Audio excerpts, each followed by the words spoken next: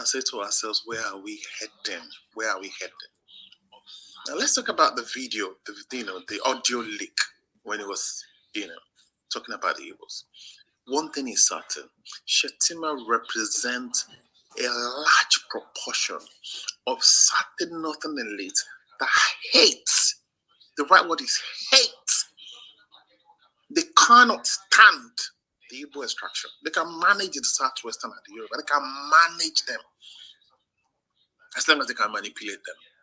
But you see, the Igbos, you cannot, it doesn't look like anyone can manipulate them because wherever they go, they establish business-wise. They don't take your lands, but they establish, they're relevant. They make themselves known that, they are the commercial hub of that environment. So it doesn't look like you can contend. So there is hate. Shettima saying, oh, the Igbos can go and drink their oil. The Igbos don't have oil. But when you hate someone, you just color them anyhow, we'll just color these people, we'll just call them whatever. Igbos can go and drink their oil. Do they have oil? It's the South people that have oil, not the Igbos, but yet they're well established. And the hate is there. And it is a representation among the northern elites. Because the average Northerners don't agree with them. I want to assume, I want to believe so. So, this, Ejike, don't cut me off now.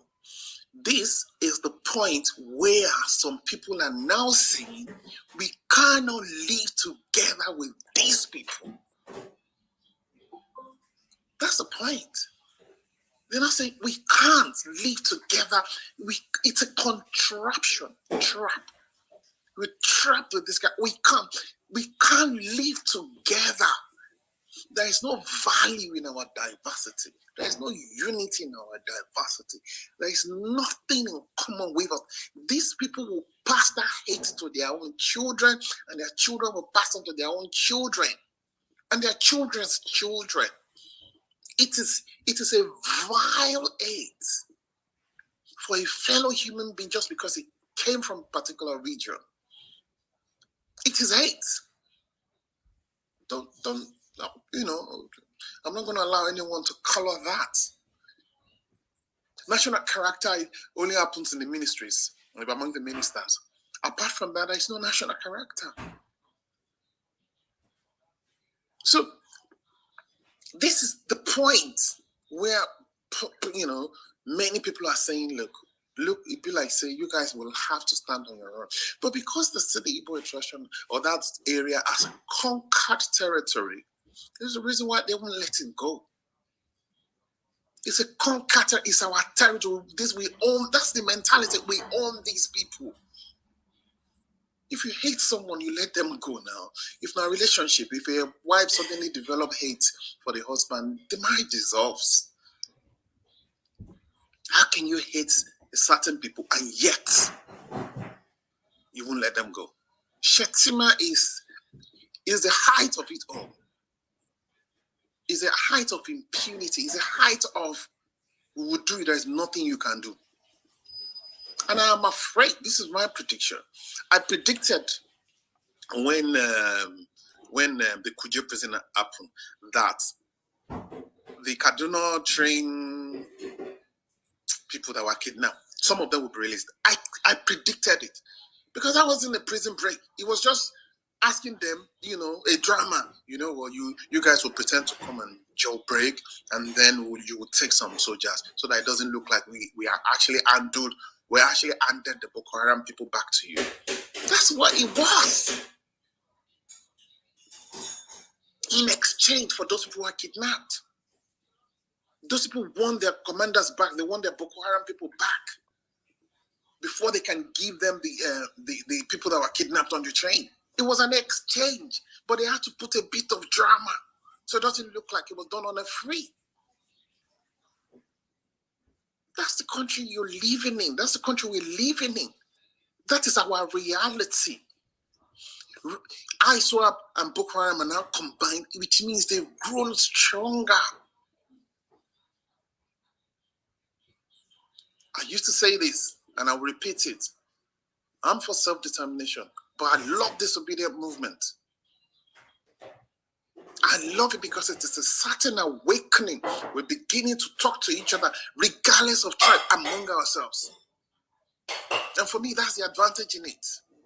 We're beginning to talk to ourselves. And Igbo man is now talking to a Yoruba man, regardless of who they can. If Peter Obi had been a Yoruba man, he would have gotten the same support across board. So we're beginning to talk to each other. We're beginning to have a conversation. We're beginning to speak at in a language all of us understand. And that is what I love about it.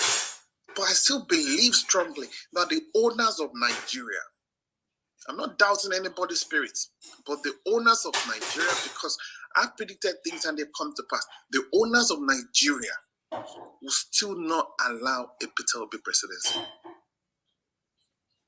Because again, why? Because of that hate. We hate you. You rather do anything to make sure it doesn't happen. That's how, oh God. It's the disdain that how can no. Don't cut me. Don't cut me. I know you will cut me. Don't cut me or make her finish. I knew you would come. You will try and cut me off. That hate is there. But for how long? How will this thing continue to persist? Sorry, please let us be time conscious. Some other people want to talk. Oh, Benny, you'll be time conscious, Gary. So, I mean, you want to be time conscious. I hope you're able to come up and get this conversation going. I'll stop for now. Okay, thank you very much. Thank you, Jara. Thank you for your submission. You're still here. I'll still come back to you. Let's just give other people chance to speak. Prince, are you there? Please, if you want to speak, you raise up your hand. Prince, are you there? I am here. Okay, please just make a submission in 4 minutes. I would say Mr. Jara has been hitting the nails on the head. I will speak with this parable, and I believe the young Nigerians will understand this parable. The Muslim youth, the Muslim elders, the Christian youth, the Christian elders. This is the first time I've seen them entering into a room and they always come out smiling. They have broke the normal status quo of that parable. They said when two friends enter a room and they come out frowning, they have really discussed hard facts to each other. But they keep breaking the status quo of going inside a room to discuss, one coming out smiling or both of them coming out smiling. That has been the benchmark of Christian and Muslims. The truth is this: I am the one who is in the room that will not smile. Muslims and Christians naturally hate themselves. Muslims, Nigerian Muslims, so that people will correct me, Nigerian Muslims naturally hate Christians. While they are countering me, I'm going somewhere. Don't be offended. I'm going somewhere. I'm going somewhere. That's why it's so nice. If I don't balance it. Okay, let me. I will allow you to say, but there are some things we don't say because we have Muslims here. I have some Muslim friends who don't hate me, understand? So if you want to speak, you can say some Muslims, not just Muslims. Please, it's very, very important in this our conversation. Thank you. You can unmute. Okay, thank you very much. What I was trying to make in comparison is this: the UAE, Dubai. Why is it that Dubai have the capacity to accommodate all tribes, religion in Dubai? Yet they still have their laws though. But why is it that Nigerian Christians, all form of Nigeria, whoever you are, once you have your money, you can go to Dubai?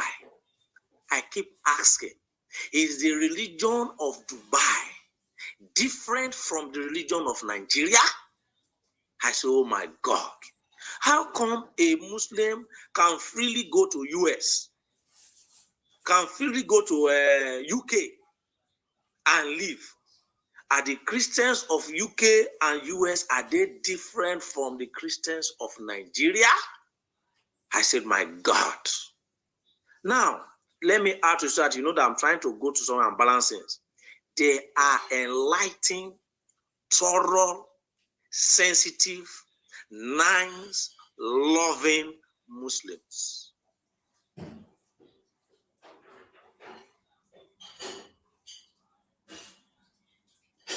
I'm telling you, you will love, even if care not again, you want, as a Christian, you want to be a Muslim, because the love they will show to you. There is a place I am living that my pumping machine had issues. A Muslim person outside is giving everybody water back to back. I say, my God, this is what we are calling one love. So don't think I'm using one side of my mouth to speak bad and somebody. No, I'm using two sides to balance this. I will now move ahead to what I want to let you people know. The truth is this.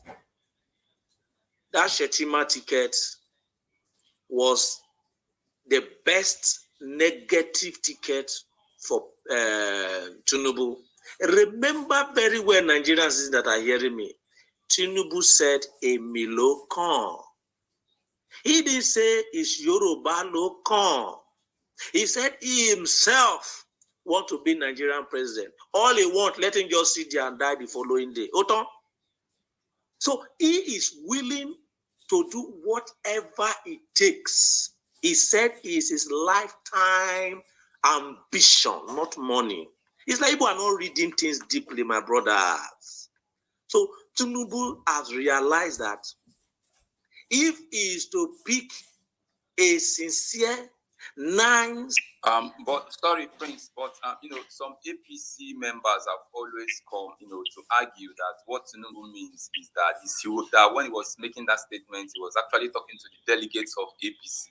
You understand? He's telling them that, okay, it is my turn. You people need to, to vote for me. I think that is what he meant there. Okay. From what I've heard from some APC members. Okay, let me move on. But meanwhile, if I'm to speak in your direction, my brother, they can coin out whatever they want to coin out to entice you. But nevertheless, thanks for correcting on one side. Let me move on. So now, let's look at it this way. This is the permutation. The Buhari administration is about to leave. Despite the fact of whatever he has done, Osibajo has been there. Either they are fully sidelined Osibajo, but one or two little knowledge of words are coming into the ears and the mind of Osibajo that he knows what is going on. But because of his own personal family gain and operation, if not be me die and my wife, nothing consign me. They cannot find it easily to speak out or to disapprove whatever is going on. That is part one side. So now this is what is happening. Since they know Buhari tenure will be leaving soon, and they know that probably Atiku might not really tune to the side of outrightly 100% to supporting the history of the Boko Haram, they now calculate that, okay, in the side of Tinubu, let them give Tinubu a high-profile Boko Haram sympathizer that will close mark Tinubu, so that if peradventure Tinubu even want to raise anything, to do anything, that one who is more close to him and close to the Boko Haram will be able to protect, advise wrongly, threaten silently, to make sure all the Boko Haram sympathizers and their history will still be protected. That is one. So, lastly, they know that a lot of relationship between these Boko Haram issues that have been ongoing in the country, they know that they know themselves. So, if another person, another northern Christian become vice, and Tinubu did not know the real details, Tinubu might choose to want to deal with them. So, based on that, they want a real full Boko Haram sympathizer that will close mark Tinubu.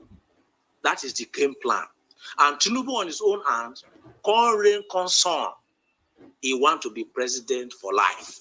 Let him just be there and whatever. And finally, I will not blame them.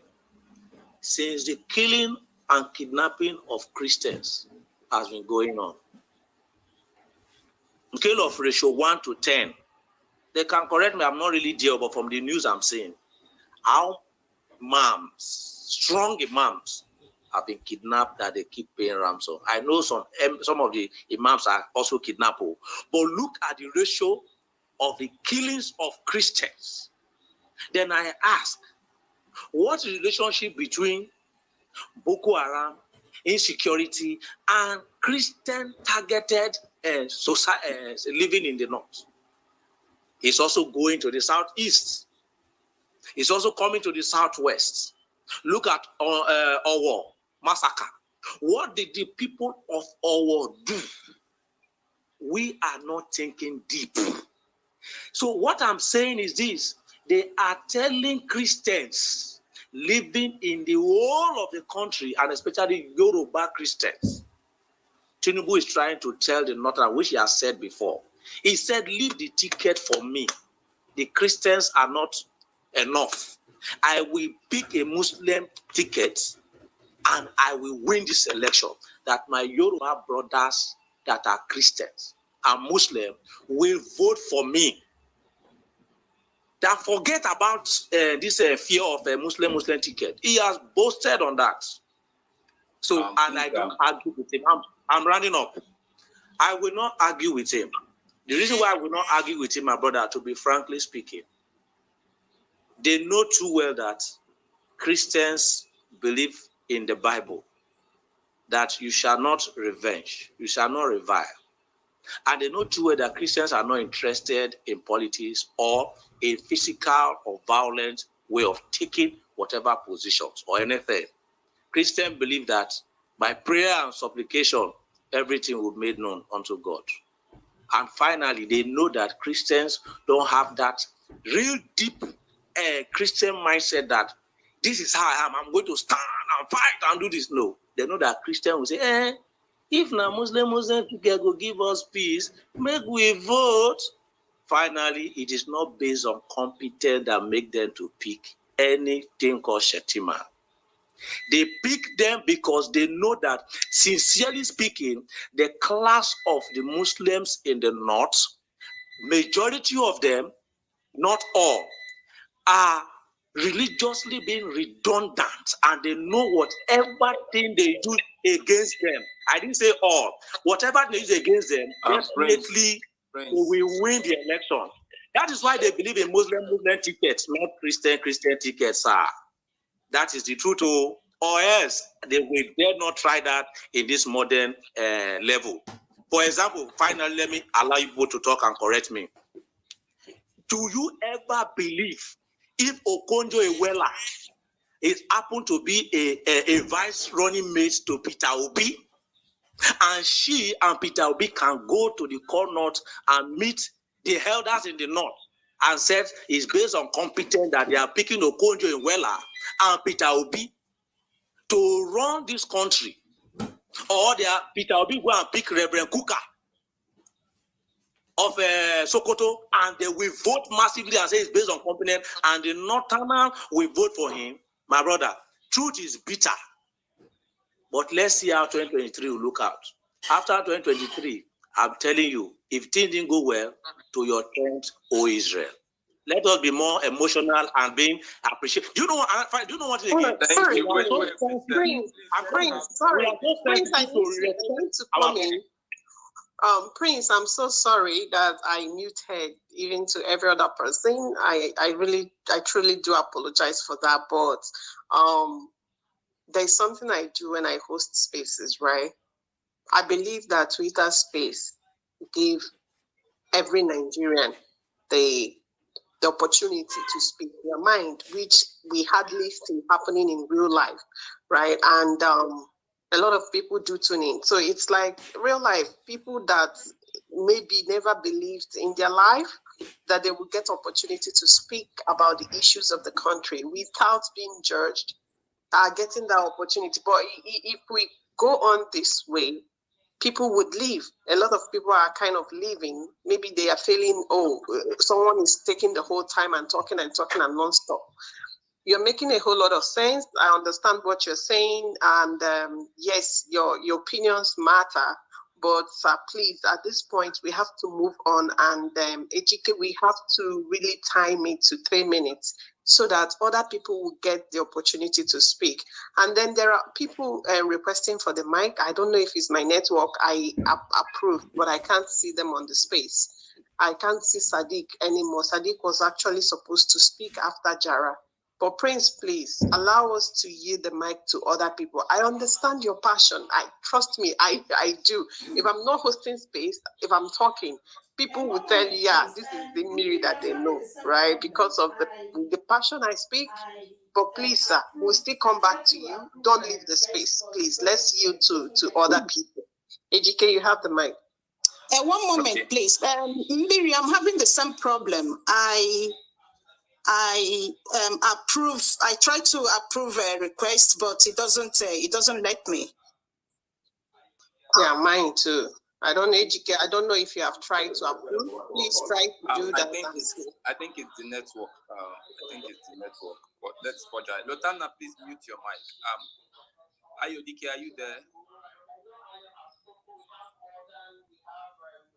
Ayo has spoken. I think also you would also encourage people that would want to speak to take their hands off so that we know. Right. But I know Ayo has spoken. We have Morgan, we have Lutana, we have Agbola. Okay, let's have Morgan. Morgan, are you there?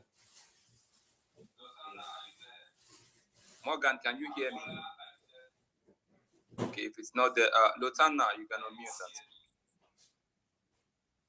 Yes, I can hear you. Lotana, are you there? Okay. Abola, are you there? Can anyone hear me? Yes, I can hear you. I can hear you. Abola, are you there? Okay, Ejike, please, can you bring Gege up? Gege is here. If you can see him, please, could you kind of bring him up, please? Yeah, I've sent him the mic.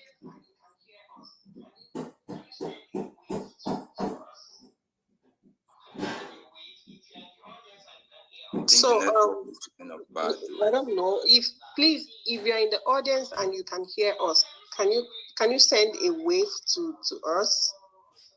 Can you send a wave if you're in the audience and you can hear us? Isoko, my sister, I see you. Can you send a wave, please? Any kind of emoji or something? Okay. So Gege is up. Patriotic is back. Hi Gege, thank you for joining. Okay, we have more. Okay. AGK, you go on and continue, please.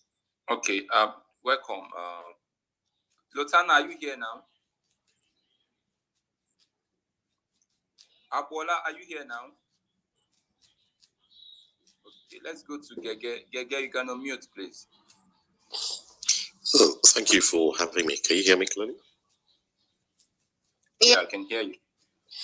Oh, thank you. No, it's an interesting topic for today, but I'm not quite sure what else needs to be said. The reality of the situation is I know my people well enough to know that no matter what warnings you give them, they will still do what they feel they want to do. And when the consequences come, they will start complaining that how did we get to where we are today? So whilst it is correct that Shettima in particular is unsuitable because he was warned, I think it was Governor Wike at the time who sent the letter and said the school should be closed.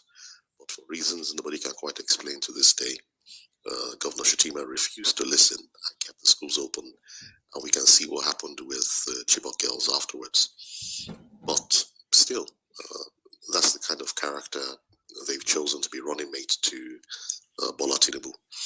So at this stage, I honestly don't know what to say to Nigerians anymore. If this is the kind of leadership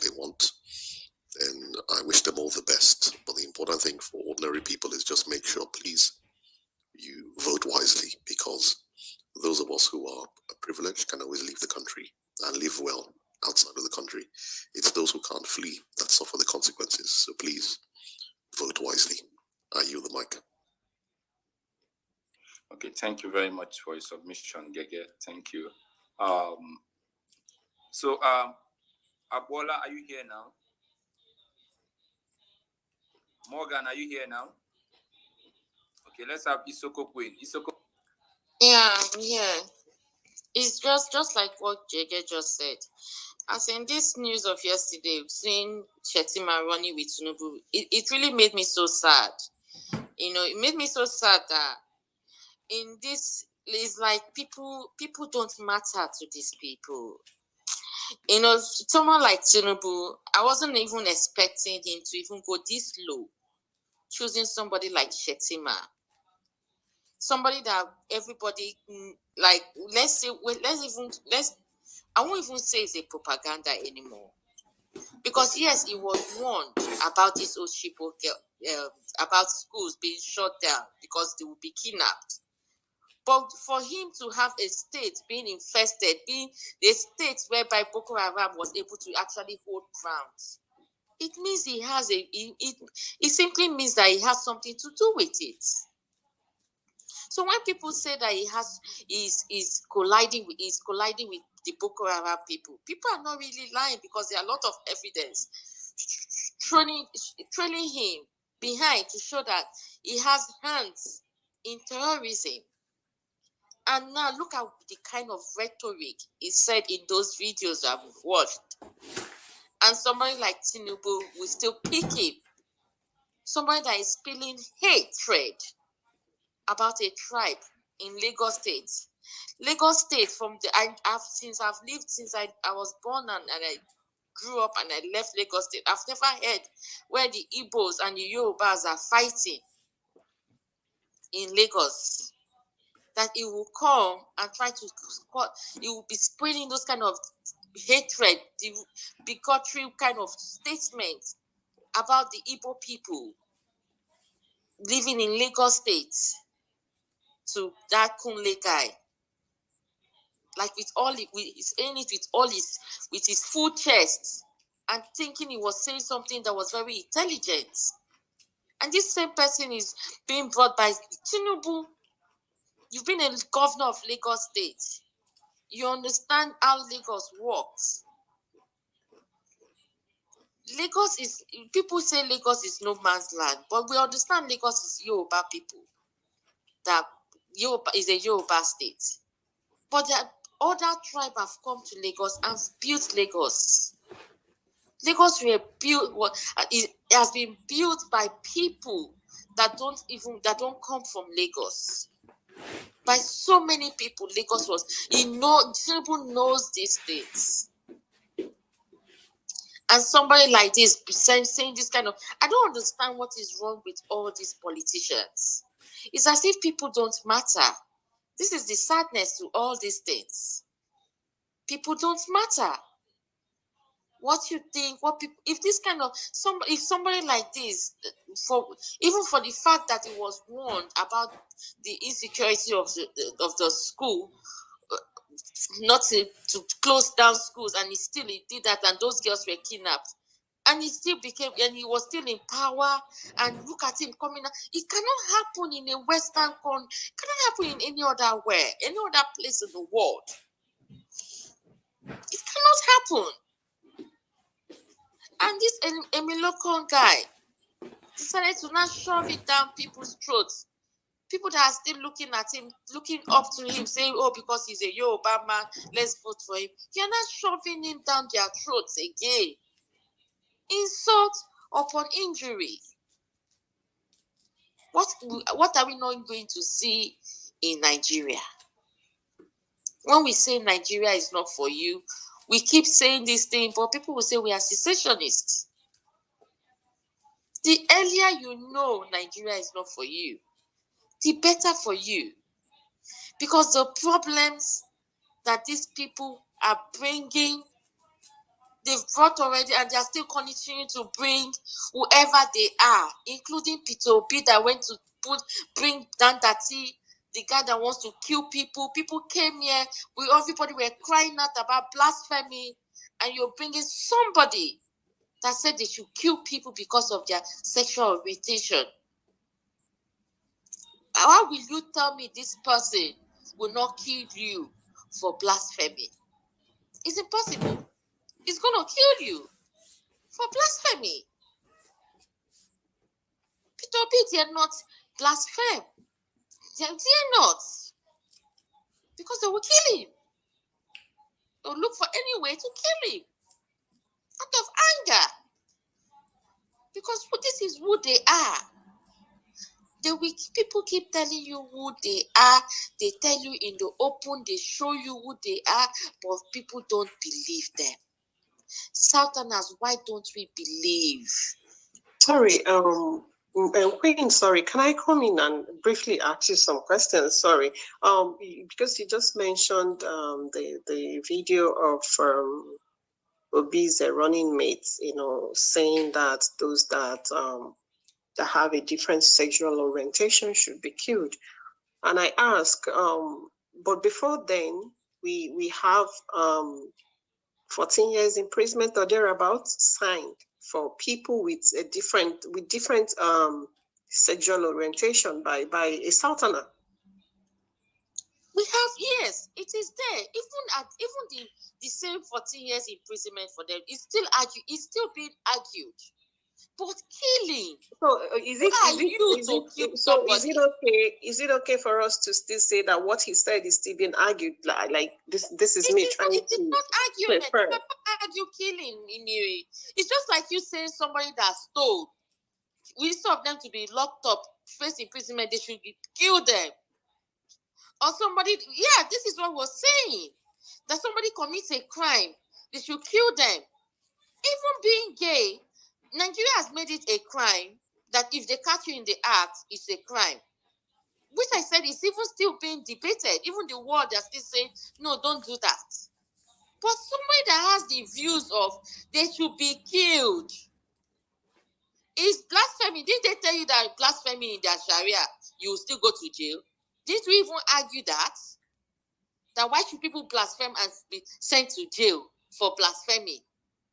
But people said they have to be killed. Is that not why we had an outrage? That why will you say people should be killed?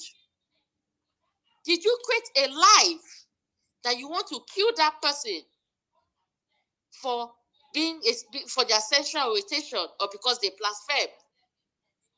Is that treasonable? Is that act a treasonable act? There are some things that we should not accept.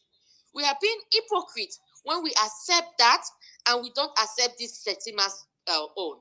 We are being hypocrite when we say Shettima this does this and that guy own is we should be forgiven. No, that's being hypocritical. What is said in any other country, it should not even be in office. Even his own senators, all of them, they shouted, because that was extremism. These two people are extremists. They have shown you who they are. These are extremist people. That guy is even a Buhari boy. In case people don't know him, but you guys do your research on him. The people that support Peter Obi, do your research on him. I'm not here to talk about him. I'm here to talk about this topic, but I just have to bring that up too. When these people tell you who they are, believe them. I yield. Thank you.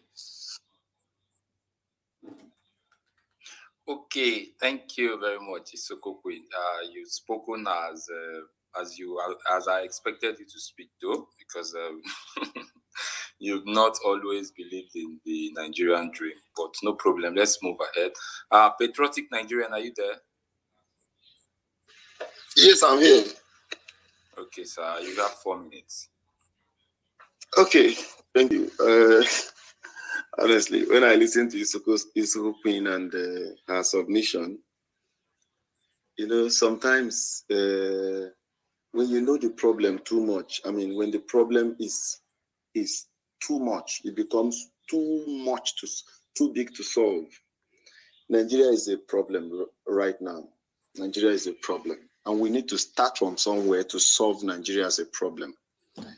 If your solution is not in this election, if the solution is beyond this election, it's unfortunate. It will now take far more lives than you want to protect. So our most peaceful means of trying to solve Nigeria problem will be this ballot, this election. And what has brought Nigeria to this point has been corruption. Corruption has brought Nigeria to this point. So many things have happened, until people started. You may think, corruption? Is it not just money? It is money until they started kidnapping people for 100 million. That's when you understand that it's actually the enthronement of money above human life and every other thing. So actually everything, the love of money is the root of all evil. So that being said, when we talk about Shettima track record, I thank God is on Jumbotron here. And I mean, the leaked conversation. But outside of that, to me, I think that divinely something is working in favor of a P2B candidacy, so that Tinibu will be fully known to be a no. Tinibu is becoming more, is no longer, to some people now, some people have been fully cut off from Tinibu because of this decision. But now the thing is that at a point, does a Tinibu care about, does a personality Tinibu care about those kind of people? It shows he doesn't care. They have what they trust in. They have what they believe should be the pursuit for now, which is votes, the number of votes they are capable of getting. And they have a means that they believe can fetch them those votes. So we are the ones actually worried about whether he's a Muslim, is an extremist, is a Boko Haram. That one concerns us, concern us. People supporting Tinubu are actually those militants, the terrorists, the thugs. These are more of the kind of people that are supporting him. So Tinubu doesn't give a damn about all this one that we are talking about. The point here is, my major concern is in the fact that something has been written about Nigeria about 2026. I don't know if anybody has read it. The future of technology. I don't know who has read that thing about 2026. How that Nigeria will bring down their government and there will be no more Nigeria from 2026. The date may not be correct because in that same book they wrote about Afghanistan and everything about how America handed over to Taliban in Afghanistan. And the book was published in 2010. And everything happened according to how it was written. And there are so many other things written in that book that have happened. And so Nigeria was talked about. It was talked about that Ghana would be rising, the economy will be growing up. And that's what you find in Ghana. And then they talk about Nigeria, how that Nigeria will no longer have government. African leaders will fear what will happen in Nigeria in 2028. And we are just taking these things for granted. Somebody said here that even if he wants, I think he's Gege, even if he brings up warning, that we'll just take it, we'll just move on as if there's nothing. Well, if what I read in that book is anything to go by, seeing that other things that are predicted have happened, I think we must get this election correct first. The first thing that matters in Nigerian leadership is the president, not the vice president. Whoever Tinubu picks as vice president can only be effective once Tinubu is no more. But God forbid that happens, that Tinubu becomes president. So a vice president is actually just a place to, it's just like Sidon de Luke in Nigeria. They may have some little impact, but the major impact comes from the president. I yield my mic at the moment. Thank you. Okay, thank you, Patriotic Nigerian. I think you sent me that book, and seriously, I'm yet to take a look at that book, but I'll try and see if I would book. Okay, Mo. Okay, Bola, are you back? Serious. Morgan, are you there? Okay, Mo. You can go and go. I'm here. Yeah. Woof. Thank you. Good day, everyone. Tinubu this man to rise. That shows the level of arrogance of Tinubu and the nonchalant attitude he has towards Nigerians. You know, there was one time my dad is actually a politician, an elder statesman in that state. Just keep out of the whole public space. You know, then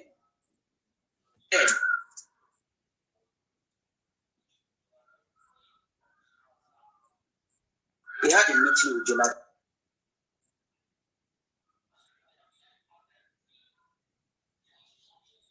And I'm told Nigeria is a powerhouse in Africa. Nigeria specifically. 40-something years worth of armory was looted. And that armory now has made Africa unbearable and ungovernable. You know, now people are still telling Tinubu, this man you picked. Don't pick this man. He still picked this man. Because I don't understand, because you feel what people don't matter to you. Nigeria is actually changing. Like the things you could do 8 years ago, you can't do it now because now there will be serious consequences. And picking this man, he does not think there will be consequences because he wants to vote. Now, to keep a government stable is more than voting. It takes more than that. You know? Well, then let me just put something out there. Then when we were in school, we knew the bad boys in school, even though it might not be bad, but you know the people that are bad. This governor, he was once the governor of the state. So definitely he knew the people that were bad in the state, but yet he allowed them to try. Don't you see how, I don't understand how you do things in a certain way and you expect a different result. It does not, I don't understand. Imagine the guts these people had. They came to FCT to release their members. They had the guts to go to FCT. You know, if according to what the previous speaker said, he said probably 2 years from now, Nigeria might be ungovernable. Yes, it's becoming like that. It's becoming like that, honestly, because I don't understand how Nigeria works anymore. You know? I remember at the last election we did, a certain party brought close to 50 million to my house in order for us to secure vote for them. Yes, I'm saying this is because that's how Nigeria works, you know. But it gets to a stage, you know, when you're just one of the 100 people that are wealthy, your security is at risk. Nigeria is a threat to all of us, the way Nigeria is. Then there was one time I did my interview. I think I wrote a military exam and all that. And from my state, they said it was just 30-something people. There was something that happened that I would say here. Let me tell you how Nigeria really works. I was given a new birth certificate, a new state of origin, a new school. Everything was new in order for me to be able. In order they gave me somebody else's slot, somebody that qualified. That is how Nigeria works. And it is not fun anymore. It is becoming very sad and unfair. Tinubu is a Muslim. Now, the people with Muslim as your vice, in a country that you have a lot of Christians. The reason you don't pick a Muslim when you're Muslim is because there has to be balance. There has to be balance. Forget whether you need votes or you don't need votes. If Tinubu picks a Christian in the North cares so much about the unity of Nigeria. And they know if they compromise Tinubu's chance of becoming president, they might not ever want to vote from the West. They will give him their vote. He knows that. He knows it. The reason Nigeria is still Nigeria as one is because Yoruba are still standing with the North. That is just the way it is. We might not like it, yes, but not so it be. So I really don't get it, honestly. I really don't get it, yeah. Because my name is actually Mohammed, so you should know my religion and all that. But I think we should really want to discuss about Nigeria. We really want Nigeria to move forward. To say things the way they are. And I don't understand. Is it that our our elected leaders, when they are elected into office, something goes wrong with their brains? But I really don't get it. Because I don't think that's the case. But because look at Zulu, the governor of Borno State. He has sense. I don't understand what is going on. Because honestly speaking, the policeman and the soldier, the only difference, you being a civilian, the difference between both of you is you carry guns and you don't carry guns. Now that civilians carry guns, people have been shouting police brutality, police brutality. Did you know why cultism thrives in Nigeria? It's because one, you cannot go to police station to lay a complaint if you don't have money. Police will ask you for money. So what's the point of going to police station when you're home? You have to go to these little groups that will promise you security, promise you the rest things. That is how it is. That is how Nigeria works. Is that the kind of a country that is built on false foundation? Do you think it's not a matter of whether the Hebrews want to divide Nigeria? The foundation of Nigeria is it.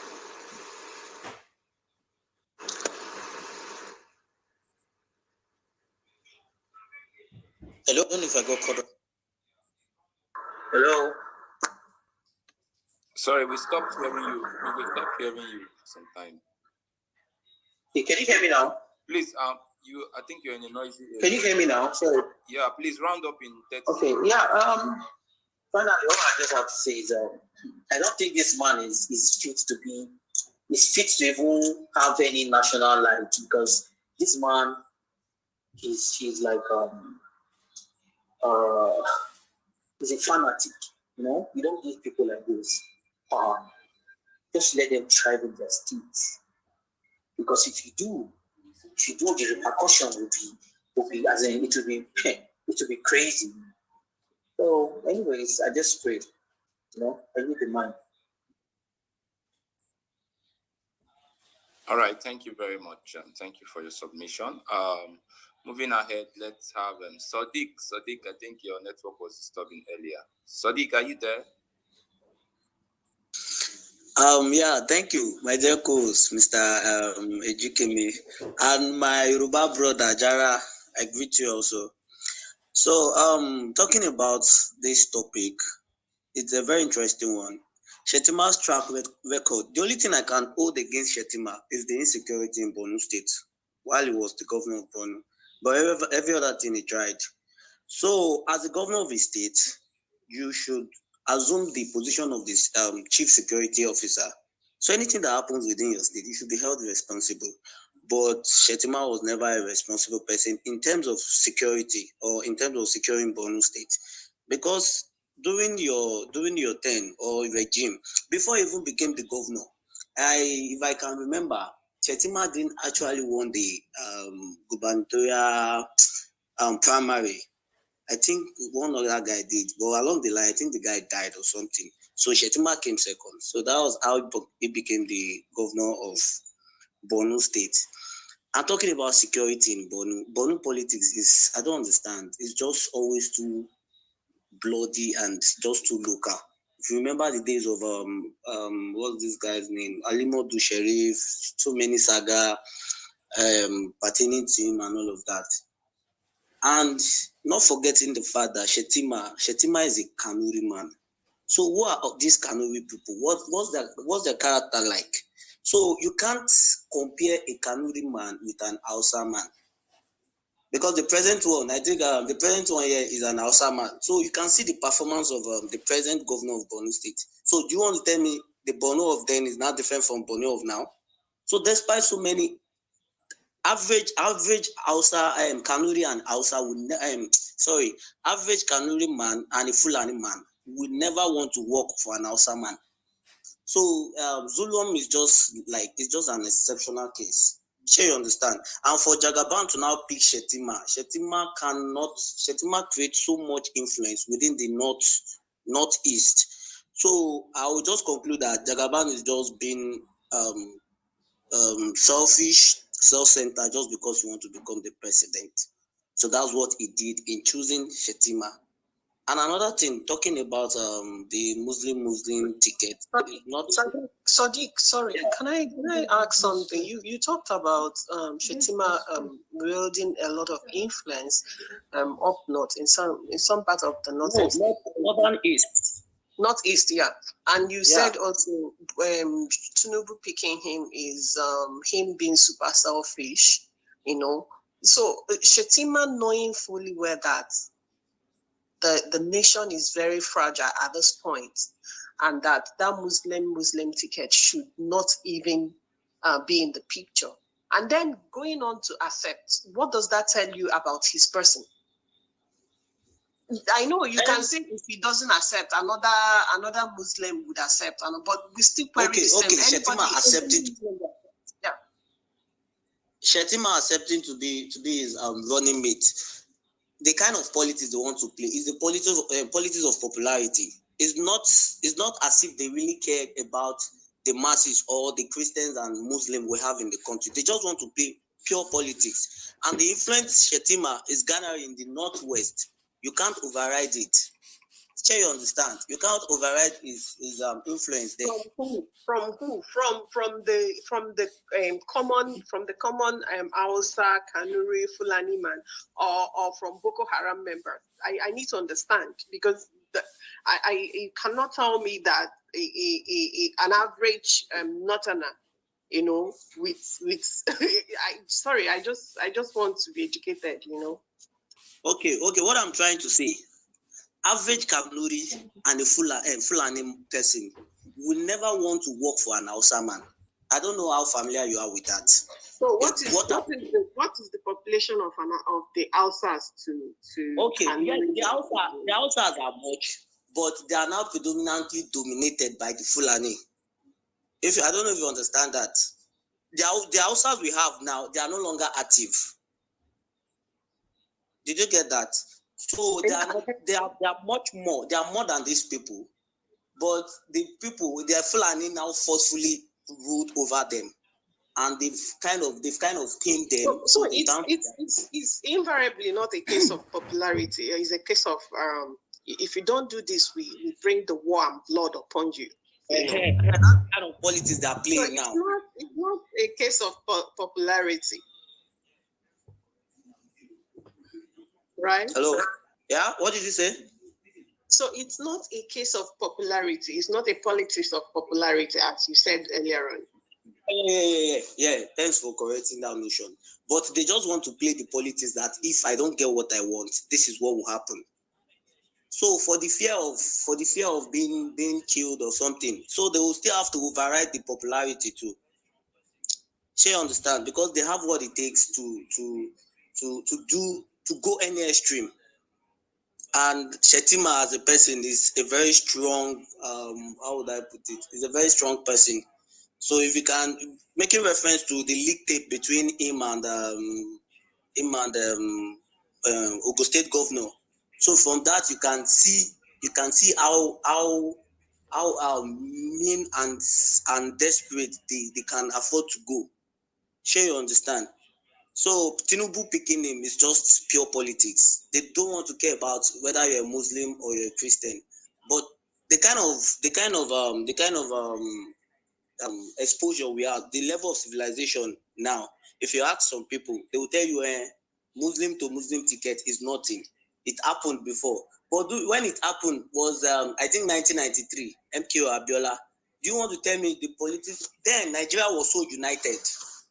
Sure, you understand, Nigeria was just so united. Nobody cared about whether you're a Muslim, you're a Christian. Everybody were living together in love. But can you compare that to now, when we have insecurity everywhere? So it's just to me, it's just as if all these people they don't care about us. Let's just be factual. They don't care about us. They only care about what they want.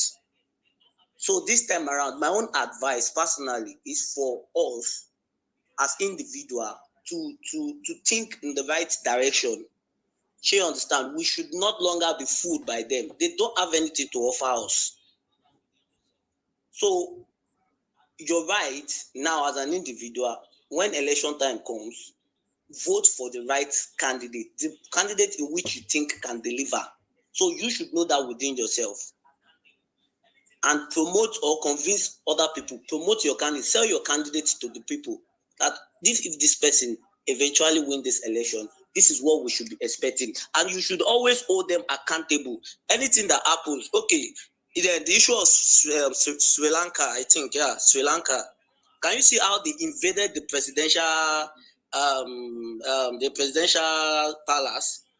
So this is the voice of the people. If the people are united with one voice, all these people, they will become our servant. They are supposed to serve us, not we serving them. So please, okay, I will just what? Hello? I think you should be rounding up. Okay. So my advice for everyone, please, 2023, I think this is like a major time.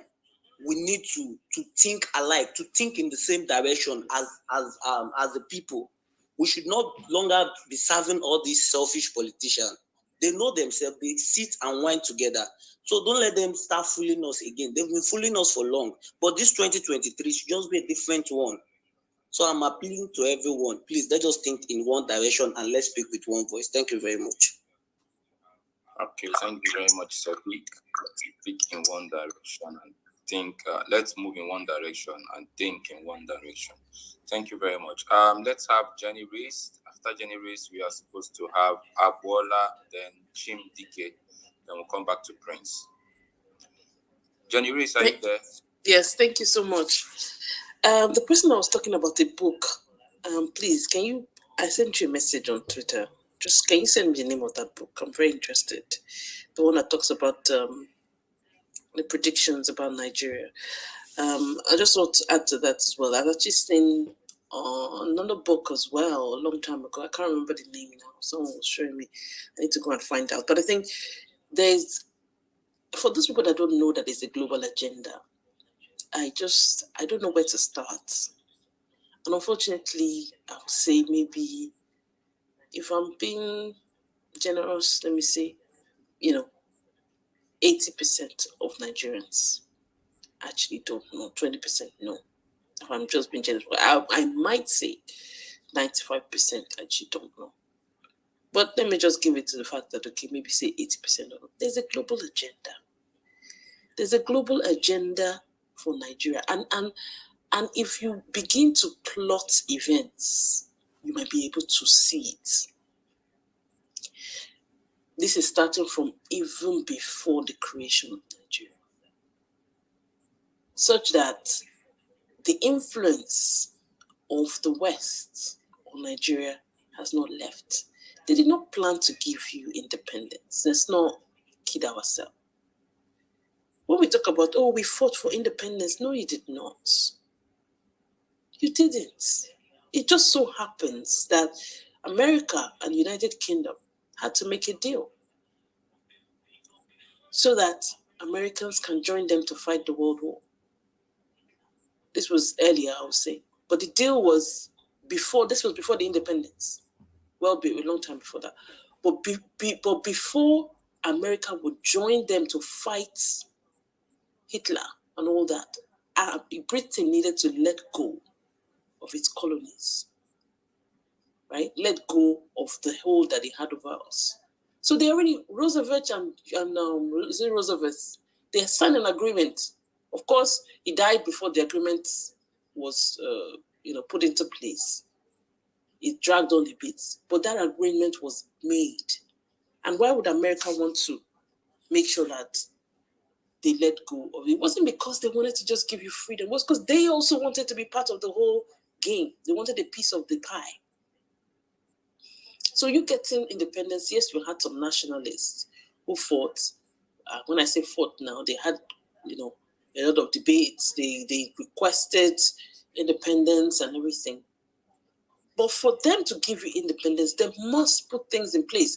France, what did they do with all the other African countries? They signed a pact, I'm sure some of you are aware of it, called the continuation of colonization, something like that, such that Francophone countries, how many of them, 8 of them or so, would have to deposit their money in their central bank with France, and then collect a loan from France. So dig into that. And that's the reason this lady exposed it. One of the, I can't remember her name now, secretary of, anyway, I can't remember her name. Anyway, she was relieved of her position because she exposed it. With Nigeria, the agreement was made with the caliphate to ensure that they remain in power. So you might see, okay, there was a coup here, there was a coup there, all of that kind of stuff. But the whole consolidation of that power was the 1999 Constitution. So when we're talking about what the events that are happening, you must look beyond what you're seeing. Some of you can look at my picture. I'll explain that a bit in a minute. The events you're seeing today are orchestrated, are very well orchestrated. You got independence, yes, but the British never let go. So that anybody that decided that they wanted to leave this contraption or leave this Nigerian construct was dealt with seriously. Western powers collaborated together, ensured that the Nigerian army was armed very, very well. Like they had a lot of weapons to deal with Biafrans. And it was an example. The dealing with Biafra was an example to set for the whole African countries. Like if we dare dismantle what we have created, bearing in mind they created it, they cut Africa up like a piece of pie for their own benefit. That's why you see a Yoruba person in Nigeria, in Togo, in Ghana. If anybody wants to create a country, they should have put all of them together in one country. But they did it so that you have Nigerians speaking English, the next country that is, cut like one long, you see Togo now, see Togo or Benin, they're just long. It doesn't make sense, just one long strip. They'll speak French, the next one will speak English, the next one will speak French. So you will not have the kind of collaboration that you should have together if you're all speaking one language. So they've cut Africa up. Anyone that decides to break it, that's why they use Biafra to set an example. If you try, you see what will happen. People were bombed. People were killed.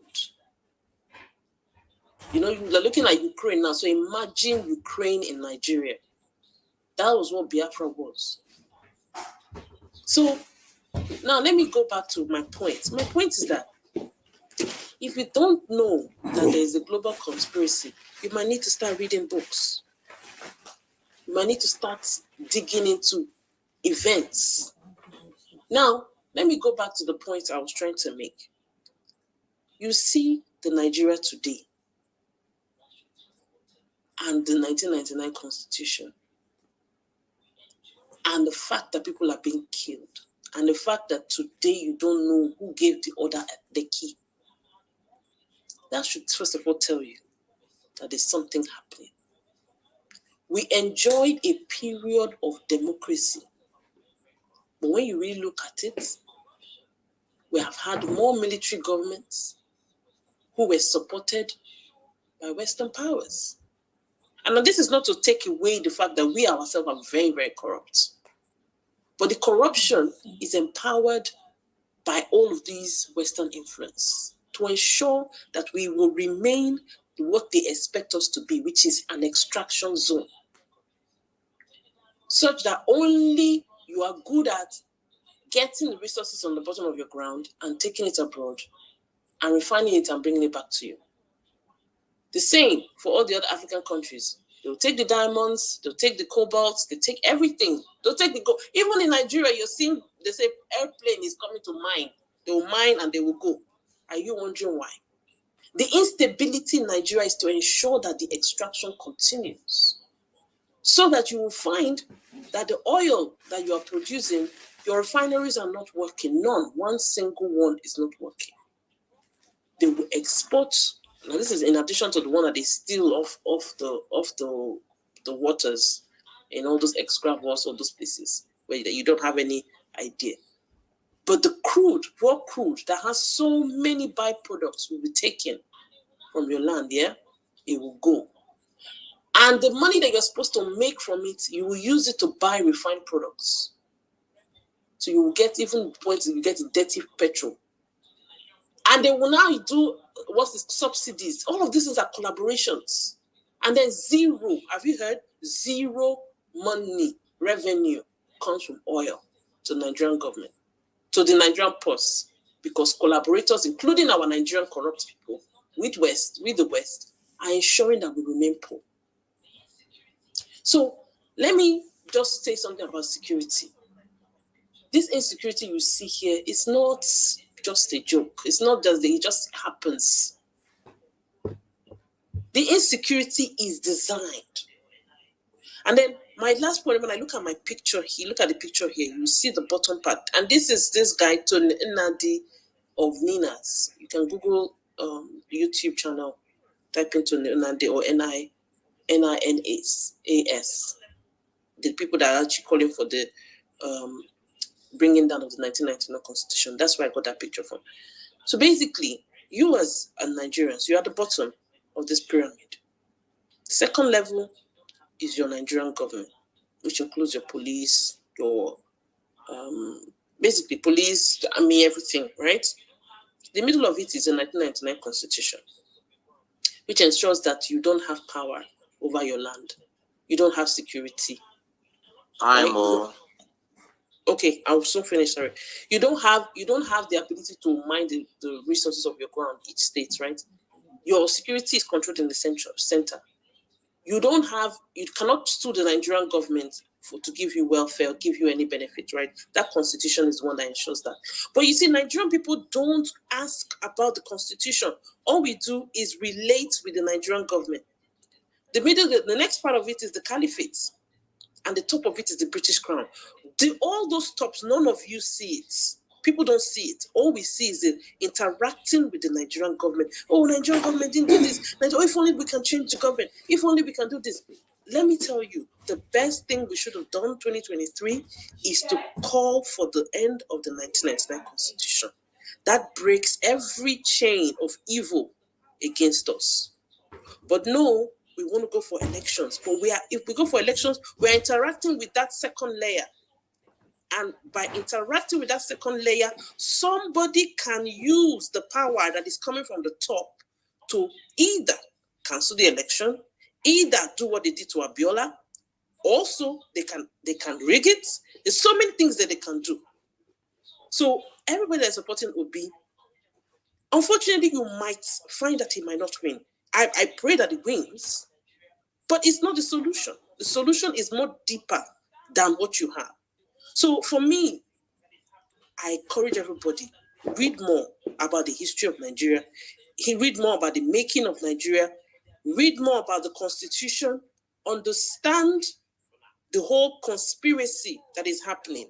That right now that we are suffering serious insecurity, you would expect that your president will be addressing you, but they are busy signing gas contract to Europe.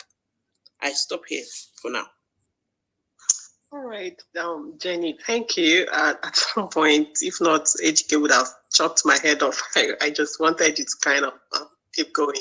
But like Gege said when he spoke, and a lot of people were not here, he said something that stuck with me. He said some of us, or some Nigerians, has the means to japa. They have the means, to japa, and they can actually live well outside of Nigeria. But a whole lot of us do not have that means and would be stuck in Nigeria. And at that, he's saying, use your head when you're voting.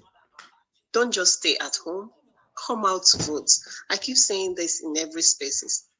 At this point, it's no longer about Tinubu. It's not about P2B. It's not about Kwankwaso. It's not about Atiku. It's not even about their VPs. It's about you and I. It's about the soul of the nation. We cannot have someone. I don't want to talk about Tinubu's personality. I keep looking at Shettima, and a lot of people have pointed at him, both people in his party and people in the opposition and people from his region of the country. He has been associated with Boko Haram a number of times, right? And his actions and inactions during the Chibok girls, we can no longer continue this way.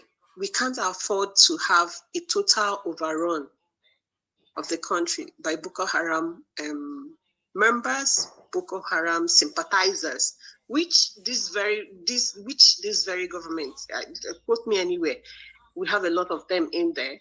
If we do not, how come they have not done anything with the list UAE sent to them? How come no one has been picked? How come the people that UAE asked Nigeria to extradite back to them, nothing has been done about them? How come? How come? We have people coming to say, and someone said it earlier on, if I talk what I know about Boko Haram, this one will happen, Nigeria will be, no talk. They are not going to talk because now them there now, they are the ones running things. This is no longer about any party at this point. This is about you. This is about me. If you believe that Kwankwaso would ensure your safety and return the economy of the nation to some sense of stability, then go ahead and vote for him.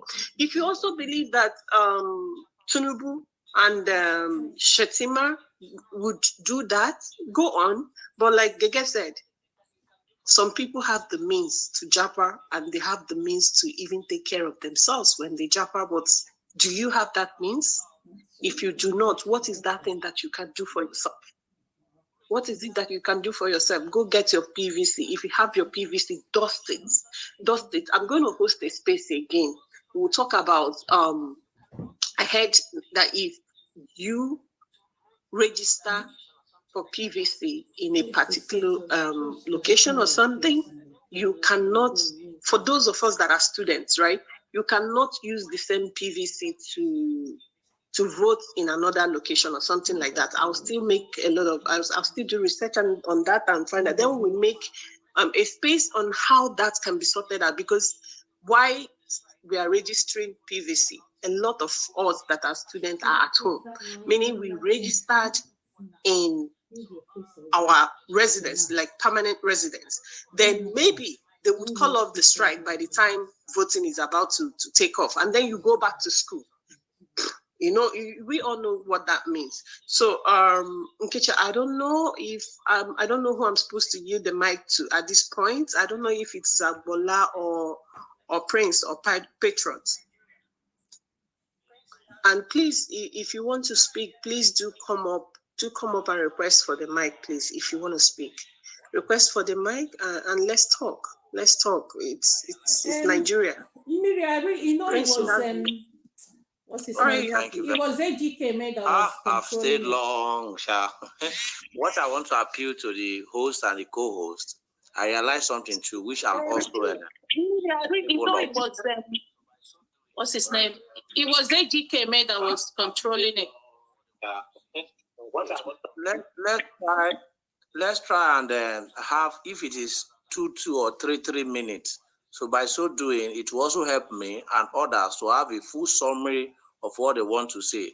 Because what I learned from what has been going on is that the longer people talk, the others that are waiting to speak or people who are listening might get fed up. It's just my own view. So if we can stick to the time, it will help me that I'm talking to and others. So let me go straight to my point. I don't know how many minutes you are giving to me. Okay, so your 3 minutes starts now. Thank you very much. Let's keep to that.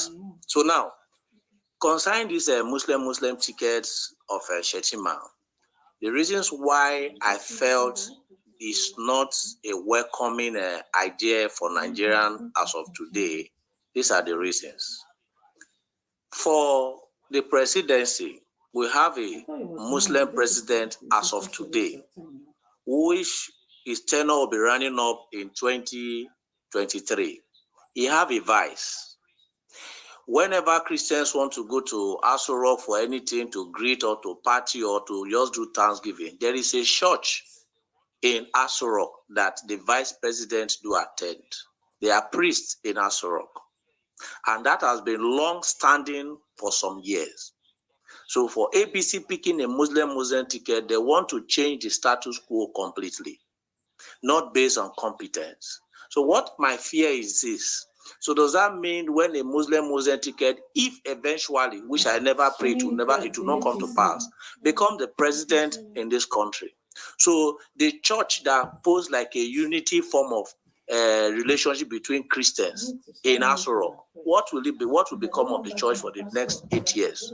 Because none of them normally want to rule for 4 years and hand over power. They want to continue to, in fact, lifelong position. So I want Christians to see that in one area and let the APC government see that. What are you trying to pose in terms of the unity in Aso Rock? Then secondly, is it fair for a nation, if they are talking of relationship and love and unity, for a Muslim president to be thinking of running up his tenure, it's about running up his tenure, and yet we are believing that another Muslim should go back to that presidency? Even if he gives advice, what pretense or pretense are they trying to create for us? That's gradually they are edging out Christians. And Christians are very nice and simple. That is why they easily get away with these things. What I will appeal to is this.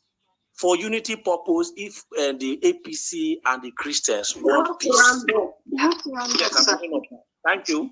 Let us have a written constitution that let us have a Muslim ticket in all parties, a Christian ticket. If we can have such in our constitution, whether you are good or you are bad, you are intelligent, you are credible or not, we will definitely have oneness and tolerance. Thank you very much. All right, thank you, Prince. And before we go on, I have a question inbox. Someone said, hi, Miri, morning. Please, wanted to ask this question. What happens after we have voted and it got rigged? What do we do?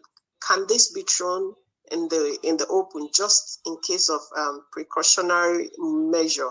I do ask. So someone is asking what happens. It's just a pity that Gege has gone from here.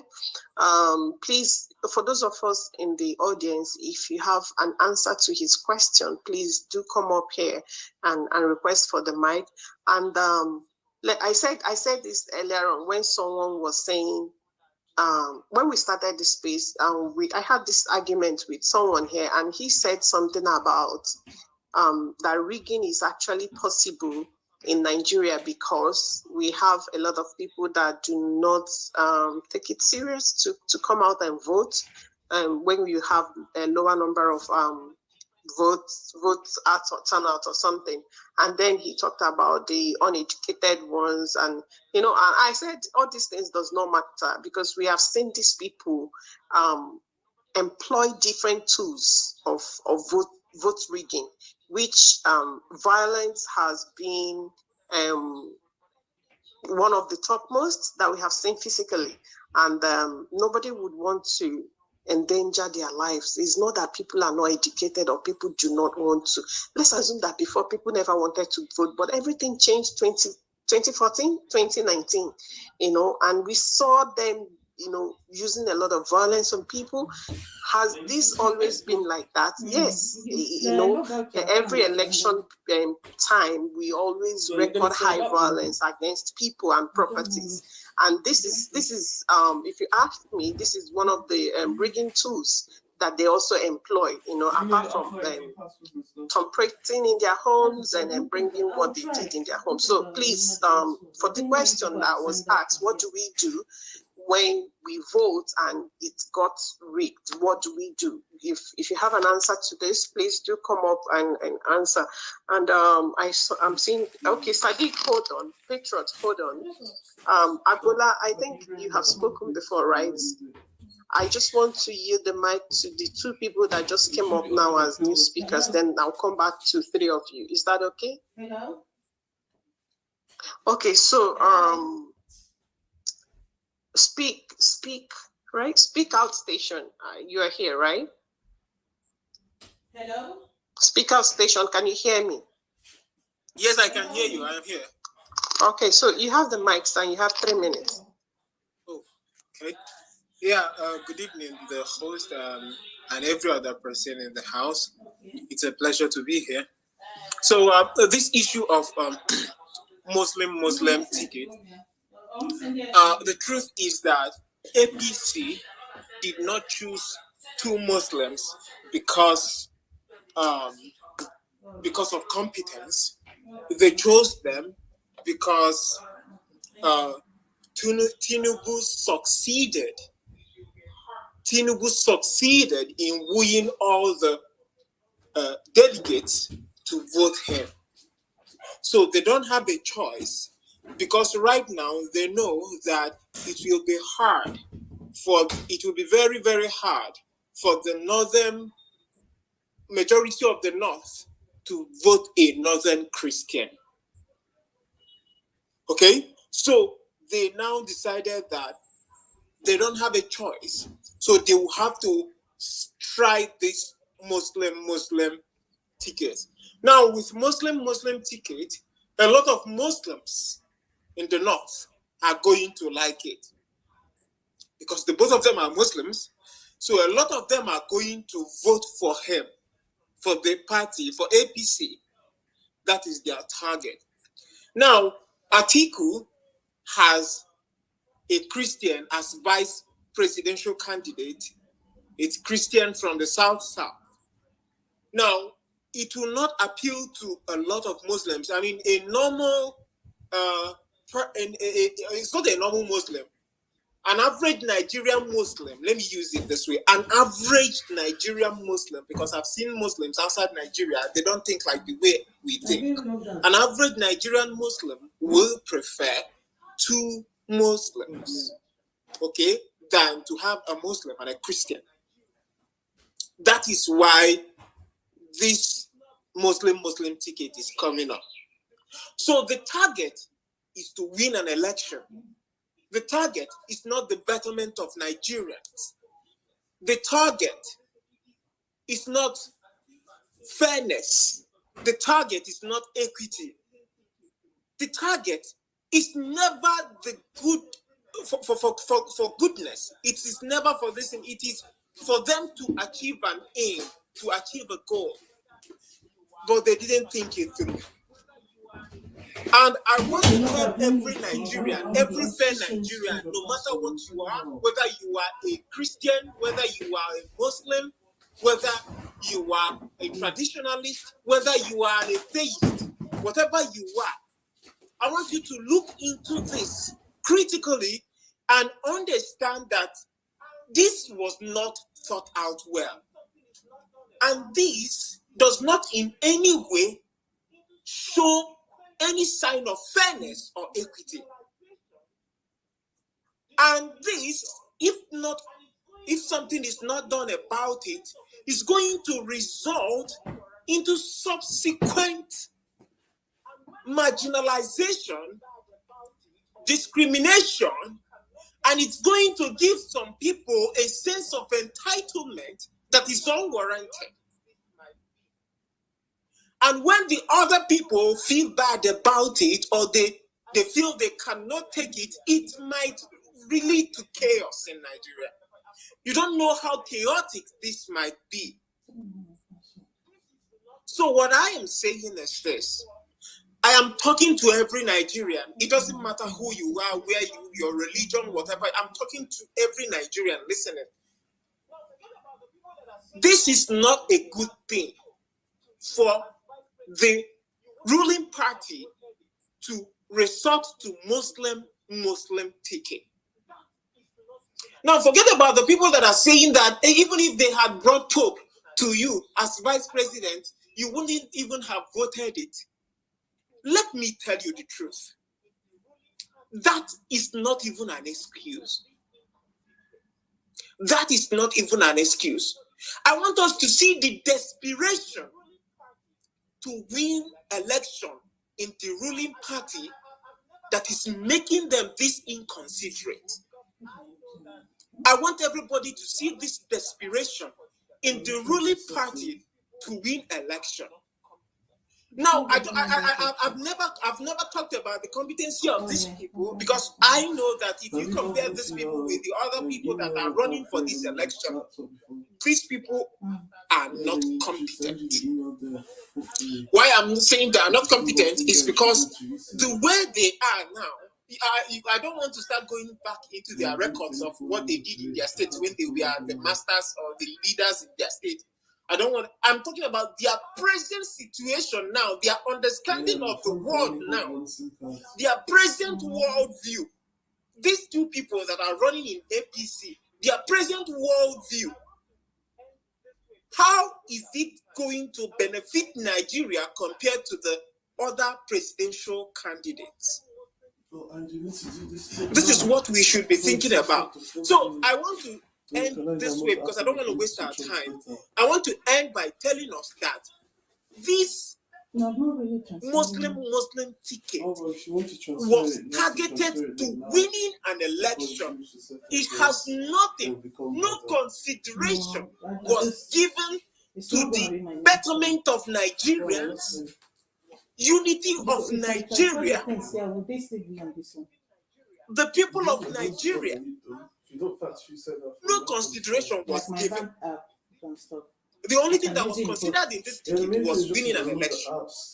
So I want every right-thinking Nigeria, I want you to ask yourself, of what good is this ticket going to be to us before you go into voting or campaigning for this ticket? Thank you very much. All right, thank you, Speak Out Station. I just want to say something, right? You said it is not a well thought out plan, but I'm telling you, it's actually a well thought out plan. If you ask me, it's purely a well thought out plan. They know what they are doing. They do not care about the consequences of what they are doing. They do not care if tomorrow, we turn and we become like Lebanon and Turkey. It's none of Tinubu's concern. And I would always say this for people that would assume that Tinubu doesn't know what he's doing or he didn't think this through. Tinubu is a very smart man. I'm saying this again now. He is a very smart man. He is not stupid. Even in this game, he knows what he's doing, right?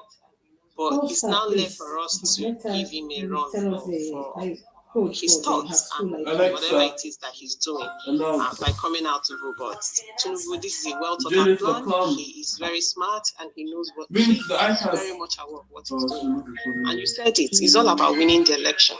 He's pandering to the Muslim North. That's what he's doing. He knows that Nigeria as it is has been divided so bad between religion and ethnic lines. He knows this, and he is using this too in this election, this coming election. And if care is not taken, looking at Kaduna, it's going to work out for him. This is me saying it, and I've said this before. I will always give it to him. Tinubu is a very smart man. He's a master gamer in this. This I would give to him. And it might, at the end of the day, work out for him. It might. I have heard a lot of people speak here and come out after speaking, they end their speech by begging everybody to come out and vote and guide their vote and do whatever they can do, within their own human power to make sure that this man does not get in there. They know why they're saying this. They know that the person we are dealing with is not some novice in the game of politics. He's not. I'm going to yield to Oba, and before then, hi everyone. If you're just joining us, thank you for joining us. We've been on for the past, I think, 2 hours now. And if you want to speak, kindly request for the mic. The mic is not meant for a particular set of people. No, it's meant for all of us, please. Thank you. Oba, you have the mic. And please also, let's stick to the time. 3 minutes, please. Hello, everyone. Let's just put this in context. Like, what's going on in Nigeria within the political space is something that is totally unacceptable. It's so unacceptable that when this whole thing replayed in 2015, when we had Buhari coming out and Tinibu was also meant to come out, he couldn't even come out because of this same Muslim ticket. But now, out of desperation, out of the fact that it's a situation where he needs to be there, irrespective of the challenges he faces. For example, his health challenge, and let's not even go into competency. Irrespective of all of these, you can still see the desperation coming out to pick a Northerner, a Muslim, for that matter. I think it's very problematic. It's very it creates a foundation for bad precedents. That's the honest truth. And we can happily say, oh, you know what, this is just within APC alone, but it's not. Even within the PDP giving the ticket to Atiku Abubakar is the same thing. It's desperation on their part to win the election. Unfortunately, I would say this, in the case of the Labour Party candidate, Peter Obi, which we are all hoping and pushing that he wins this election, he is not playing the politics. He's not playing the politics to win the election. Yes, he might be a good leader. Yes, he might be great at governance. But to get to governance, you must play the politics. It is the politics that will get you to governance. And for me, I don't know. I was really hoping for an alliance of sorts that would bring someone in the north that would be very, that would have like so much clout to pull the votes. But we got Ahmed Dati, and let's keep our fingers crossed. But all I will keep saying is 2023 elections is coming. We have different parties, but for the first time, we have a chance to actually vote someone that's completely different from, not completely different, but that is different from what we do have at the moment. So I think we need to take this opportunity. Everybody needs to go out there. Everybody needs to vote. And it's not a matter of us saying vote right. We need to vote for Peter Obi. The precedent that has been set by APC, that has been set by PDP, are things that shouldn't be happening. As a Southerner, as a Christian, these are things that we should not tolerate, because we cannot have a Christian or a Southern presidency and afterwards we have a Northern presidency. They will bring it to, now that they are using it for their own favor and desperation, they will make it seem like, no, this time around it's all about competency. It's not about competency. You cannot tell me that they cannot find the APC cannot find a Northern Northerner who is a Christian that is competent to be a vice president. But it is out of desperation. It is out of the fact that they need to be sure that they are going to win this election, and that's why they are doing things like this. But we as the people, we as the masses, we cannot continue. We have to do things differently. We have to come out, we have to vote. It's sad that we still have youths supporting these people. It's sad that we still have youths that you see them on Twitter, you see them in real life actually campaigning. Like, I don't understand. Where do we want Nigeria to get to as a nation? Are things not bad? Are things not horrible? The economy is horrible. Businesses cannot survive.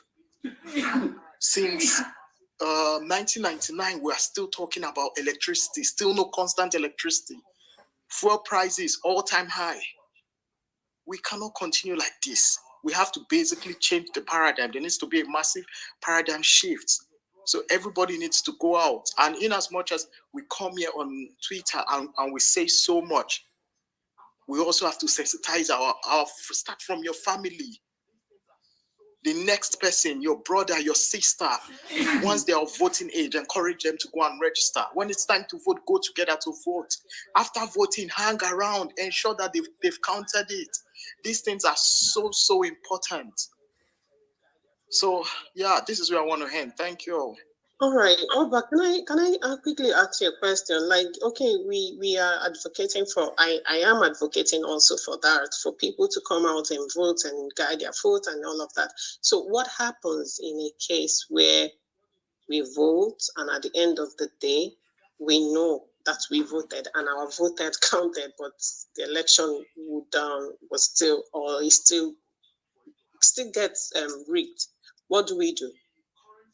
So, with regards to the election rigging, over time, the laws have been changing, and it's becoming much more difficult for it to happen.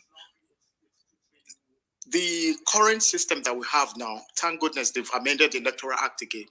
Now, the electronic transmission of what is to call it, of votes, it's been amended into the laws. So everybody can monitor. The moment is finished. The moment is finished, and it's counted and it's uploaded. It's on the INEC portal. I don't know if they can manipulate it or not. But another aspect we also have to look at in the person of Peter Obi. Let's not forget, he was the first person to go to court and defend his mandate. He was the first person. So for me, in as much as yes, there's a chance to say, oh, maybe there's rigging, the election might be rigged. I'm not even looking at that. Let us all do our part. Let us all go out there and vote and know that yes, we've done our part. That is for me. That's the idea that we have to be pushing. We cannot start thinking, oh, okay, what if the election is rigged? So because of that, you don't want to go out to vote. That's the plan of the ruling class. That's the plan of the members of PDP and APC. That's their plan, to discourage people. If my vote is going to waste, let me waste it on Peter Obi. Let me waste it on Labour Party. That's it. We cannot be focused on, oh, what about if the election is going to be rigged? If we keep focusing on that, you realize that people would not come out to vote. So for me, the idea of thinking about, oh, how the election is going to be rigged or whether the election is going to be rigged is just basically an idea that is going to lead to voters apathy. Let's all focus on going out there to vote, to start it. Let us all follow through with the process. All right. Okay, thank you so much, Ober. I believe that the person that asked this, the question I just asked you is here, and the person heard you, and any other person that would have such question in mind to ask, we all heard you. Thank you so much for your input. We really do appreciate. So right now I have just Sadiq with his hand up. Hi everyone that just joined us. Thank you for joining us, and we appreciate your presence here. And likewise, we appreciate your input. So we are calling on each and every one of us to, if you want to say something, ask a question or something, please kindly request for the mic. It could be on the topic as it is, or it could be, wider part of it is the Muslim ticket. But I just narrowed my discussion just to Shettima's track record and things like that. And I just remembered something. Sadiq, sorry. Like I keep saying, I have no problem with anyone wanting to come out and vie for any political position in Nigeria, but the person should be open to criticism from the citizens, and for us to also vent and ask a lot of questions. So now I saw something right now, and I just remembered it. One of the reasons why I started the space. I remember that when Kabiru Sokoto escaped from the prison, the news outlets, the story out there was that he was found in a governor's, in a state government house or something, a governor's house, and the whole everything, the same person being chosen right now as the VP for Tinibu was fingered all around in any way you can actually think of. It was in his place that Kabiru was found, and we know who Kabiru is. sorry, if you don't know anything about Kabiru, this is an opportunity to just Google Kabiru Sokoto, and then you understand what we are talking about. Sadiq, I'm going to yield 2 minutes to you and 2 minutes to Bola, and then we come to Zabi. Zabi, please mute your mic. Mute your mic, please. We have speakers before you. Thank you. Sadiq, you have the mic. Yeah, thank you, dear host. As in, I just imagine sometimes politics can just be so funny. So the only thing we can do is just let's just play along the same line with them. Because okay, let me say something. How do we? We are not members of it. The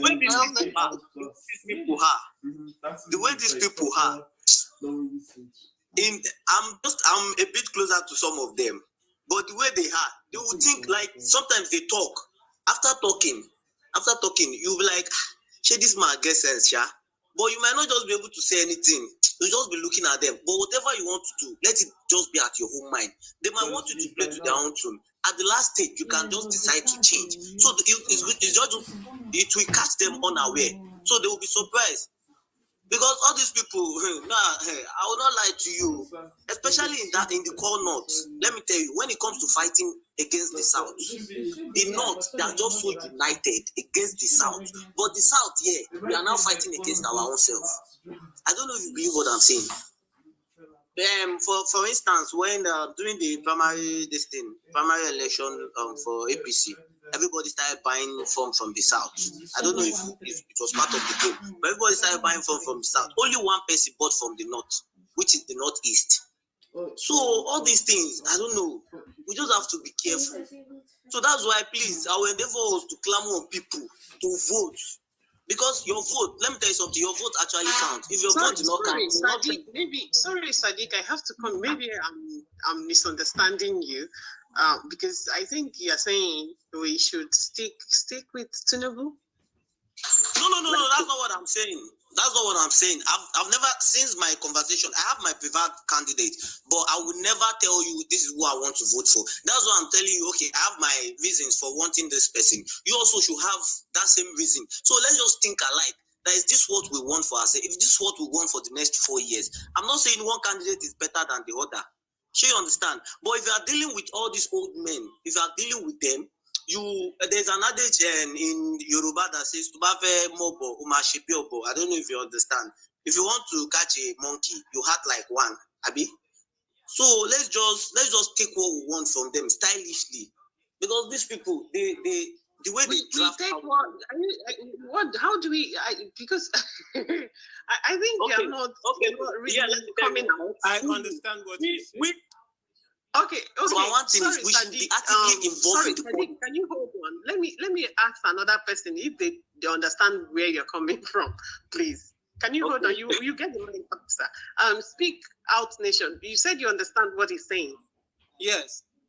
What Sadiq is trying to say is that if we start talking about this problem now, if we start mentioning it now, that these people can even re-strategize, that this can even trigger them to take more actions towards ensuring that this happens.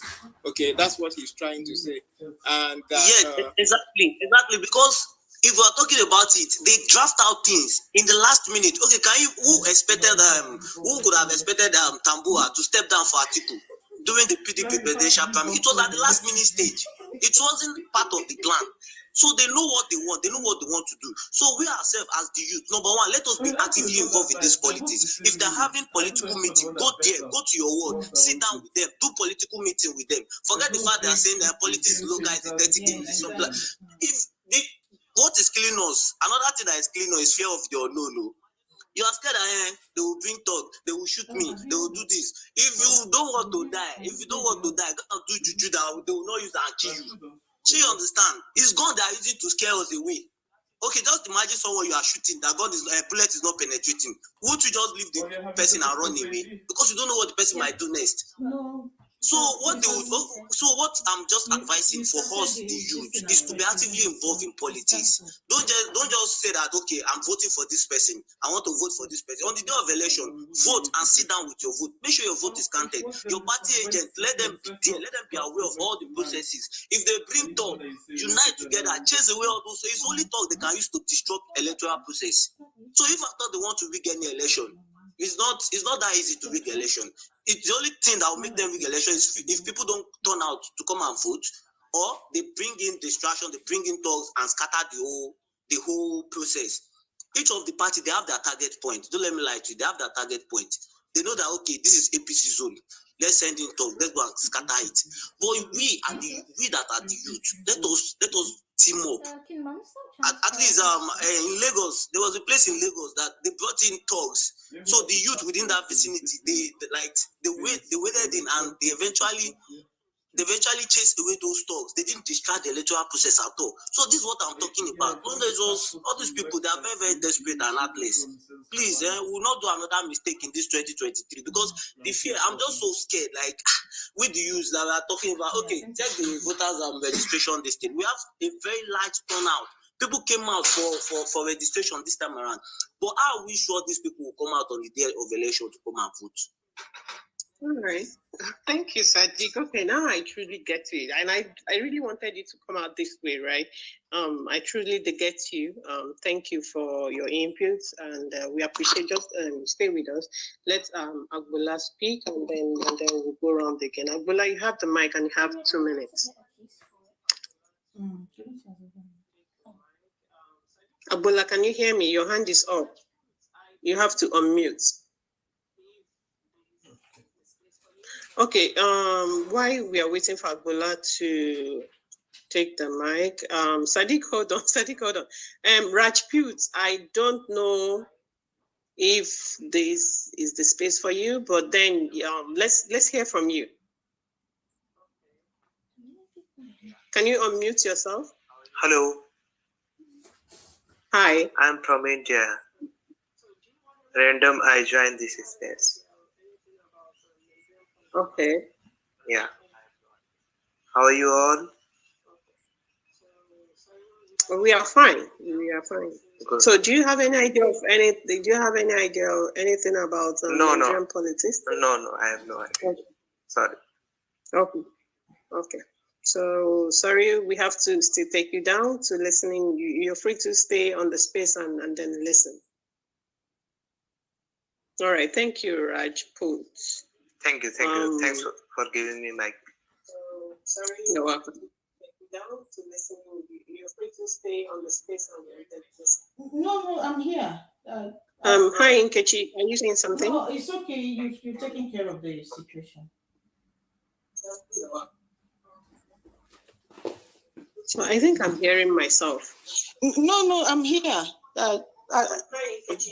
No, it's okay. You've taken care of the situation. Okay. Thank you. So Sadiq, okay. So since Jara, do you want to say anything? Because I know that Ejike did not allow you to speak.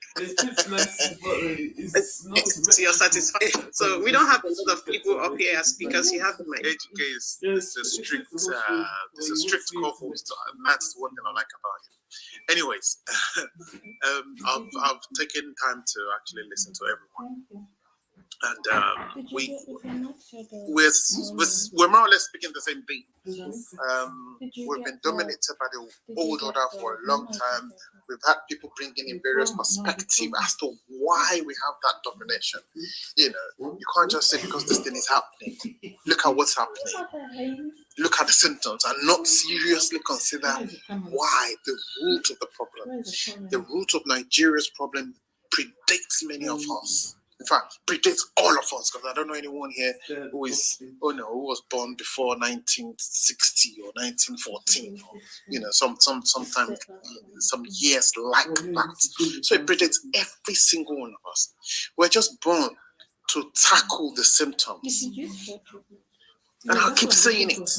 One thing that treats me about this obedient movement is the fact that we can unite among ourselves, regardless, among the youth, among the serious ones. Of course, we have the unserious ones who still think an octogenarian will bring about the right change in Nigeria. But we have the serious ones who are now having faith, who are not believing what they can achieve, who are behaving like mavericks. Not necessarily because, if you seriously consider the root of the problem, what they are hoping will get done, but they don't care. I had someone here who say, forget about whether they will rig or not. I like that kind of mentality. It's good for us. We're going to need it. We're going to need it.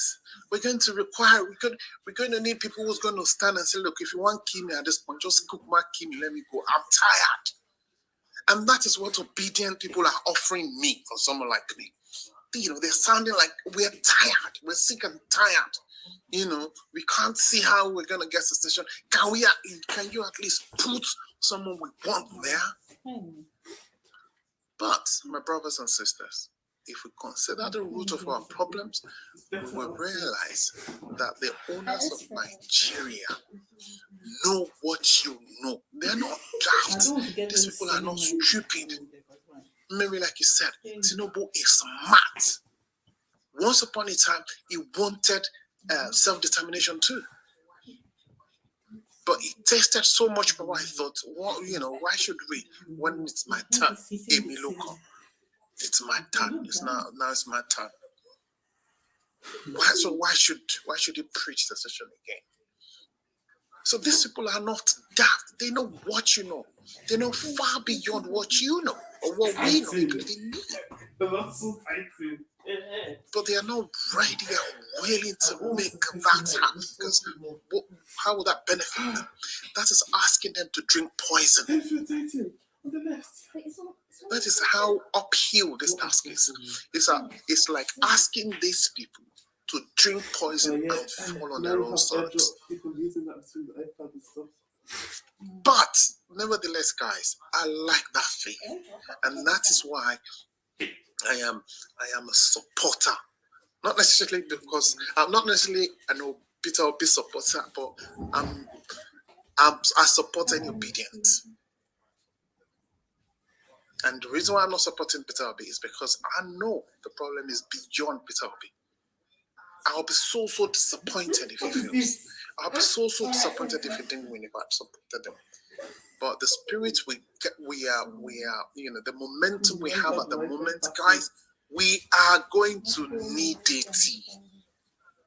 In the sense that in 2023, if as predicted by many of us, the worst happens, we will need to be in a position to stand up and say, you know what, end of this nonsense. You've taken us for a mug for a long time. You've taken our parents for a mug. You're taking us for a mug. You're taking our children for a mug. You're taking our grandchildren for a mug, because that's what it is. We have 40-year-olds who are grandparents, don't we? We have 45-year-olds who are grandparents. Their parents were taken for a mug by the same people. My parents were young as in 1983. Buhari was the president. Look at who is the president now, and look at who they are handing over to now. Many people made serious, cogent points, which I don't want us to forget. A Muslim is leaving the presidency. A Muslim is leaving Nasrallah. Is handing over potentially to another Muslim who had a Muslim as the vice president. We'll be Mugu for this country. We'll be proper Mugu. We'll be proper Mugu. The time will come when we're going to say, enough is enough. If it's not gotten to that point, disobedient, this ancestors gave birth to disobedient woman. Disobedient woman is going to give birth to something bigger. And that is where I stand, guys. That is where I stand. Thank you very much. Right? These options come up. So if you want to switch between light and dark modes, press this one. All right, sorry, my phone was hanging. All right, thank you, Jared. Thank you for that.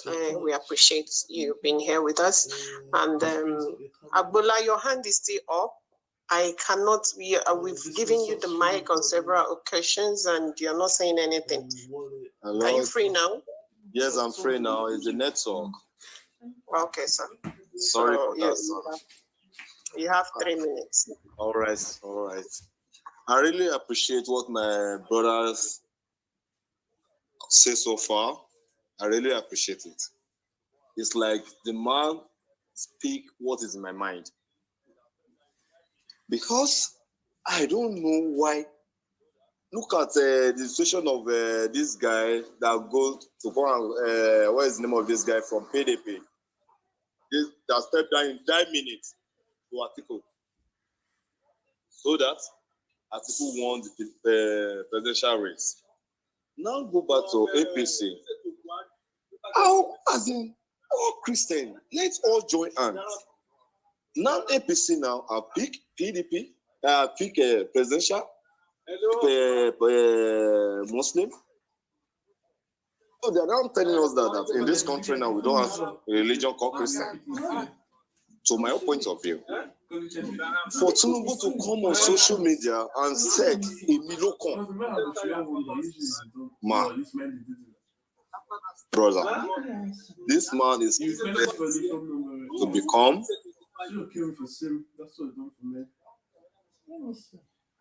What would be the best way for Tinubu? Ashwaju Ahmed Tinibu. Pick someone. At least you can pick a single job. Now pick another Muslim man. But you said a Milokon. So you have turned into a family issue. You have turned the Nigerian presidential race to sorry to use this word. Oh, Yele Babami. I don't know, maybe you understand that. Hello? I can hear you. I can hear you. I don't understand. So if you not said a Milokon, that means you have turned that Nigerian race to Oyele Babami. So I think this is the right time for the youth to wake up. Someone that ordered army during NSAS protest, that day, should I say, I'm being escaped by God. The other day, I told my brother, no, I'm going to Tollgate. That there's some of my guys there, they are calling me, I want to go and meet them. My uncle now said, yeah, hear me, before you leave this house, please, just let me fuel this car. There's a fuel at the back of the door there, so go and do that. So I just, by turning the fuel, said, okay, let me be going. I heard that news. I was shocked. Now you now have the mind to come outside that, Emilokon. Okay, look at the man that he picked as vice. In the whole month, people are shouting that, what brings Boko Haram to this country? Start from this man. And this other man, I forgot his name. Al-Nur Sharif. Yeah. Now you now go ahead again and pick that man. The man that governed a whole Maduguri, that he can't achieve. You now say, okay, let this one to come and be my running mate. My dear, I think it's the right time for you to wake up. Let us wake up. We are all sleeping. Let us wake up. We need to wake up from our sleep. So you can log him back. The way the country is going, let us wake up, all youths. See the man of Atiku Abubakar, you tweet on Deborah death. Immediately you deleted it. You are not coming out to be the president? You cannot stand for your words? My dear sister, see the issue of this country, to me particularly, I'm tired of it. There's a friend of mine selling diesel. The guy told me that January they are buying drum of diesel 45,000. Now they are selling in 170 something thousand. My dear, this country is messed up. This country is messed up. So I think the best person so far now, to me, I'm not campaigning, but I need to campaign. Let us vote Peter Obi. He's a man that knows what he's doing. He's a man that knows the next thing to do. Let us vote him in. He's a youth. Man is a youth. And I listened to his voice yesterday when the man was making his speech. Man, as in, I said, no. Give all my vote to this man. I will give my vote to him. I called most of my brothers that they said, please, have you gone to do your BBC? Okay, if you have not been, send me your account number.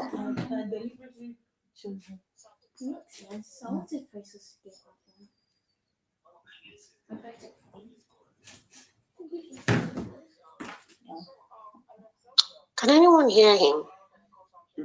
Sadiq, can you hear him? Sadiq. Oh, I guess it's the network. Maybe it's gone. Okay, he's still here, but Alexander, please can you go out and come back in? I'm approving your request, but it's still showing requested. Can you go out and then come back in and request for the mic again? So, hi everyone. If you're just joining us, thank you for joining. We're discussing Shettima's track record. Sadiq, I'm coming. I'll give the mic to you.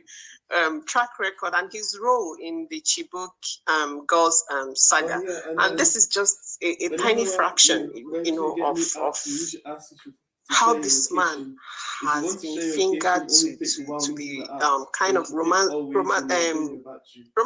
the being in kind of romance relationship or whatever with terrorists.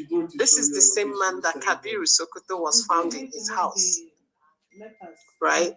This is the same man that never felt it right to report the kidnapping to the presidency then, and he gave his reasons, right? This is the same man that when the Ministry of Education wrote to him to move the kids writing exam from that unsafe from the unsafe zones to a safer zone, he refused. He never hearkened to that recommendation. And like I keep saying, I don't know, maybe, but this is my personal issue when it comes to him. Tinubu has his reasons for choosing him as his VP, and I've said this before. This is me sounding like a broken record. Tinubu is a very smart man. Like, he is very smart. He's a very smart man. He knows he's not a newbie in the game, so he must have his reasons. And like some other people have said here, it's just for the party to win. We have seen a lot of people considered intellectuals in the nation saying, "Oh, he is actually not really a Muslim kind of," they are not fanatics, it's all about competency and not religion. Oh, you don't have to pander to the religion of anybody in the country. That is absolute bullshit, if you ask me. It's total BS. Nigeria is not a one religion country. Nigeria is diverse. Like, our diversity is so glaring. It's there. It's there. There's a way I will speak in the midst of Yoruba people, and it will be termed that I have misspoken. And they would be right, and I would not be totally guilty because I do not know so much about their culture. There is a way an Hausa person would speak in the midst of Igbo people, and we term it, this person has misspoken when it comes to our belief, our religion, our people, and all of that. And they would not be entirely guilty because they do not really know so much about our culture. And we are talking about people, and these are the major tribes, right? You have other tribes in Nigeria too that we are not even talking about. Like, it seems it's all about the Yorubas, the Hausas, and the Igbos. There are other tribes that we are not talking about. So you cannot wake up and say, it's just about, it doesn't matter. It doesn't matter. It's competence. From who to who? I don't know who they are talking to, but it can't be me. It can't be me in any way. So Sadiq, I know you want to speak again, but let me try and sort out Alexander's request issue, and then we'll come back. Alexander, can you hold on? Let me send the mic to you. Okay, he's not here anymore. Okay, Sadiq, you have the mic, and the space will close in the next 30 minutes. We'll be closing the space. We have been here for 3 hours, I think. So, Sadiq, you have the mic? And you have I want to personally thank you for creating this space. So and unfortunately, it's gaining momentum, but unfortunately, time is not just on our side. You see, I'll continue to say something. gaining momentum, but people are not coming up to speak. I can't be sounding like no, they will come up. You will be. It's because we do for the just come pressing the off point. You're just paining me. Sure, you understand? So they will come up. So what I want to say is, now the fight. Okay, let's forget Shettima. Shettima, that's his own problem. Let's forget about Tinibu, Shettima. If we're talking about Chibok girl, but we can't. What do you say? It's our reality. How do we forget something that is our reality? It's better we talk about Nigerian movie. These people, because I'm hating them already. I know it. Because if you're talking about Chibok girl saga, you hold Shettima responsible, you hold Ali Ndume responsible, you hold Ali Modu Sheriff responsible, and a sincere government have never held them responsible. So why are we now talking about it? So now we just focus on way forward Nigeria. We don't want these people again. So we want, and there's another thing. If you're talking of competency, we have many competent people that want to lead this country. But no matter how competent you have,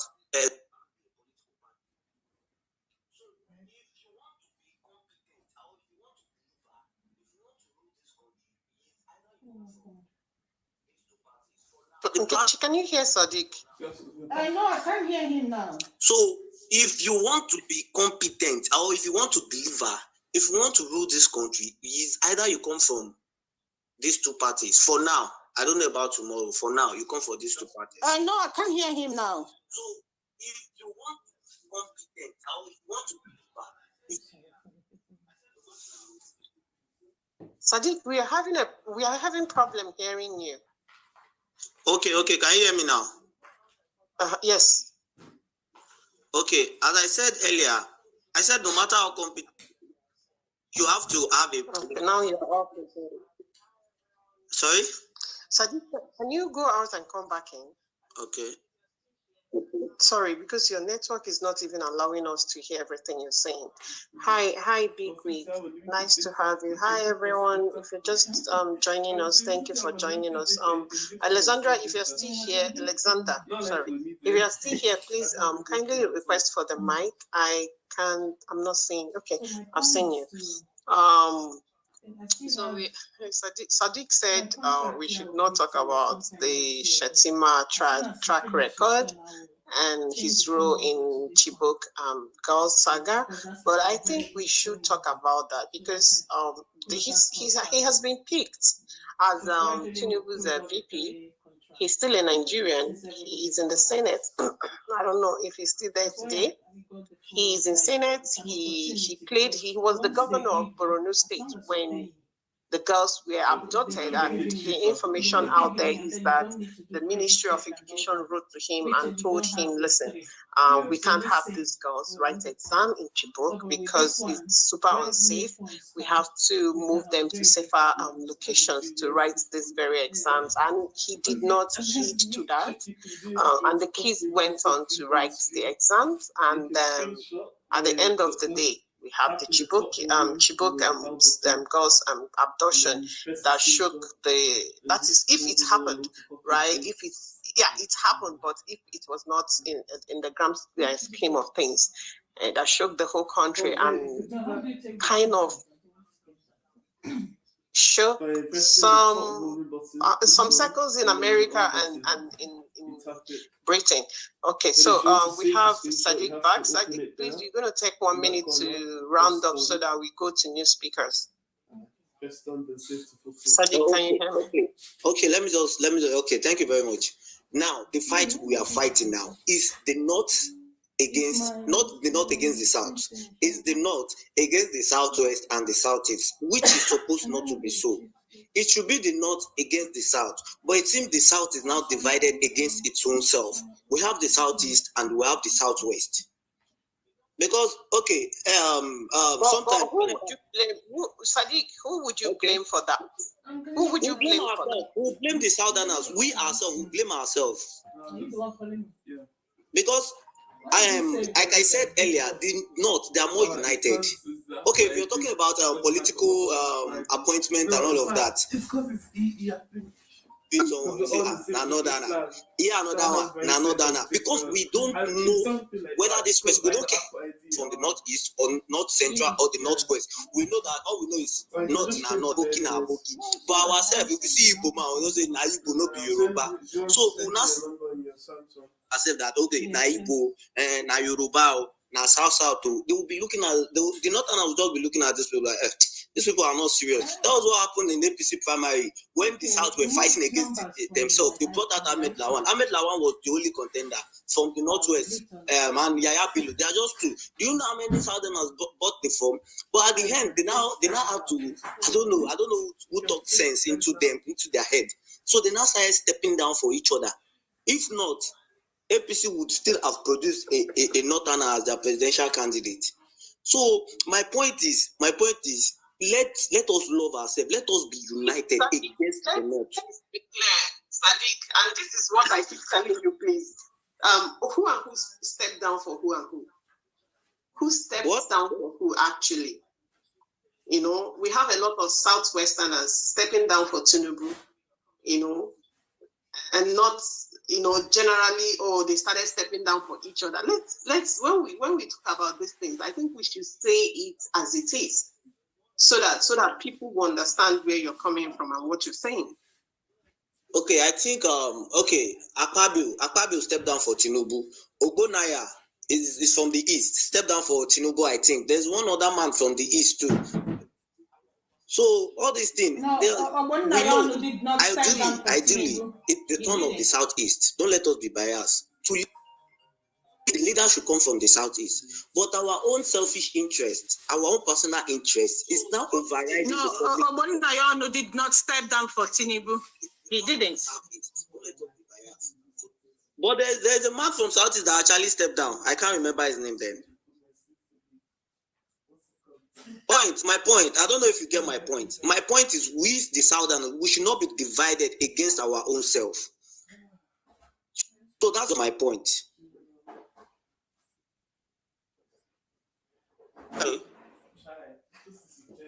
Hello. Hello. Yeah, are you finished? Hello. Hello. Can anybody hear me, please? Hello. Yeah, are you finished? Hello. Oh, I don't know what's going on. Hello. Can anybody hear me, please? Yes, we can hear you. Yeah, we can hear you. I don't have any hands up. We can hear you. Who hasn't spoken, please? Oh, I don't know what's going on. Please, can anybody hear me? Yes, of course, we can. All right, thanks. I don't have any hands up. Who hasn't spoken, please? Okay, we're going to have, let's do it this way. Sorry, let me show you the people that tell Okay, Miri, you're here. That's okay. Yeah. So we're going to have Alexander, then Big Week. Then we have that man, that media boy. We have my own. We have between Sunday and Sun City. I don't know who should come next, but let's Alexander take the number 1. Big Week take the number 2. That media boy number 3. My own number 4.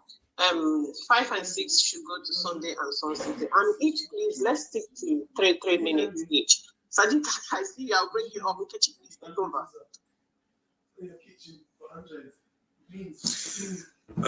Good afternoon, guys. It's great having to listen to some of you, and I've been in and out, but quickly because of the time frame. I think we're battle of the South and North. Please, let's understand, politics is a game of interest, and people throw caution to the wind when it comes to the game of. Their interest is to be there for as long possible. Now, we only sing these stories or sing these tales or poem because we are feeling the pain that we're feeling now. if you remember, when Buhari came into power, people felt like Jonathan wasn't delivering the way he should deliver. So they said, let's try somebody else. I'm not advocating for anybody. I wouldn't advocate for Tinibu. Why? This morning I was telling some colleagues, I said that looking at what they've done, that's the APC, not from the Muslim ticket or anything. I start from the age. Look at both. If you look them closely, it looks like a community of old men. And unfortunately, the Nigeria we have right now, and it happens to be the Nigeria where we're not looking at what to do next. We're all bothered about now. We're not thinking about the tomorrow. Now, if you come to the Muslim ticket, when it was fair, was different.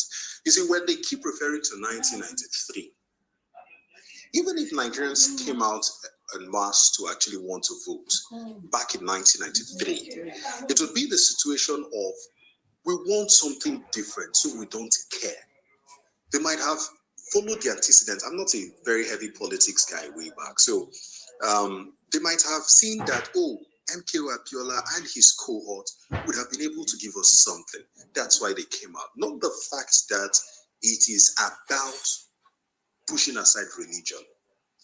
Tinibu is one of the persons that told us about or sold Buhari to us.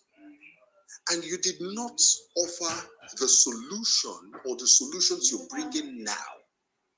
And all of a sudden, you want to see yourself as a messiah, indirectly castigating the person that you sold to Nigerians. It's very unfortunate for us to actually stand up and say we want to trust such a man. That's one. Secondly, the Muslim ticket, considering the Nigeria we have, is not something we should actually ply. But because it's a game of interest, they are looking at where the vote will come from. Up north, of course, where you sell a Muslim guy out for everybody. Because of, and I don't even know the population, so I can't even come out and say, oh, I know according to census, this is what is happening based on the population. I think what we need to do as people right now, is to understand that this battle is not north and south. These guys are playing us. It is about the people up there and we down here. The people that have left the country and come back and saw the difference between there and here. The people that have weighed how much we have as a people and as a natural resources and what it is. So, or what we have been given. I wouldn't say I know Peter Obi very well. It's not about documents, it's not about papers. It's not going to be easy for him if you ask me also, when he gets in there. Because of course he might want to push certain things, but the House of Assembly, no, the National Assembly, if the National Assembly does not agree, it's not going to be as easy as it is. But let's try somebody else. I'm not begging people to vote for him. But if we get sense as a people, if we get sense, make we try somebody else. Tinibu is a part of this government, he has done his bit. Atiku has been part of the federal, he has done his bit. Peter Obi has not been, let's see if he can do his bit. That is what I think. Because considering what we have now, it's, if you add, I keep telling people, we don't do 4 years in Nigeria. We do 8 years. Add 8 years to your age. If you look quickly at what Oyetola said, I think yesterday, that they should give him 4 years more. That 4 years is not enough. And I asked a question, I said, if a talent is given to you and you don't know how to use it, it will be taken away from you and given to somebody else. What it means is that if in 4 years, you cannot show your people what you can do, they're giving you extra 4 years is a waste of time. The biggest campaign is not billboards, it's not going to the media, it's not granting interviews. The biggest campaign are the people who are feeling what you have done. Until they wake up and understand that we are the biggest mouthpiece, we, the people, are the biggest media, would always revolve around these people. It pains me that we have a lot of people that are out there and still supporting these people. No problems. When we have enough money, just like many others, no wahala. We'll still know if we go there or another country, the reports waiting happen for Nigeria. Congratulations to us all. Please, if you haven't gotten your PVC, do so. If not for you, for your family. Thank you. Yes, no, if it was anything, we find it would be more like this. Please, I'm done. Thank you. Somebody else can take the mic. I think Big Week is actually supposed to go next. Okay, yeah, thank you so much, Alex. Big Wig, are you here? Yeah, I am. Okay, you have the mic. You have 3 minutes then. Okay. All right. Good afternoon, everybody. The issue of 2023 is something that is up everywhere right now, and we are seeing the foot everyone is putting forward in terms of how they want to win the elections. My essence of requesting the mic is to speak on one thing. The actual reason why Tinibu and T focused on the North is because they know they've performed abysmally throughout the past 7 years, and there is nothing to campaign on, so they think religion is what is going to deliver this election. And as a strategist Tinubu is, he has weighed in on the North and the South. He knows the South is too woke to counter his moves. He has to pitch his tent where it is easy for him. That is the reality. So picking Shettima, someone who has sketchy background with terrorism in Nigeria, is something I think he had to do, because his interest is just on winning the elections. He doesn't care about the North, he doesn't care about the South. He just wants to be president at all costs, even if it means having to give off Nigeria for it to burn. He does not care. They are not reading the mood in the streets. They are not reading the mood. What they are seeing on the social media is a replica of what is happening in the streets everywhere in Nigeria. So for them to shove us aside and do whatever they want, irrespective of our diversity, tells us that all we are going to do is to protest on the polling unit. Any other noise we are making right now is not going to amount to anything if we are not making sure the fundamental way we can get them out of office, we have not taken care of that. I'm advocating for Labour Party, not just because of P2B, but because of the tenets I see in the candidacy of P2B and who he picked, Yusuf Dati Ahmed. They both have track records that Nigeria require right now. We are a nation that is sliding very fast, and we have to do all we can to make sure we get people in offices that will make this nation get back on track. There is no other place we're running to. If you want to jackbar, for everybody that wants to jackbar, if you want to jackbar, you will still come back and meet the insecurity. You will become victim at the time you come back because you will be a target. So everybody trying to run away. How many of us are going to run away? We have almost 10 million Nigerians in diaspora, and more are running over there. Okay, so the idea of making Nigeria a better place for everyone is what we should be focusing on. Getting our PVC should be paramount. If anybody in your home or in your family is above 18 and they don't have their PVCs and you're still taking it lightly with them, you are really sabotaging the future you are dreaming of. That is my own way of dealing with everyone around me. I have friends that are from the APC. I keep telling them, yes, you might be benefiting one or two from this particular government right now. But in the wider scope, just look around you. How many other persons from your own community that you are from that is benefiting? This particular party has polarized Nigeria. Their insensitivity is way over the line. We can't be dealing with people like this. They are dangerous to our coexistence. So no matter what they are trying to do, they are just trying to find a way to perpetuate themselves in office. Even if it's pinching us, make we die, that's what they want. All right. So I think I'm speaking out of anger simply because a lot of things has gone wrong in the past 7 years and people are not seeing it.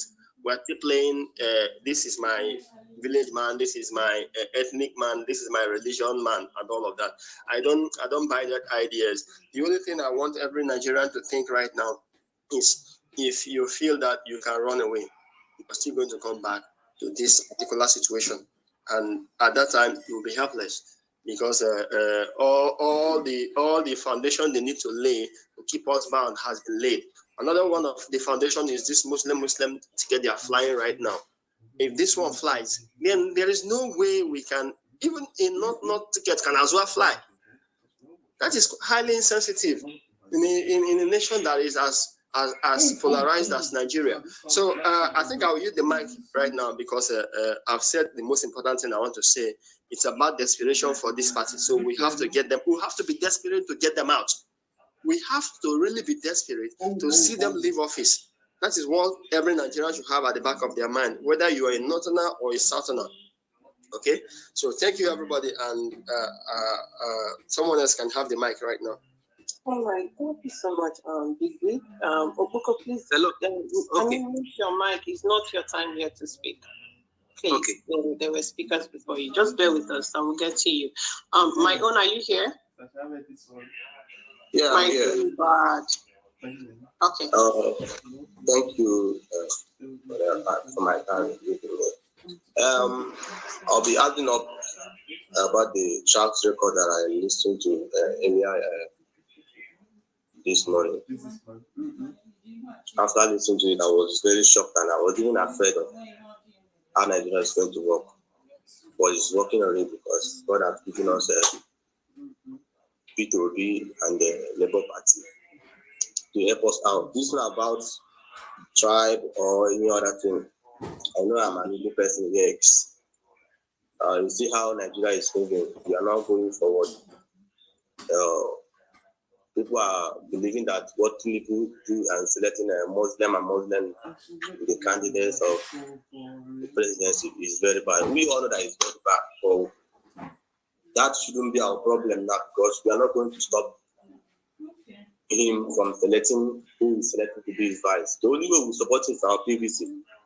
You know, I've tried my best because this has been the biggest challenge ever to happen in the history of Nigeria. We're going to change it. His vice president, Shettima, is a very, very hard man. We all know that. So if Tinibu happen to win this election, the Christians will suffer, the Easterners will suffer. There will not be peace in Nigeria. Sorry, my own bad. Because you said we shouldn't bother ourselves with the Muslim ticket, and on the same hand, you're still saying the man is I'm just telling you why we should bother is that we should try to vote him out, not allow him to win. That getting our PPCs, that's what I'm letting you know, because I'm just trying to let you know in case if he wins, that's what our fate is going to be. You understand? So it has happened. We should try our best to get our PPC to vote the APC back. Tinibu is not a problem. It's the APC. APC have failed us. If you don't have personal problem with Tinibu, at least look at how Nigeria is right now. This is APC administration. They are the one ruling right now. Let's just vote them out. They are not, this Nigeria have not missed again. If Nigeria continue like this, it will be a better place for us to stay. Even for the people that is outside, because we know that if you travel, you must come back to Nigeria, where you're coming from. You can't stay there forever since your family is there. So I'm begging all Nigerians, youths, elders, the mothers, please, let's make Nigeria right. If you have your time, take your time and listen to the voice that Shettima have with Kunle. You know that this is not the right time to come and start the war or start debating. Let's just stand with Labour's party, without Igbo or outside the vice. Let's just take tribalism aside and stand in the right way. I think this is our right that God provided P2B for us. We know nobody sent, yes, but he's the best man to take Nigeria forward and bring back. Let's just forget about what happened in 1993. Blah blah blah blah. This is the new. This is the youth are upgrading. So many things have come out. Good technology. Everything is upgrading. We are not going back. We are going forward. Let's try our best and vote the Northerners. I'm begging. We are not against each other. We want a better Nigeria. Let's try our best and vote the APC out and get a good Nigeria so that people will talk about us in this life.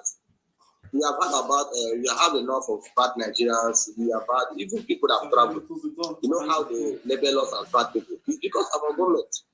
Let's just try to vote them out and be. If you not coming back to Nigeria, we'll be very happy. At least security will be okay. This of insecurity is the worst thing that can happen to everybody other country.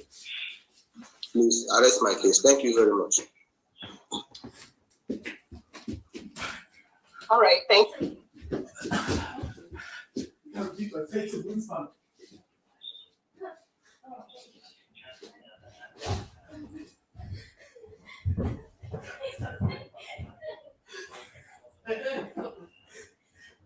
Sun City, can you hear me? Yes, I can hear you. Okay, you have the mic, sir. 3 minutes. Okay, thank you very much. Actually, I thank you for giving me this opportunity this morning. When I hear a lot of people talk, I feel like crying. You know, we always talk about Nigeria problems. We should also forget that Nigerians are also the problem of the country. One, I don't know whether they are actually checking the situation of the country now. Look at the state of the country. Insecurity, kidnapping every day. And we are saying that the leaders that we have are not competent. And those leaders are in different political parties. And these are the parties that most of the Nigerians that are clamoring for change are actually clamoring for.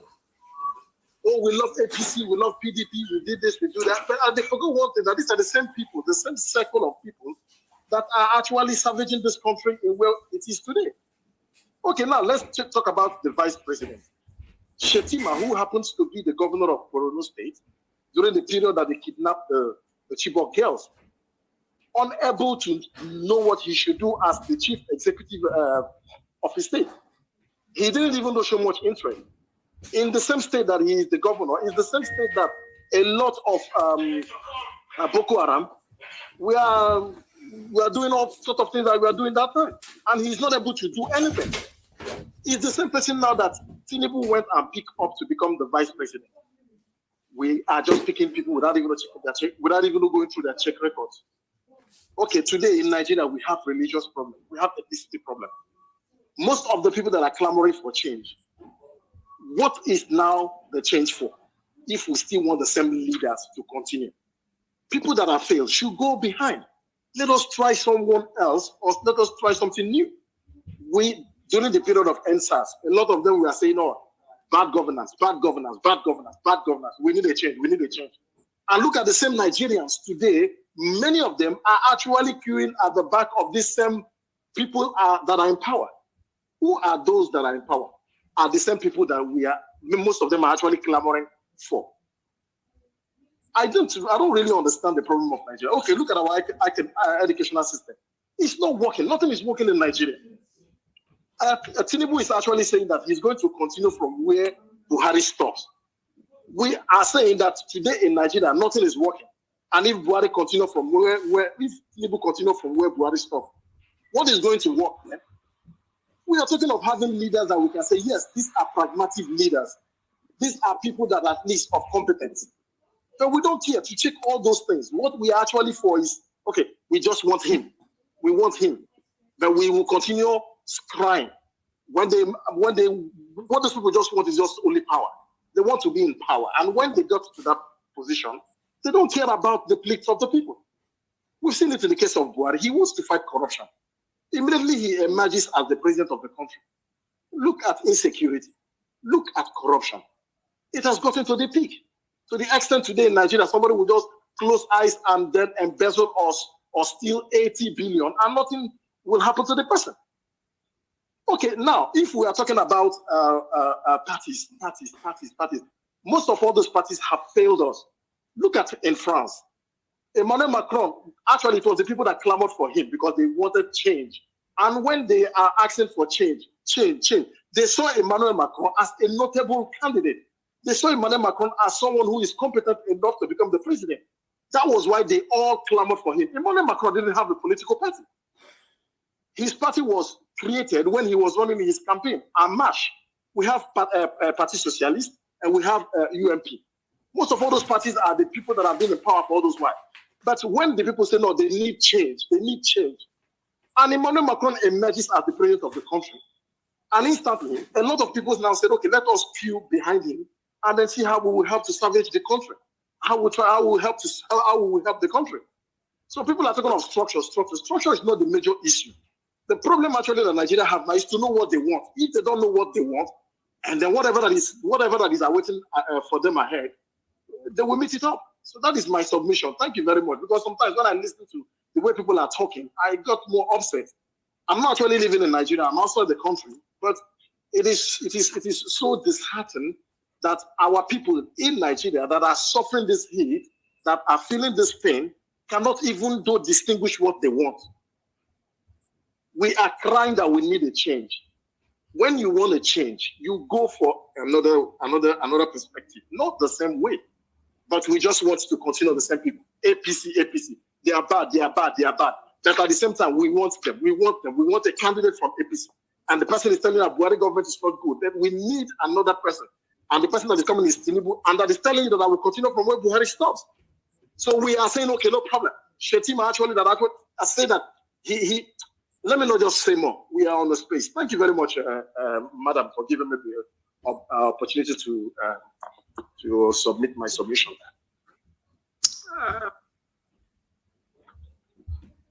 I'm done, madam.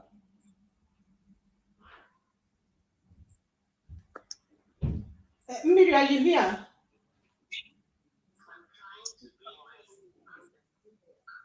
Okay. Sadiq, we have your hand up. Sadiq is a co-host. Miri, are you here? Who is the next person trying that's to be supposed Okay. to talk? Sadiq, we have your hand up. Okay, Sadiq is I a co-host. Can I talk now?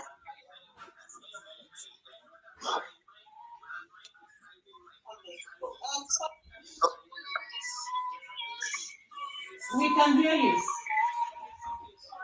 All right. I don't know if anyone can hear me. I know that my mic is hanging, my phone is hanging. Yes, I can hear you. Yes, I can hear you. Yes, we can hear you. We can hear you. Okay, Sadiq, hold on. You are now a co-host. Sadiq, I know why I made you a co-host. So Sadiq, you're going to take over to kind of allocate times to people. The next person that is supposed to speak is there's someone I'm seeing with, I don't know, with a face of I think this guy that is a musician. I don't know if he has spoken, but we have Abdulaziz, and then we have Abdulaziz, and we have Nelsiva, but Abdulaziz would go first. I don't know if anyone is hearing me. Yeah, I can hear you. Yes, we can hear you. Yeah, hello everyone. I'm going to give you my opinion about this Shettima and stuff.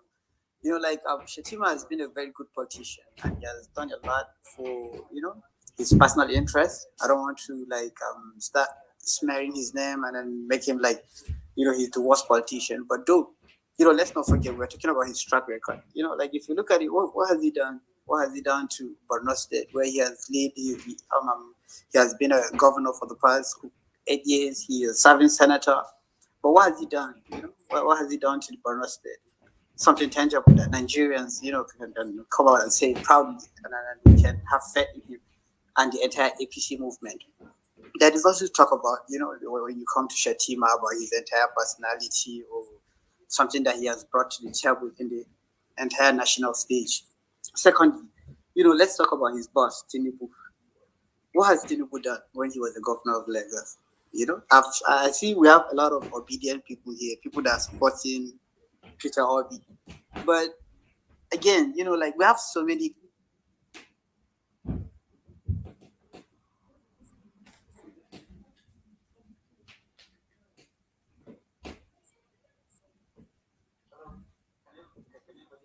We can hear you now.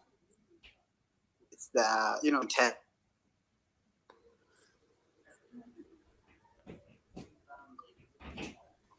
Hello, can anybody hear me? We can hear you now.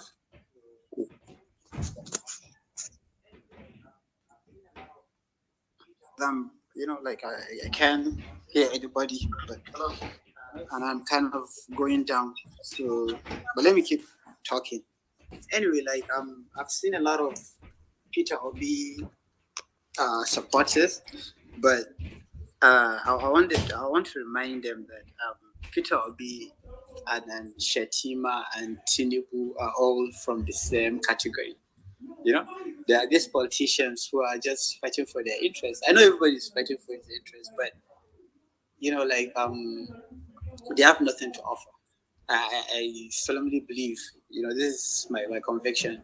If there is something that they will offer, they could have offered it long ago. They have all been in office. They have Peter Obi is a former governor, Shettima is a former governor, Asiwaju is a former governor. But what have they done? Like they haven't done anything. They haven't done enough to make or to convince Nigerians that they are the best candidate right for the meantime right now. So I just feel like his track record, specifically Shettima, he has been very, very poor in terms of performance. That's my opinion.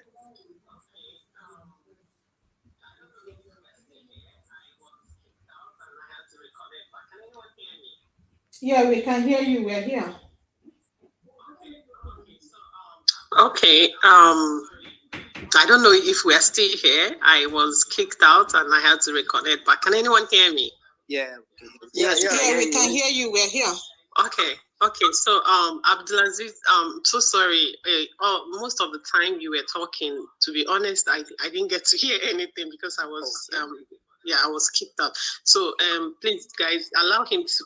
Is it okay if I ask? We heard him loud and clear. We heard him. We heard him.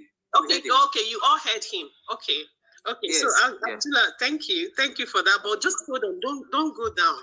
Don't go down listening, okay? Because so we have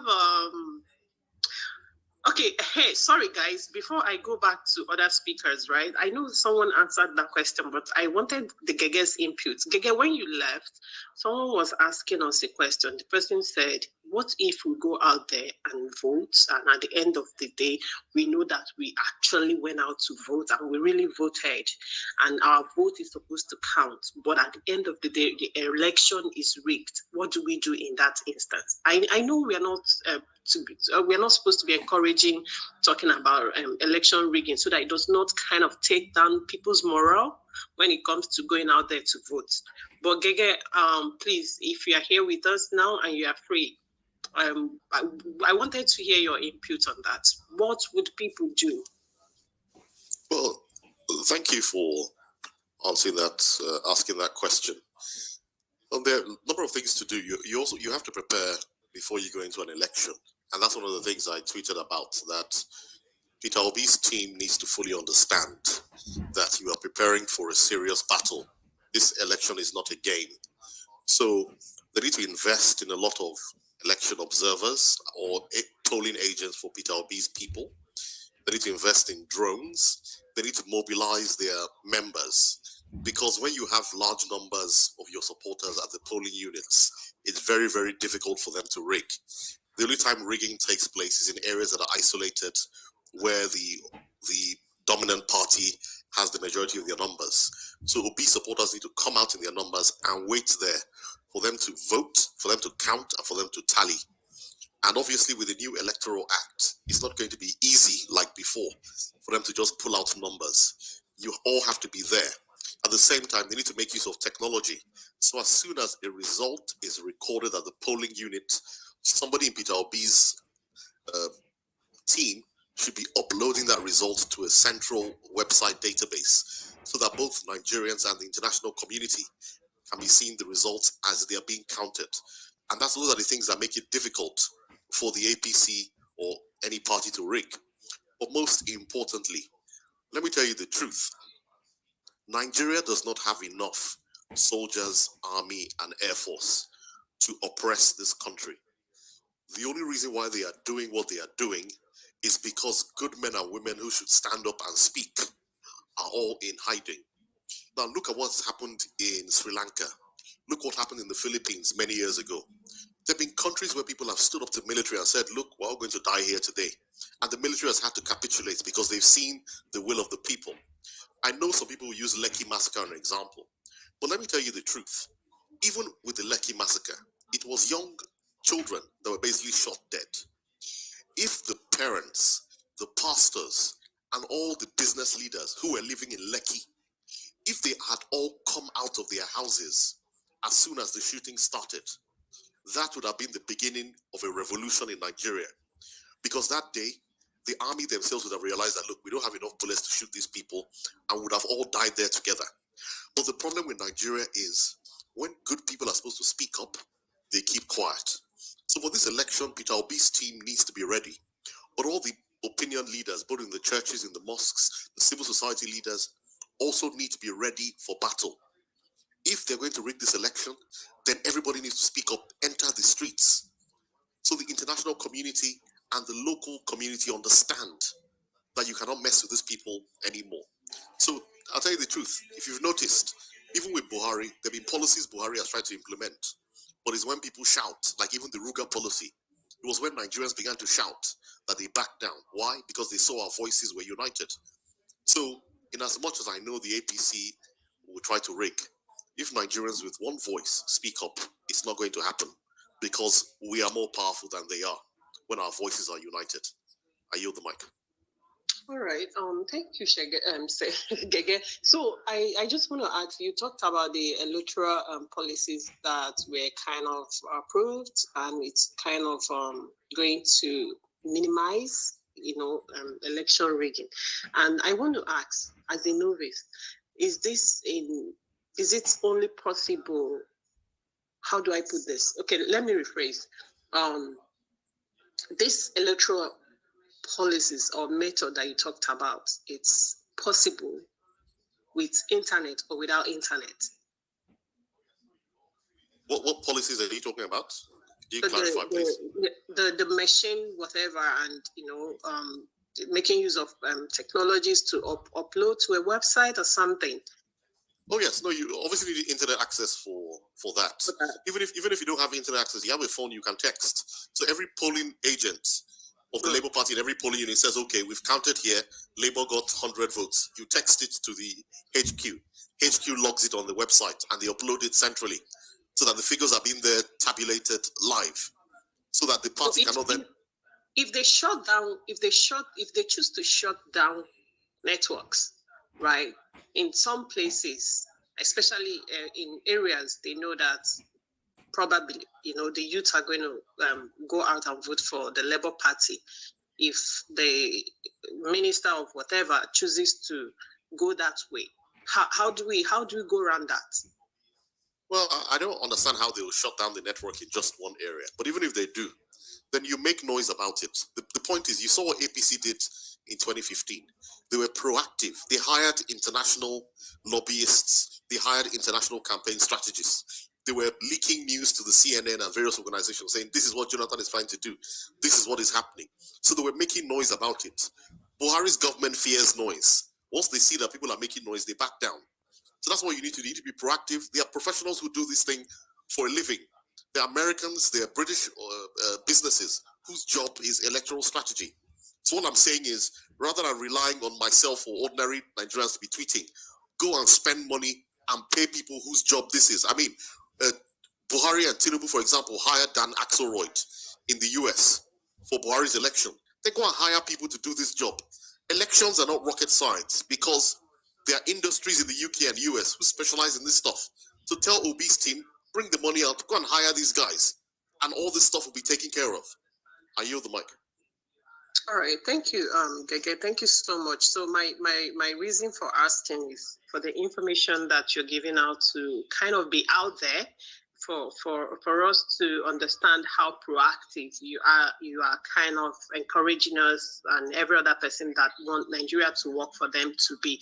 And I truly appreciate that. Thank you so much. But do still stay with us because when you were speaking, a lot of hands went up. So I guess people would have more questions or something to say to you.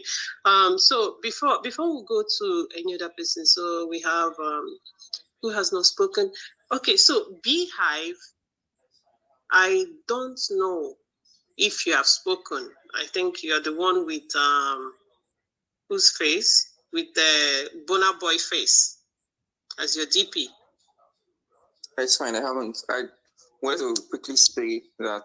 Well, can I go on? Because I don't know if Yes, that please. issue. You have 3 minutes. Okay.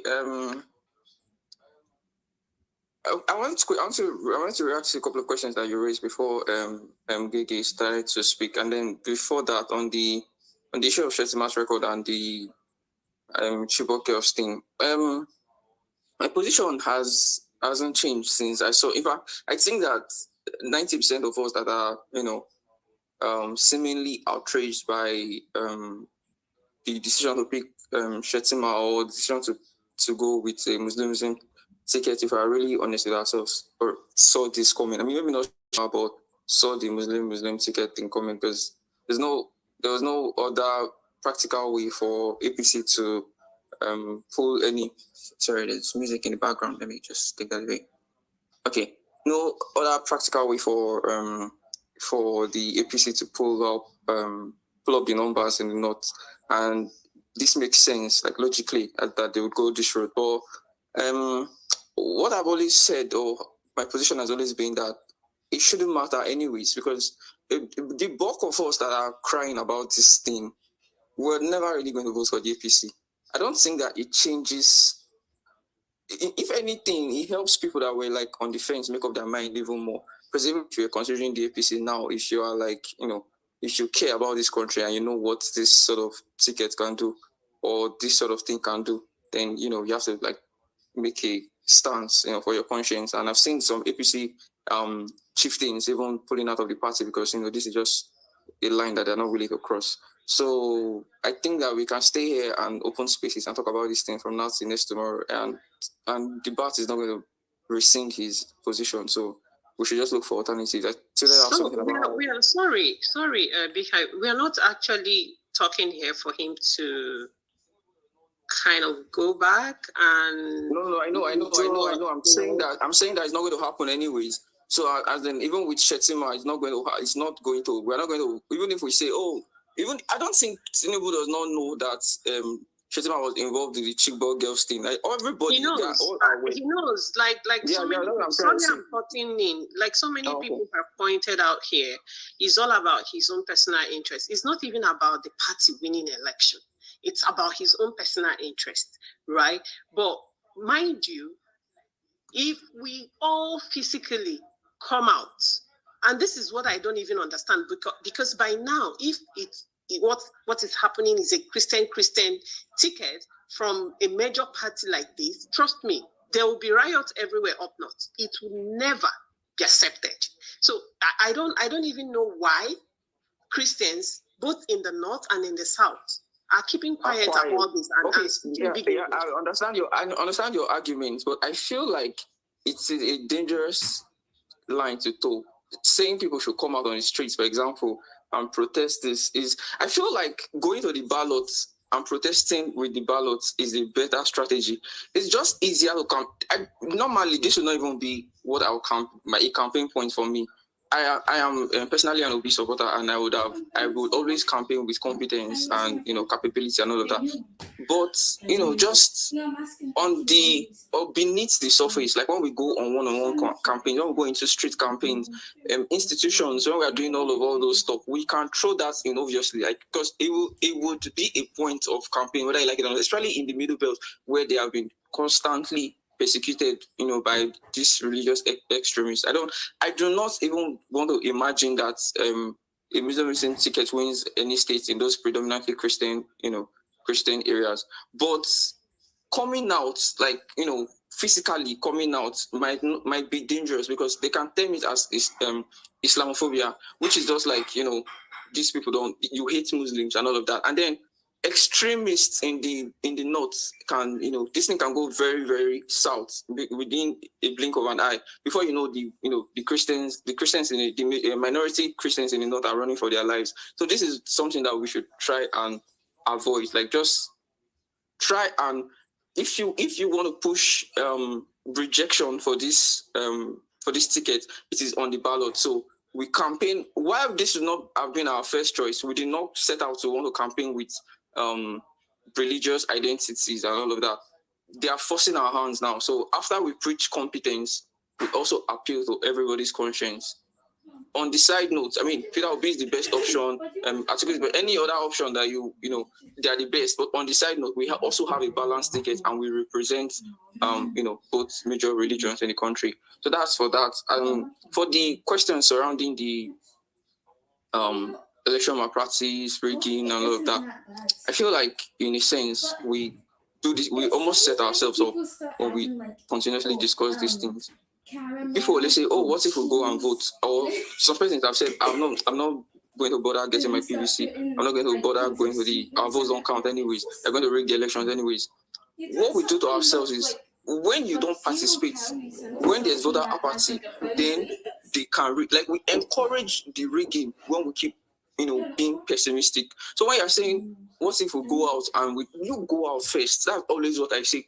Have you gone and then now rigged? Go first.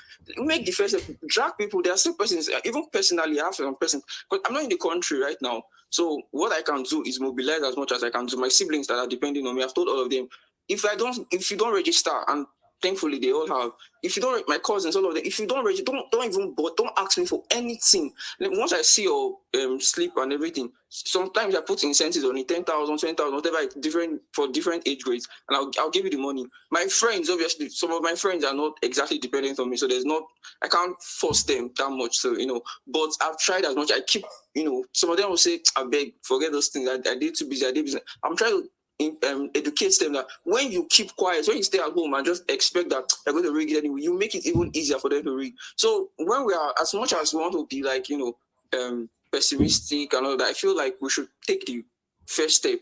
Somebody had already talked about all that things, and I'm very sure that the persons in this space now that are in the upper echelons of power in the Labour Party, and they're listening to you. Peter Obi is well read, is well traveled. I'm very sure that he knows, about, contracting, external expatriates and all of that. I'm very, very sure that even his vice, they are very super educated, well traveled, and well read persons. So I don't have any doubts that there are plans to engage the international community and all of that. I'm just talking about within ourselves, the fears of breaking and disenfranchisement. So I feel like we should just go out and vote. Encourage people to go out and get their PVC. Like somebody said, in fact, like as Gege said, if we are many, what happened in Sri Lanka is that even soldiers shot people. There are people that died on that spot. There's so much that you will exhaust your bullets, and we're still not going anywhere.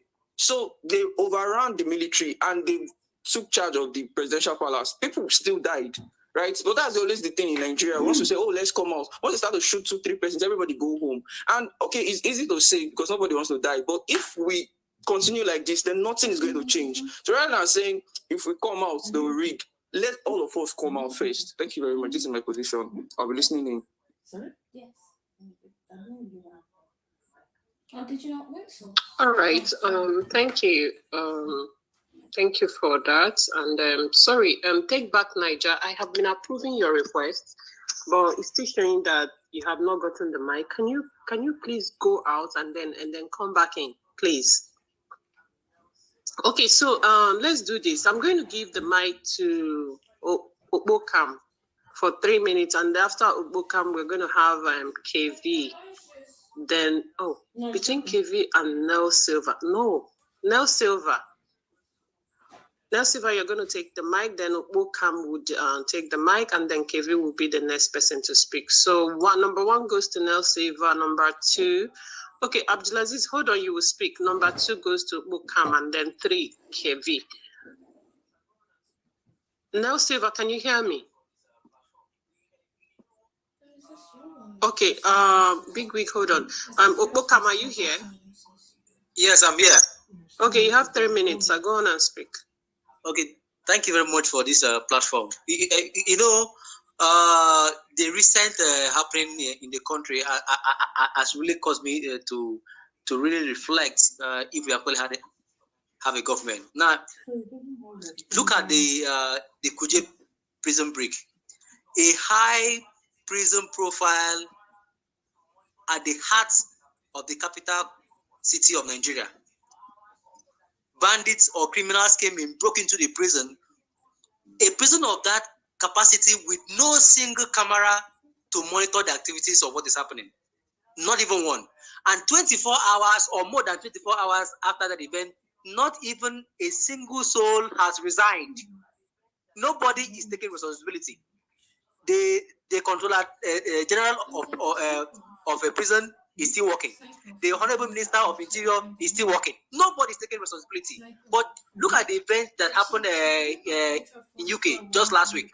Within the space of 24 hours, about 43 government appointees resigned from government just because they had lost confidence in the Prime Minister.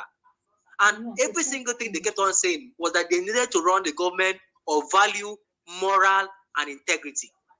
You can see the guiding principles that guide a government. And up to now, our president has not sacked anybody. All we hear is that they are going to investigate the matter to get to the root of it. So, just like the Senate president admitted their fault, it simply means if a prison of that magnitude in Abuja doesn't have enough surveillance cameras to watch what's happening, what is the state of other prison around the entire country? So you could see the level of ineptitude of the government and people not taking responsibility. And again, Tinibu said that that the spirit of June 12 is upon them. Please, I beg his pardon. The situation in the country today is different from what it was in 1993. Nigerians are more divided than they were in 1993. Religious polarity is so high than it was in 1993. So for Tinibu to allude that that after all it happened in 1993, that it can happen again in 2023 is a lie. The situations are completely different. The level of insecurity in Nigeria today is different. The tension in Nigeria today is completely different. And because that is the case, these things must be taken into cognizance, and we must work towards the path of unity. And this is not the best time for us to run a Muslim ticket in Nigeria. It is not. The times are different. Maybe in 10 years' time to come, maybe we can get there. But for now, we need to tell ourselves the truth and to solve the problems that bewilder us as a nation today. And somebody said that it doesn't really matter where you come from. Look at even Switzerland, that has a very good stable economy, and which is one of the most peaceful countries in the world. Even Switzerland, they recognize their differences. Do you know that Switzerland, every single year, they have a different president? Every single year. They have about 7 councillors, and each of the 7 councillors at the end of the year take turns in being the president, of the country, because they have recognized their problem. So in order to solve that problem, they have made it to be that way. So Nigeria is even more pluralistic than Switzerland. But yet they recognize their problem and are trying to solve it. And we should toe that same line. And last week, somebody said that we should take account of the fact that the most frugal president leaders in the world have not run a good country. And I beg to differ. A country where we have incurred so much debt, you mean we should bring leaders who will continue, who will come and continue to borrow? Is that what he's saying? And again, maybe Gege made a point about us inviting foreign election strategies. Please, I really want to say here that we must be very, very careful when we invite the West to come into our political space. The West are the ones who have also contributed in putting us where we are today. We must be very, very careful.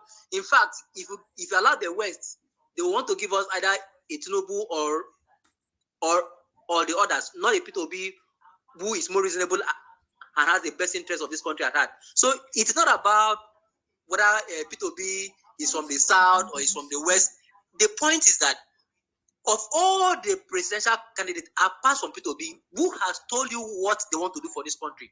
Who has given to us a clear roadmap on how to solve our problem? See, I do not expect a P2B to create magic in the country. No, I don't expect it. But the point is that P2B has the capacity to set the country on the right path. It is a long walk, but we need to start somewhere. So we are not saying that if he comes, that overnight that he will change the whole situation of the country. No, that's not what we're saying. But the fact that he has the capacity with his deputy to be able to create that path where we can go towards a path where we can get stability in our country. So I don't expect it to come and create magic overnight. Definitely, I don't expect that. But the point is that he has the capacity to set the tone. Leadership is about tone. It is the leader at the head that sets the tone. So we need somebody who can set the right tone in order for us to be able to achieve our dreams and take our country to where we so desire to be. So please, we must be very, very careful when we begin to call for foreign strategies to be part of our election the process. I think let's see how we can deal with this by ourselves with our own capacity. And just like other speakers have spoken, people should go out and vote. Let's be first of all concerned with us going to cast our vote. The issue of if elections are going to be rigged should be secondary. But the first primary thing that we need to do is that we should encourage ourselves to go out and vote. And at least with the new electoral laws that are passed in place, at least though we may still have some issues here and there, but at least the level of election rigging at least has been reduced at least by 30 to 40%. Though it's not going to be perfect, but I think we have a responsibility to ensure that we all go out first and foremost to cast our votes. I so submit. All right, but let me ask you this, because when Gege was Sadiq, you are the one that is supposed to be hosting, so that you can be coming in between. When Gege was speaking, he made mention of the opposition party, employing foreign help and all of that to achieve their aim. And now we are saying, hey, we shouldn't do that. We should see what we can do locally. I do not think, you can correct me if I'm wrong, I do not think what you just said is for the interest of the people.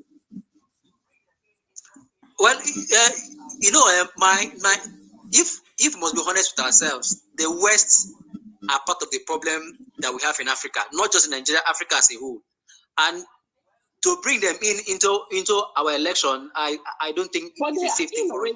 They are in already. If we do not go for them, definitely the people in the opposition are going for them. They're going to be in.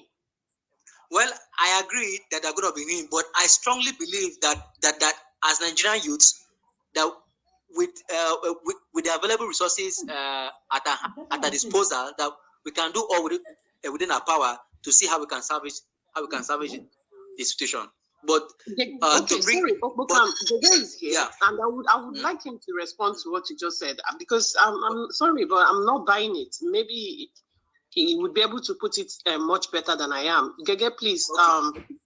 Okay. You heard what he said about dabbling into getting foreign help and all of that, especially when it has to do with the election and every other thing.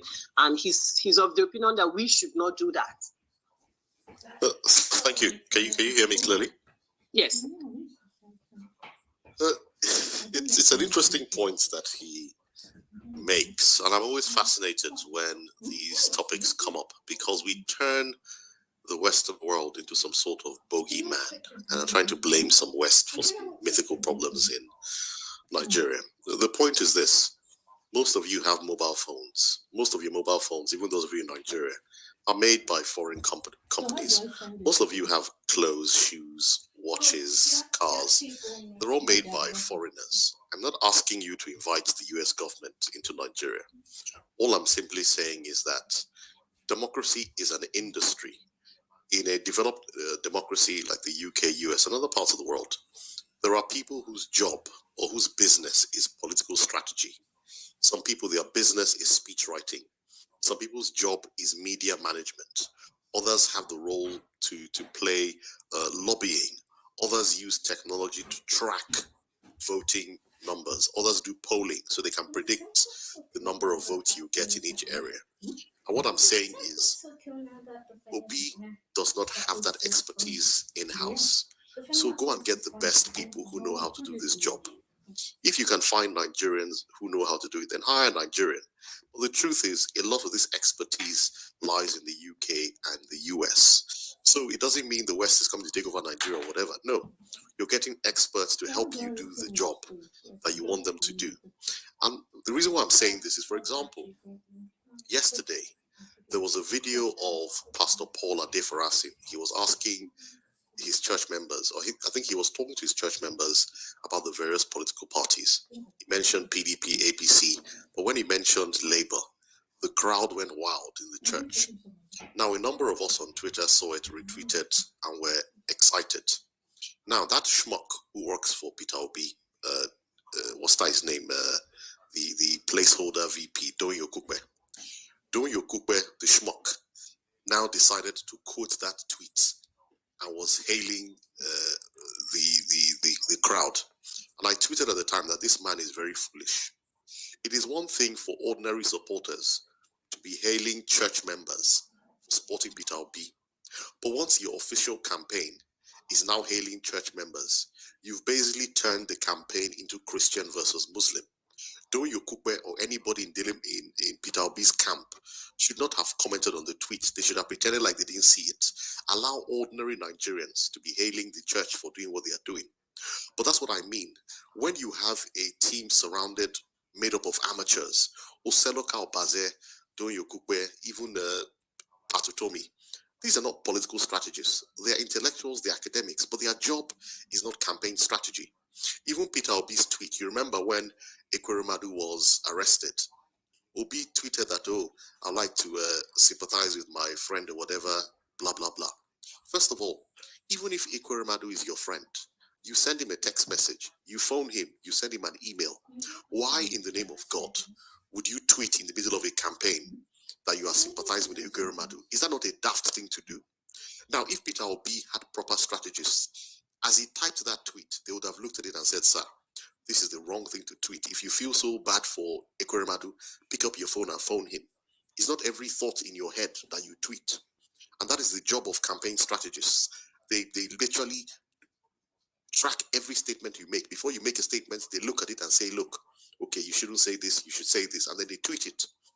Those of you that watched the Osun debate yesterday, I'm sure you should have seen Adeleke. Adeleke is probably the most popular candidate. But Adeleke was sounding like someone who just finished primary one, talking about I'm an international guy, could not answer questions, could not speak clearly. Why? Because they don't have strategists. The strategists would have sat him down at least 3 days before the debate and said, sir, these are the questions I'm going to ask you. Let us practice the answers now. They will ask Adeleke a question. Adeleke will answer it. The strategist will say, no, that's not good enough. Answer that question again.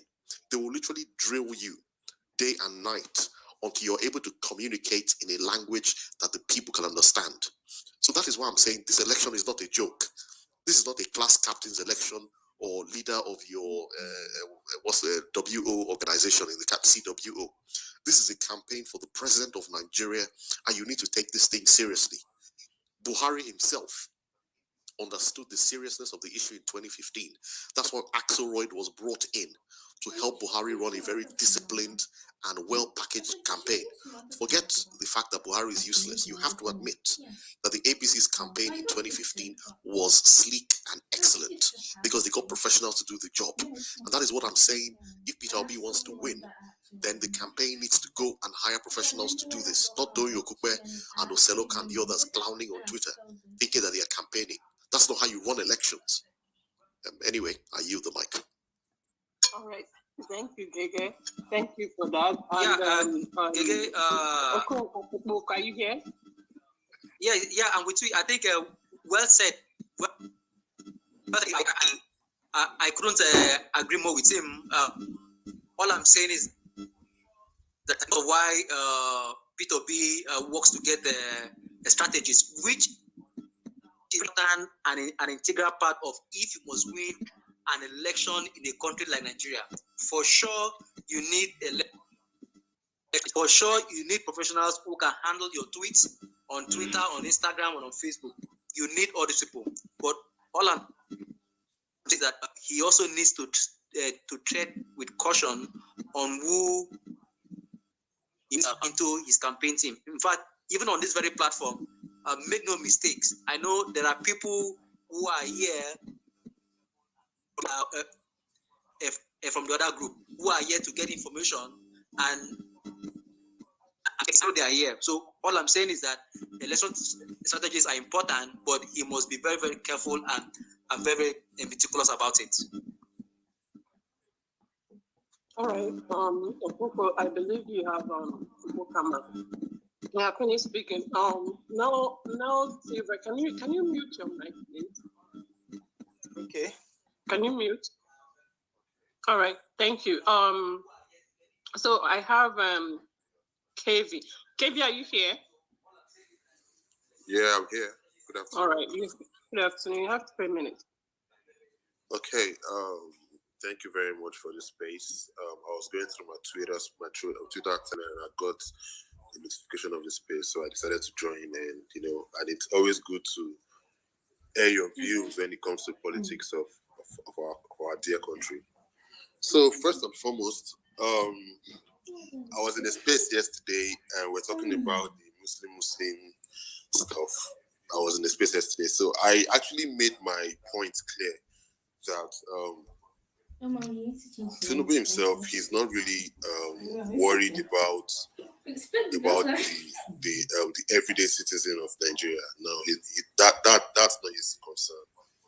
He just wants to be president, and in his mind, like in Nigeria, we have already given the Northerners that power to make them feel like they have the final say about the politics of Nigeria. I don't know. I can argue it from now till whenever, but I don't believe that at all, because nobody is more Nigerian than anybody. We are all in this together. Do you understand? So for him to make that decision, I've been going through Twitter and I've been seeing different people coming out to say, "Oh, we don't accept this." Some APC members are deflecting, like are leaving the party and saying we don't support this and all that. And talking about even the man Shettima himself, he was actually accused of being a Boko Haram sponsor some years ago. In a country, in a same country, this man shouldn't be anywhere near any office at all. He shouldn't be anywhere near any office at all in this country. And in a country where there have been rumors of Islamization of the country as Nigeria, there have been rumors. I'm not going to say there's any concrete facts to that. There have been rumors of making this country an Islamic nation. And you come and you try to do something like this. I was watching Arise TV this afternoon, and the former deputy chairman of APC was talking about Tinubu having a wife that is a Redeemed Church pastor. That's his personal life. Do you understand? That's his personal life. This is the country we're talking about. People are coming out to say there are some countries in the southwest that have Christian governor and deputy governor. You cannot compare a state government to the federal government, because there are two different ball games, and the tension on religious issues are very, very high at this time. With the whole killings from the Fulani headsmen, from the people that went to break into the Kuje prison, from killings in the Owo church. We can keep counting and counting. So for Jagaban to come out and say that his running mate should be Shettima, a Muslim from the north, it's actually him saying that we should do our worst. That's what he's saying, that we should do our worst. And that's how I feel about it. And I'm urging everybody out here, I don't know who you're supporting, but if in your mind you know that these people, these old politicians, they have no sympathy, or they have no concern for the average Nigerian, then we know what to do. It's not about me being an Igbo boy or being a Yoruba boy or being an Hausa or a Hausa boy. This is about Nigeria. We need Nigeria to work. That's what we are doing. And with respect to what Gege said about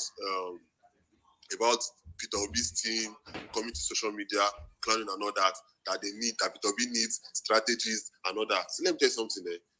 Peter Obi himself, he came out to campaign directly to the people. He didn't come out to he didn't come out to bring any structure or to make you feel as if he knows what he's doing. He's just coming out to tell you that, guys, enough is enough. I'm ready to serve you guys, and I'm ready to do this. He's not if Peter Obi wants to do like the normal politics and the normal campaign, protocols. Peter, you will see proper pictures. You see pictures like the one that Tinibu posted yesterday on social media.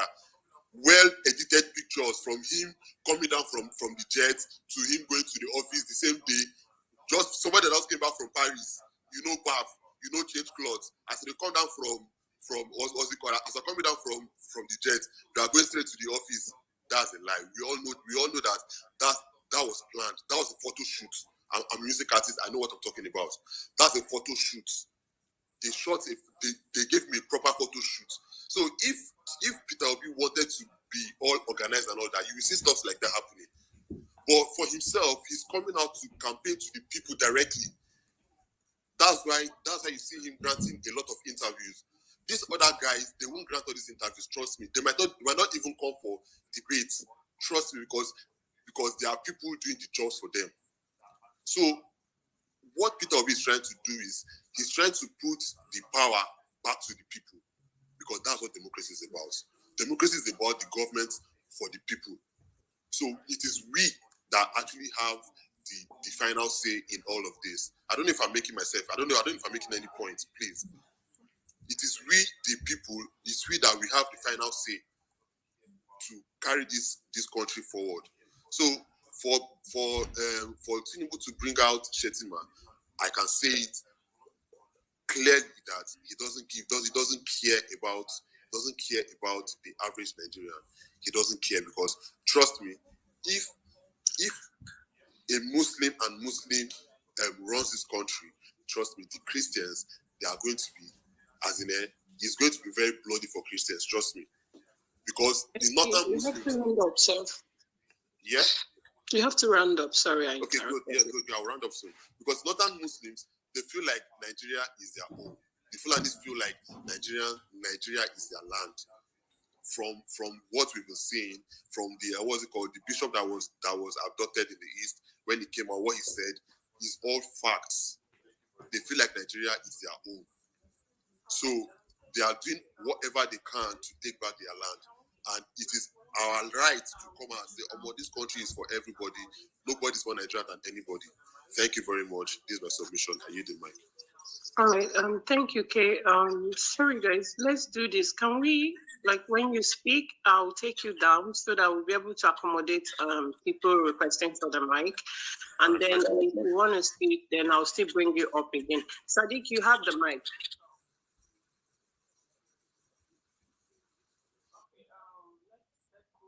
Sadiq, can you hear me? Sadiq, you have to unmute yourself. Okay, let's move on to someone else. I have Hilary and Take Back Niger. Hilary, are you here with us? Hilary, can you hear me? Take Back Niger, can you hear me? Okay, Hilary's here. Yes, I'm here. Take Back Niger, hold on a sec, please.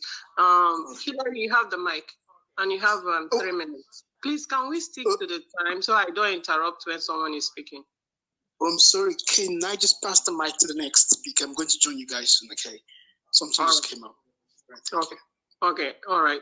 Sadiq, are you here? Okay, Take Back Niger, you have the mic. Okay, greetings to everyone. Thank you for the opportunity.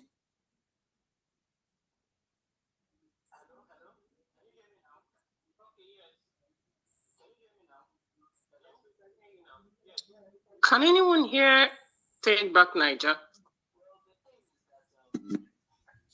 Hello? Can you hear me now? Okay, yes. Can you hear me now? Hello? Yes, we can hear you now. Yeah, yes. we can hear you. Go ahead. Okay. Well, the thing is that Shettima's track record and his role, I think there isn't anything good about it. There isn't.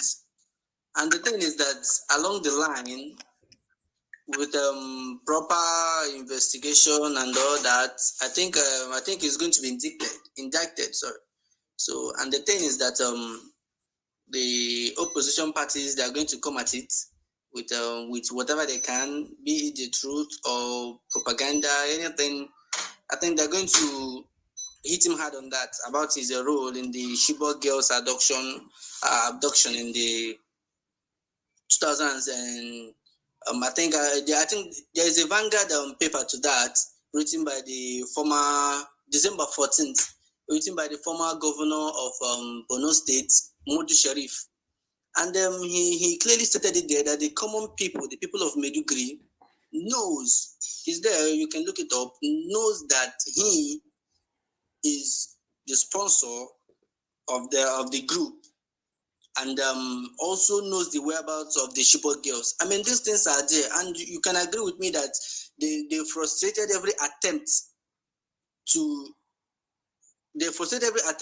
by the federal government to look extensively into that. And the thing is that once you check it, the Reno and Co, they are all there and they are coming for him gradually. I mean, Nigerians know much already now. So when the main people are now releasing some facts and figures, I mean, it's going to become obvious. I think this is a bad choice for Bola Ahmed Tinibu. I think that was a really bad choice, and I think it was purely for political gains. So the thing is that there isn't, mark my words, there isn't any way this thing is going to be thoroughly examined and he isn't going to be indicted. There isn't. It is too obvious and too open. It can't be hidden. So that is my contribution. Others can speak now. Thank you. All right. Take back Niger. Thank you for that input. Sadiq, are you here? Okay. Okay. So we have quality. Quality. You're going to speak, and then we're going to use to Big Wig, Nel Silva, and Abdulaziz. Quality, are you here? Okay. Big Wig, you have the mic, and you have a minute, sir. I know you have spoken before. Yeah, okay. I wanted to add something to what I said earlier. You know, Gege said something about strategy. We should not have to overlook that aspect. It's very important. And as much as it's important, the 2023 election is a different dynamics from 2015. First of all, originality has to be important this time, not a lot of packaging. I know that aspect is very, very going to be dicey because Nigerians are feeling hot already. So the more you send them packaged item, you fall under the same flock with everyone else. I know that aspect. But in the aspect of tracking results, tracking how to monitor results and all that, we will need a strategist that will plot that aspect out so that we don't have to be beating about the bush on the time of the election or even before the election. So the few things I just wanted to add is the dynamics of this 2023 election is going to be very different from that of 2015 because of the situation on ground right now. People have really been dealt with. So whatever is going to make them go back into their shell is what P2B will have to avoid. Seriously, people are coming out willingly. So we are having to do this by just playing it naturally, okay? But on the other side, you have to do a little bit of calculations. You have to do a little bit of strategy so that you don't just mumble things up and mess everything up at the dying minute. All right. Then again, we are losing focus on this issue of campaigning for PVCs because I interviewed about 20 guys yesterday where we were. Okay, that was on Friday where we were, and I was talking to the guys, I realized that out of so many of us, everybody is clamoring for beer, everybody is clamoring for beer. About 7 of them don't have PVC and they've not gone to register. They kept complaining about the crowd in the place and all of that. If we cannot pay that simple sacrifice because of how Nigeria is right now, then what right do you have to complain about things being bad? So let it not be an online stuff they are terming it to be. We have to be intentional this time because people are suffering. I can tell you this on first-hand knowledge. People are suffering. So we need to do the right things and don't make it child's play. Let's make the loudest noise, take pictures and post that you are supporting P2B and you're doing nothing on the groundwork. That is absolute rubbish to me. All right. So I actually want to add that to what I said before. That's why I requested for the mic. So I can yield to someone else now. Thank you. All right. Okay. Thank you. Thank you, Big Wig. Thank you. So let's move on to. I have Polity. Are you here? Okay, guys, let me say this. It's actually very unfair when we have people queuing up and we can only have, I think, 12 speakers at the same time up here. And we have people queuing and then we have people that grab the mic, get the mic, and then they just don't say anything. So what I will do is if I call you out twice and I'm not getting any response from you, I'll take you down as a speaker and then bring another person up. So, Sadiq, are you back? Sadiq. Okay, so I'm going to yield to Hillary is back. Hillary, you have the mic and you have 3 minutes, sir. Okay, can you hear me though? Yes. We can hear you. Oh, great. Good afternoon, everybody. I can't really say much about the topic in ground, but I just want to respond to the topic or the message that what's his name Gang said about Pastor Paula DeFarcy. Okay, because you talked about a strategist, the message wasn't posted on Labour's official and it was posted by Mr. Okube. Okay, it's just like it's his personal account. Anybody can post anything on your personal space. Okay, if it was posted on the official handle, then that's where you say it becomes a problem because people would view that particular message from the religious aspect. I don't know if I make any sense. And then if you listen to the message, it was saying he hasn't even made up his mind. It's going to take him 3 months to really make up his mind on who he wants to support. When Pastor Adifras wasn't supporting Peter Obi, if you listen, he was just trying to make reference based on the fact that you have a Peter in the Bible. And he was saying they didn't support Peter, but at the end of the day, Peter still made his statements clear. He still preached. Okay, and people started laughing because it was funny, but it was related to what we're actually experiencing right now. Okay, yeah, you need a strategist. There's strategies in the party. If you want to play your part, you can also make suggestion on how we can take the party to the next level. Thank you very much. So I have to drop the mic now.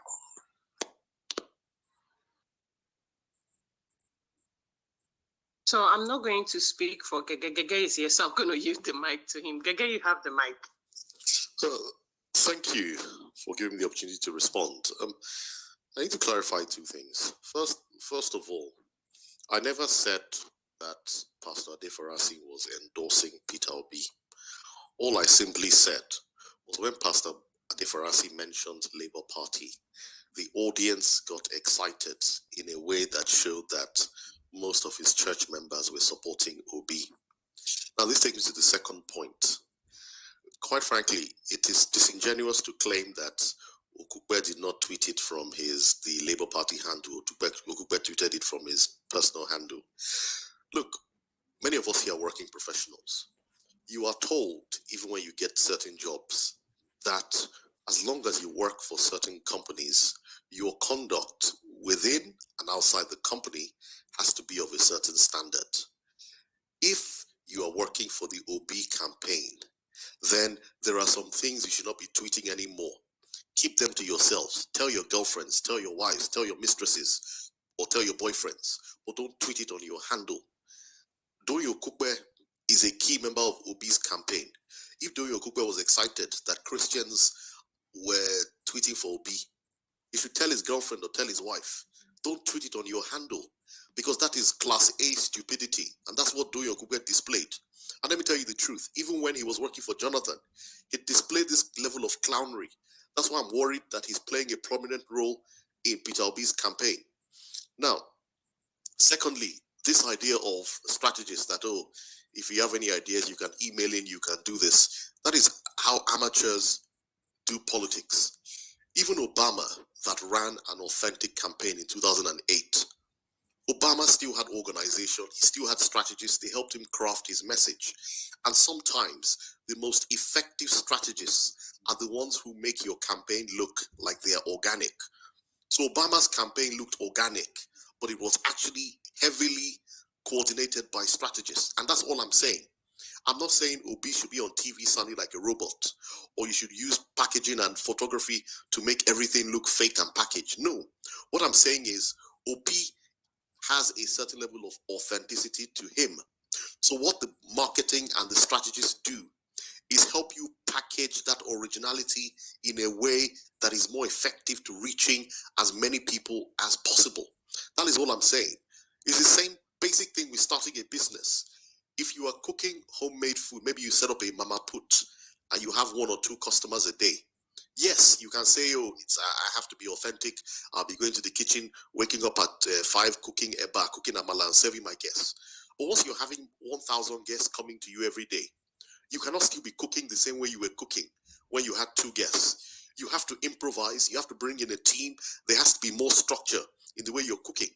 And that's all I'm saying with Obi's campaign. At the moment, it seems it's run by amateurs who think that this is we're running for class captain or president of the debating society. No, you're running for president of Nigeria, so you need to get your act together. And quite frankly, the fact that Okugbe doesn't understand that you should not be tweeting nonsense, whether it's from the official handle or from your personal handle, it means there's a lot of learning to do in this campaign. He needs to stop this. Everybody who's an official basically needs to even stop tweeting from their personal handles. Down your personal Twitter handles and make sure everything that comes out is vetted. That's what happens with Obama and every other prominent politician. They vet your tweets. The funny thing is, even Trump, I'm not a fan of Trump. I think Trump is daft, but that's another issue because I know Trump will have supporters. But even Trump that tweets as if he doesn't think, not many people realize that Trump actually has strategists that tell him what he needs to tweet. So they come across as amateur, but they're actually reaching an audience because even Trump works with strategists to craft those tweets that he throws out. So that's all I'm saying. This is an election. Let's take this thing seriously. I believe Obi can win, but to win, we need to up the game. People like Doyo Okugbe need to keep quiet. Oselo Kalbaze need to work in the background and handle policy. Let professional strategists, let them hire people, pay them money, let them do the work for Obi. I yield the mic. All right. Thank you, Gege. And Hillary, do you want to respond to anything Gege said? In as much as we try not to make it back and forth thing. Who is speaking now? Okam here. Okay, Okam. Okay, Okam. I'm gonna time you just 1 minute. Then I'll yield the mic to someone else, please. Okay, yeah, I think just to support the points that Gege made, it is very, very true. You know, it's like when the Bible says, avoid all forms of evil. Now, it implies that even if you don't drink, if you say you don't drink, don't go anywhere close to a beer parlor. Because if you go close to a beer parlor to see a friend and you are coming out, someone's assumed that you went to drink. So it is completely true, whether Toyo Okugbe tweeted from his personal handle or not, as far as he's a loyalist to Peter Obi, everybody is going to think towards that direction. So he needs to be very careful of the kind of tweet he's sending out. In fact, for me, a very hard decision may need to be taken so that he could actually start the background. So all those, we must be very, very careful with that tweet. Tweet matters a lot. Thank you. I yield the mic. All right. Thank you. Hi. Okay. Nkechi's hand is up, and you guys know she has been here from the beginning with us. So Nkechi, you have the mic. Yeah, thank you. I do understand. Hi, everyone. I do understand where Gege is coming from, and obviously he's making a lot of sense. But it's also he sounds like he doesn't like Okukwe at all. So that sort of makes some of the things he's saying sound a bit biased. But strategically, he's making a lot of sense, and I've also been saying it, and I think that Peter Obi needs to spend the money. It doesn't feel like he's putting any effort at all. It just looks like he's left it to the youth and the people, volunteers, people who are spending their money and contributing towards making him the next president. I don't feel his impact or the impact of the Labour Party at all. I've said this somewhere else, and I was told that the campaign time is not here. But there are things that need to have started, like this, having a grounded media team, monitoring what they put out in the social media. Gege made a good example with the tweet he made for Ekweremadu, and even the one he made the time he was calling Atiku his leader. I just can't forget that. It keeps coming back to my head. And I keep wondering, why would he call Atiku his leader? So little things like that may not mean anything to him when he's tweeting it. When it comes out in the public, people will give it different interpretations. So this is why he needs the people who are strategists, and media experts to handle, especially the communication part of his campaign, which is very, very important. So this is just for me to kind of support what Gege said, but also note that it doesn't look like he likes Okupe that much. Thank you. Okay, I'm just laughing. Gege is here, so Gege, you have the mic. Sorry, I'm laughing because I think people are getting different reactions or reacting towards Gege's speech differently. Gege, are you here? You have. Yes. No. Thank you. Thank you for your comment. I think it was Nkechi. Thank you for saying that, and I'll provide some context to why I'm slightly annoyed. You see, in 2015 or 2014, when this Buhari madness started, because I study history and I read, I knew that Buhari was going to be a disaster. So I took time out to spend time on social media arguing, trying to warn people about this disaster coming. I don't work for government. I don't have any dealings with politicians. I have some friends who are politicians and some relatives who may be politicians, but I don't do politics. I don't have any contact with politicians. My main priority was I want Nigeria to work so that people like myself who live abroad can come and live in Nigeria and have jobs in the private sector, and we'll not be standing in this England as cold as it is. I don't need this kind of cold in my life. I need to be in a Nigeria that works. So many of us, if you remember, those of you on social media, many of us were volunteering our time to campaign for Jonathan. It was us that were going online, finding Jonathan's policies and making the case. Doyin Okukwe, Reno Mokri, and the others who were actually paid to do this job were clowning around on social media. Reno was selling one book that he wrote called Sean Piking. And I was wondering, what does your book have to do with Jonathan's campaign? Doyin Okukwe, on the other hand, was calling himself an attack lion, whatever that means, fighting and entering the mud with people instead of engaging them with data and information on the policies that Jonathan was doing. Many of us used our spare time. There were many times people from the Jonathan administration even called me and said, look, we will pay you money for this work you're doing. I said, no. In England where I live, politics is voluntary. I'm volunteering from Jonathan. I don't want 1 naira from anybody because I like the freedom to always tell you that this thing you're doing is wrong. The moment I take 1 naira from you, if I tell you something is wrong, you start saying, after I've paid you money, you can't tell me this. So as a general principle, I refuse to ever take money from politicians. Even when I meet them for lunch, I always insist on paying. Even politicians who are 20 times richer than me, I always say, no, I will pay for the food because I don't ever want anybody to have any kind of financial hold over me.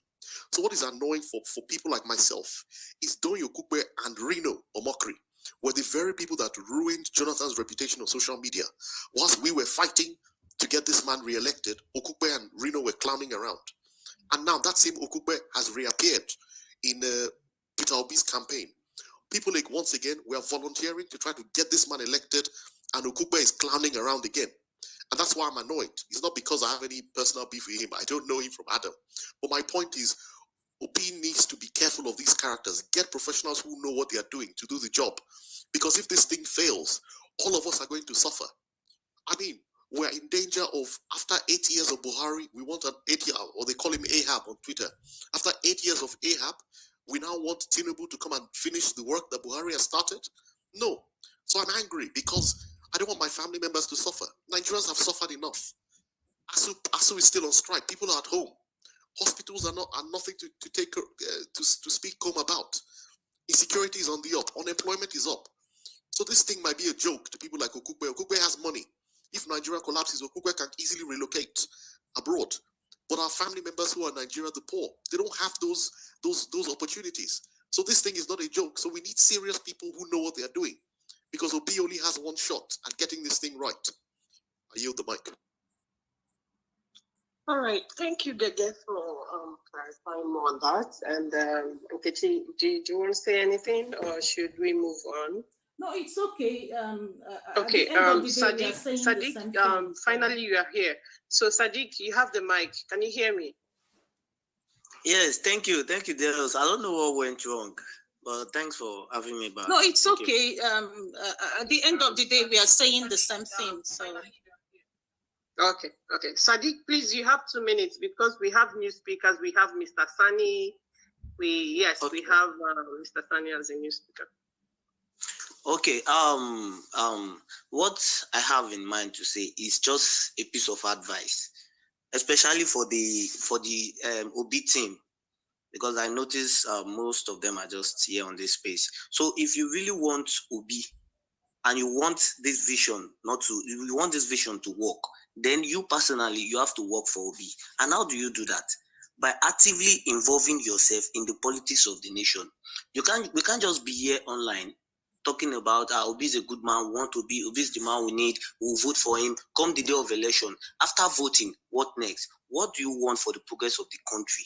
So you have to engage yourself in some decision making aspect by actively involving yourself in the local politics of anywhere you find yourself in your environment. So stop shying away from politics. Stop saying politics is for the old men. See, they will not have they have the key. They are the decision maker. All those old men, they are the one making decisions. So why not find yourself in their midst? Anything they want to do, actively involve. So that's when we can make a change. But if we say we want to vote for Obi, quite all right. If Obi has our vote, so how can Obi now be responsible for us? How can we walk up to Obi that, what you promised us, you are no longer doing it? How can we get closer to him, even if he becomes the president? So please, let us endeavor ourselves to at least maybe join a political party or so. Please, God will help us. That's my take on that. And unfortunately, I might not be able to wait to the end of this space. Yeah, I'm almost crying. All right, thank you, Sadiq. Thank you so much for your time. Yeah. I do appreciate it. And just like every other person on here, I appreciate your time here. Sadiq has to go out now for some things, and we appreciate your input. We appreciate every other person's input. People have stayed here for going to 3 minutes, 4 minutes, 4 hours right now with us, and we truly, truly do appreciate this. So Abdulaziz, can you hold on for Mr. Sani to speak, and then I'll come back to you, sir. I know your hand has been up, but Mr. Sani is a new speaker, and we are trying to let the new speakers speak. Thank you, host and co-host, for this wonderful topic and opportunity. Before I go straight to the topic, the last speaker just spoke something about the OB team or OB supporters. Let me also clarify something or pieces of advice for the OB supporters. And politics is not do or die affairs. If you are supporting a candidate, you have the right. So any candidate that comes out that wants to be the president or the governor or whoever wants to emit as a position of the seat, so you have to face a lot of criticism. So nobody paid me for anything. For me, this is Nigeria. The Gege says something in UK, politics is just like voluntarily. You can be voluntarily. Likewise, in Nigeria, you have two choices. Either you go for the money or you in for voluntarily. Yeah. For the last some days back, I have been some OB spaces, different spaces. And to the best of knowledge, I was somehow a little bit not convinced. I say, let me just give a trial. Let me just see this man. What is his own ambition for Nigeria? So I decided on my own voluntarily. I'm spacing here in Kaduna. I was walking around to the northwest from Kano to Jigawa, doing my business from there, talking to people, grassroots, down, So very, very unfortunately, this morning I was in the space we discussed. So I was talking about the APC, manifestos and the PDP one I want. So I was able to try to, the sell idea also about the Peter Obi's ideas. So someone just DM me, one of the Obi supporters, surprisingly, he just started attacking me that this kind of people, they are not, maybe you can be a hypocrite. It's a choice. I have my choice to vote whatever I want. I will exercise my franchise and I will tell my people this is what I want. So nobody can deny my right. If Peter Obi or it is my brother, I have my rights. Or whoever I met as the president, I have my right to whoever I want to vote. So for someone to just come, that is why people are Omokri that said earlier on, some people had this. Peter Obi supporter has been threatening him, which is I decided I was saying is as a truth because I was never believing, Omokri at times.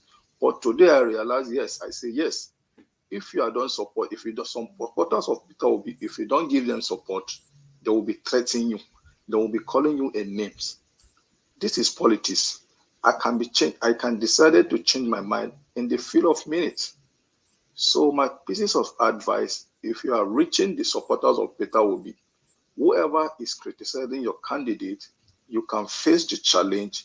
This is, this is business. You will try and convince the person, just like you are in the business purpose.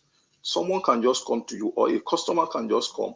You can decide that you can convince the person, this is my idea. You will sell your candidate.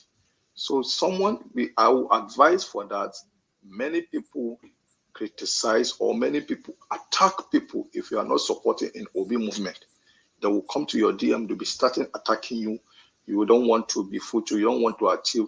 This is the revolution. This is that. This is that. Nobody pay me. I took politics as my business. I do my business and I take politics as business. I can work with APC. I can work with PDP. I can work with any political party. I take politics as a business for myself. I have a grassroots. At 2019, I campaigned for President Muhammadu Buhari for being elected as a president. I campaigned from the house to house, call to call. I took business as a politician. So for someone to come and attack me that I am not supporting the future, this and this. And look, moreover, this is Africa. Electoral doesn't believe you because they have no any belief on a politician. Whatever you may say to them, they will not listen to you. This is Africa, not only Nigeria. It's the worldwide Africa. Anything that a politician will tell you, wow, I'm going to fix a road for you. I'm going to fix electricity power holding for you. I'm going to do this for you. Nobody wants to hear that. What they are after is their today. Give us our today. So that is my take for that. Let me go straight to the topic about this scenario of Shettima record or role being the Chibok Girl saga. All is this before coming this saga or whatever this is just because they pick him as you are a Muslim ticket that is called Hodis Wulabalu. That is my tip. I'm telling you this. This is Nigeria. This is politics. If you want to be elected, politicians doesn't care about religion. Go to Abuja, see them behavior. They behave. They can't differentiate if you are a Muslim or Christian. All they're after is their politics first. And in Nigerian constitution, there is no any rule that will just say this is Christian or this is Muslim. All in the sense of fairness and equity and justice. So for people bringing this topic of this record of saga, track record, and I saw it on social media yesterday, and I go through it. Some different manner. Some say this is not Shettima voice. Some say it is his voice. So we are waiting for Shettima to come out and speak and defend himself. I think this man, so-called Shettima, he's aware, he's on social media too. He listens to people, so he lets him come out and speak, defend himself. Oh, this is me, or someone just tampered my, my image. This is politics. Anything can happen in politics. On the saga of Chibok girls issue, the former minister of Education, that is Wike, the governor of Rivers State. I have seen the letter in 2014. Thereabout, he sent a letter to the governor of, by then, the governor of, that is Shettima, the governor of Borno State by then, about the letter that there's some attack is taking place in that place. So he take a serious measure, but this is politics. We don't know what happened. We don't know what wrong somewhere. Mr. Sani, sorry, because I have actually allowed you to keep talking so that I would understand where you're coming from. But in this case now, you're saying that letter was sent to him by the Ministry of Education, and let's assume he chose, right, not to react on it, or according to you, we don't know what happened. Maybe he did not see the letter. Is it possible that he did not see this letter? Is it really possible, right? I don't want to come off as being defensive or attacking your opinion, because that's why we are here, right? For us to hear from each other and then map the way forward for the soul of the nation. This is not just about you. I understand you said politics to you is a personal business. I truly respect that. But a situation whereby you come up here and you begin to gloss over things that are out there, informations that are out there, you gloss over them and you twist them and turn them around. It's not helping any of us here. It's not helping me. It's not even helping the Nigerian state. And you speaking to someone that is okay with you're saying religion do not matter.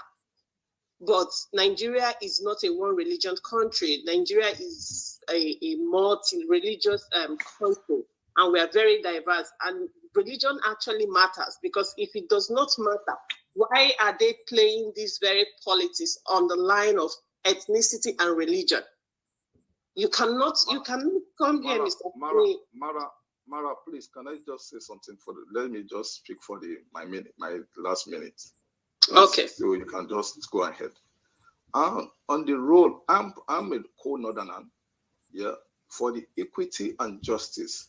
There's the clamoring that said for the equity and justice and fairness, the power rotation to come to the south.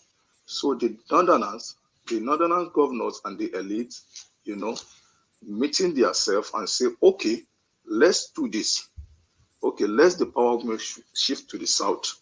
And there is no any agreement of microzoning or whatever this is. This is south, either the north, the south central, south, southeast, or southwest. Let the power shift to the south.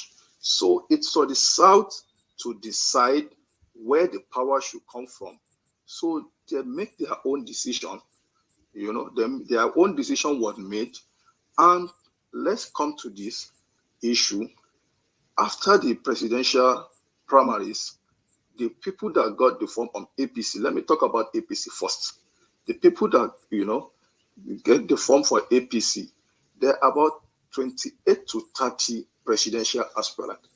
Out of the 28 to 30 presidential aspirants, 10 to 11, or less 10 to 11, they are Muslim. While the rest, the major one, they are Christians. They are Christians. The religion they practice Christianity. So for you now, decided for them to just say, okay, let's try. If you pick someone as a Muslim from the south, is going to give us a problem. Let's pick someone. Osibajo was there. He's a Christian. You know, Akpabio was there. He's a Christian. Nnamani is there. Minister of Science and Technology is there. And Governor Fayemi is there. Why don't they, okay, let's pick a Christian so that this thing cannot give us a problem and ahead. So they decided to do their own calculation and pick. When they not agree, okay, this is south, let's move this thing to the south. We have people that would want to, I think probably react to what you're saying, and you have exhausted your minutes. But just stay on. I believe that some people would want to react to your opinion. So just stay on still as a speaker.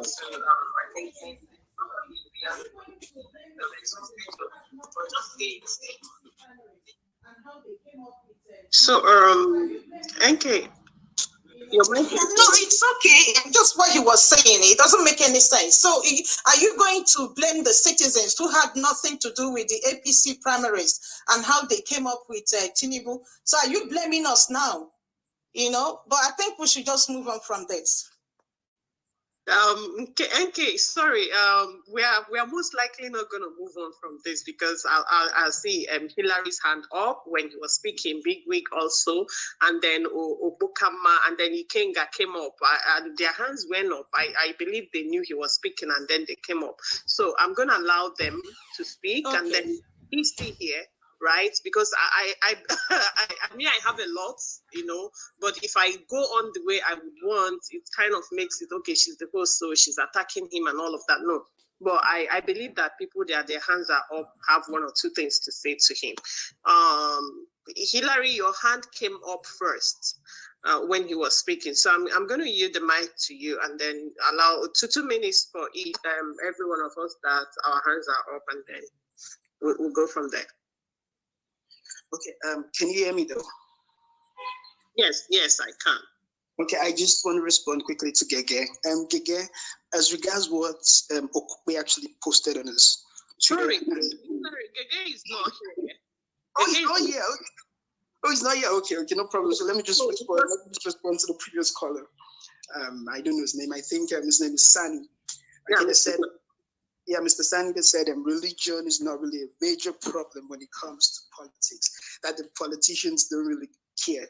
Bro, for me, I feel you're just trying to lie. If you don't understand, Nigeria is divided first by the language, okay? Secondly, the religion. And thirdly, the, what's it called again? The geopolitical zones, okay? Religion is the major problem as far as I'm concerned. Religion is in Nigeria, you have to be very careful what you say.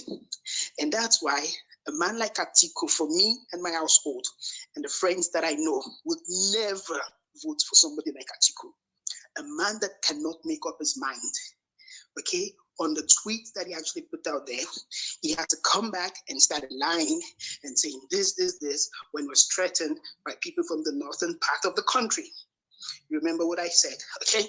For someone like, what's his name, Buhari, I was one of those people that campaigned against him. I knew this man would not be able to do anything, 100%. And I'll tell you why. My reason was very simple. The only reason as a thing that I felt that Buhari actually decided he wanted to campaign against Jonathan was because someone from the southern part of Nigeria was once a military head of state, and also became a civilian president. There's a Olusegun Obasanjo. So the mindset was, if someone from the South can do this, someone from the North should also be given that opportunity to come and make a balance. It wasn't because the guy had any solution to any of our problem. Those people, okay, those people that actually were supporting Buhari, when Buhari got into power, they all traveled to America. All my colleagues, as I did, my colleagues, they all traveled to America. And I told them, I said, I told you, this guy's got no solution whatsoever. When it comes to Tinibu, okay, I don't have any issues with Tinibu, but just one. The fact that for his age, someone like Tinibu should be an elder statesman who should be able to say, I'm going to support this person, someone like Peter Obi, to vie for that position. But I'll tell you, as far as Nigerian politics is concerned, okay, the only benefit as a Nigerian that I can say I hold on to till this date was part of the Tinubu-led administration under Fashola, when Mr. Fashola was the governor of Lagos State. I got a scholarship, and I'm not even from Lagos State. I got a scholarship under Fashola administration. And Fashola did so many changes that I feel was actually supported by the Tinubu-led administration. So for Tinubu, I don't have any personal issue. But for that Shettima that is from Borno State, that gave Jonathan problem, I can tell you, the Shettima were part of the people that gave Jonathan problem because they wanted to hold on to power. And the mistake Jonathan actually made, because I'm actually from that Jonathan tribe, okay? The mistake Jonathan made when that issue of the Chibok girls actually came up was trying to play politics. When these guys actually attacked, you're supposed to send choppers, fucking clear everything, because till date, we still didn't get the Chibok girls back. If you had cleared everything and you had sent a message that if you go out for such deadly mission, you ain't fucking coming back. This guy, you know that you're not fucking there to joke. So you have to understand that the Nigerian system right now is under fire. Politics is connected to religion. In Nigeria, you have to be careful what you say. So for Doyin Okupe, for posting what Pastor Adifarasu said, if a religious body from the northern side posts the same, I believe Mr. Doyin Okupe is going to create the balance by posting the same message on his Twitter handle. Thank you very much. Okay. Thank you, Hilary. I can feel your passion. Can I respond to him? Hold on, Sani. A lot of people are here to respond to you, and then you can collectively respond to all of them. Please, just hold on. Mary, please hold on.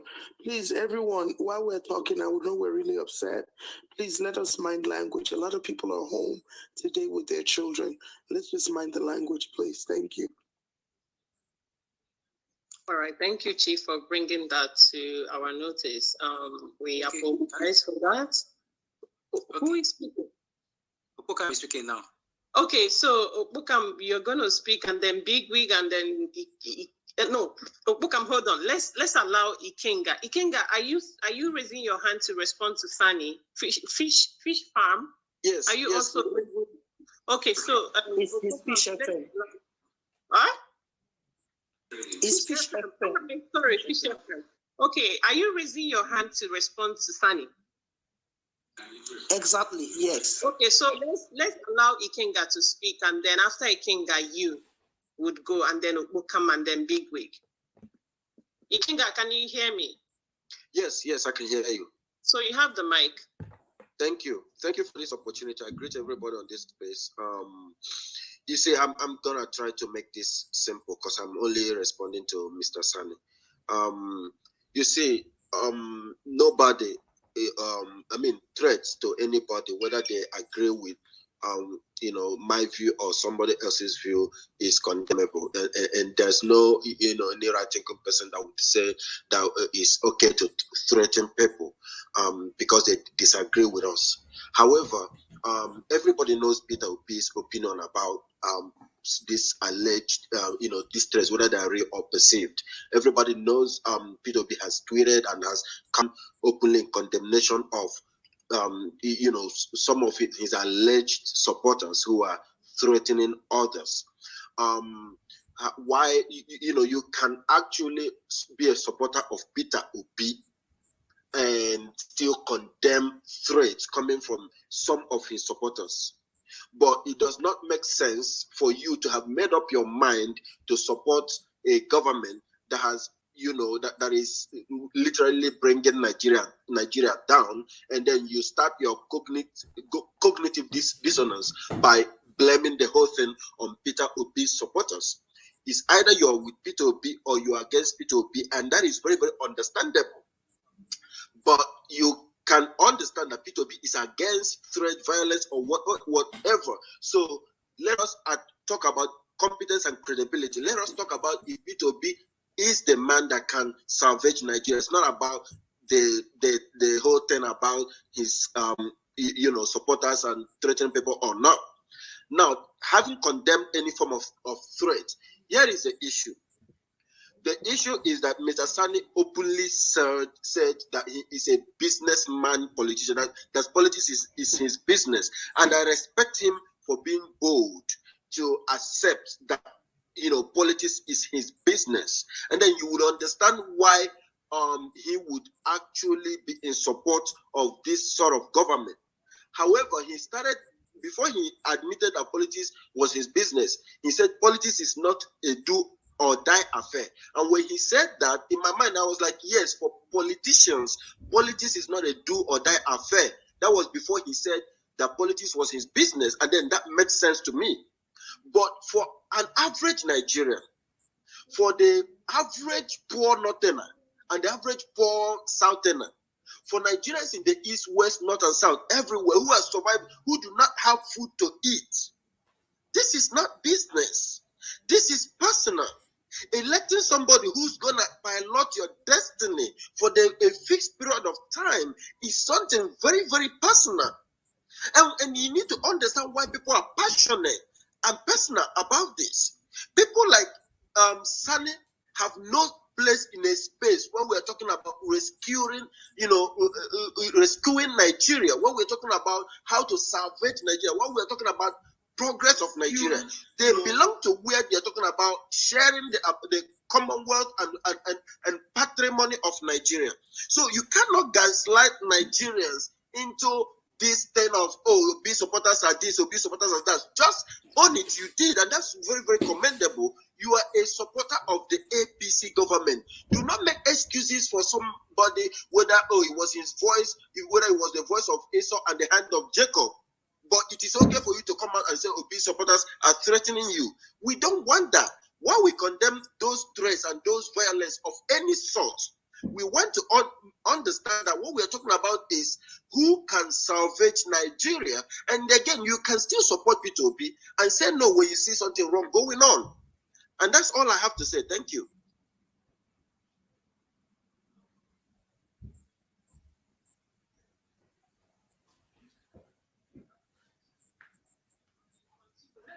All right, Miri, I don't know where you are. Who's supposed to be next? I'm not sure. I can speak now. Okay, big week. Big week. Yeah.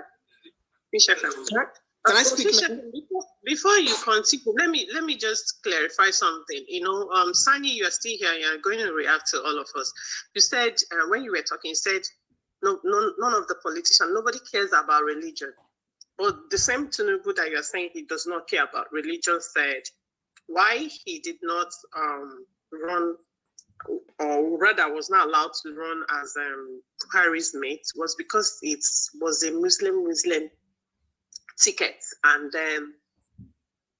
we didn't need that. It's not proper, it's not fair. We have the Jericho Senate right now calling Tinibu names for withdrawing his support for Tinibu because he went the way of the Muslim ticket, and it's not fair, it's not right, it shouldn't be what it is. But you are telling us that none of them cares about any of that. None of them cares about the religion, and to you personally, the religion is not supposed to be an issue here, as we are saying. So having said that, Fish FM would go, and then Okpoko would go. Thank you very much, Fish FM. Okay, so let me respond to some certain things Sunny said. First, Sunny made it clear that he's a businessman and politics is business. Well, it's obvious. There's no big deal on that. And he also stated clearly that 2019 was part of this government. Talking about P2P supporters, I will also come out to condemn any threats, but looking at the way Sunny sound here, the comments he made, imagine what he would have said. Can I interject? I'm so sorry. I do not want to say that when Sunny said he was being called out and all of that that is a lie. But having listened to Sunny, I would say this, Sunny, I'm not saying you're lying, but if you can kind of publish those threats on your personal inbox, it would go a long way because to be very honest, so I do not believe that any sane person should come in your inbox with the way you sounded here and start kind of threatening you. But I would also want that to be out there. If anybody threatens your person as a result of this, not just for Sunny or any other person, as a result of this upcoming election, I think the best way to humble the person and stop the nonsense is to publish it with the person's handle and everything showing. It's gonna go a long way. So sorry, Fish FM, please go on and speak and we'll have people too. Okay, so like I was saying, with the way Sunny sounds and from what he has said here, now imagine what he would have said where group of angry Nigerians and having their space. Now imagine walking to a group of angry Nigerians who are clamoring for change, and you step in there to tell them that politics is just your business, and not just that, you are part of the party that brought in this government, to what we have now. Now, let me say something. P2B has said something over and over again on TV. Now, he said, show me the road built for Muslims by this government. There is none. We are all suffering. The Muslim, the Christians, every one of us. The none of what is, all of us, we are all suffering. There is no special road. There is no special estate. There is no particular place. There is no safe haven for anybody. We are all in this. Now, imagine what is going on. Look at the Kuje prison. Look at the release of these guys. Look at what is going on. Now, from the story coming out now, they are saying 800 million. 800 million just for 7 people. Now, the Pakistan among them paid 200 million. Each and every one of them paid 100 million, making a total sum of 800 million. And you are telling me we have a government, this is happening within this country, Nigeria, and you are telling me we have a government who do not know. We have been seeing right up that are saying, oh, the prison can rescue their people. Why the government cannot rescue his people? We are in this country in 2020. People from America came and rescued their citizens overnight and left this country. Not until the past government in US, I think, Trump tweeted it before we started knowing that something happened at our Niger border here. In this same country, they knew if they had trusted our soldiers, our military, they knew nothing will come out of it. They have to send their own navy. They came, rescued their citizens, they left this, they eliminated every one of those terrorists. Now, all what Sunny is coming here to say, oh, his business is as usual, politics is business, he does not care, oh, the Muslim. Oh, Sunny, how would you feel if the reverse was the case? What would you have said? I hope you'll be saying this same thing. Listen, there is one thing about Nigerians.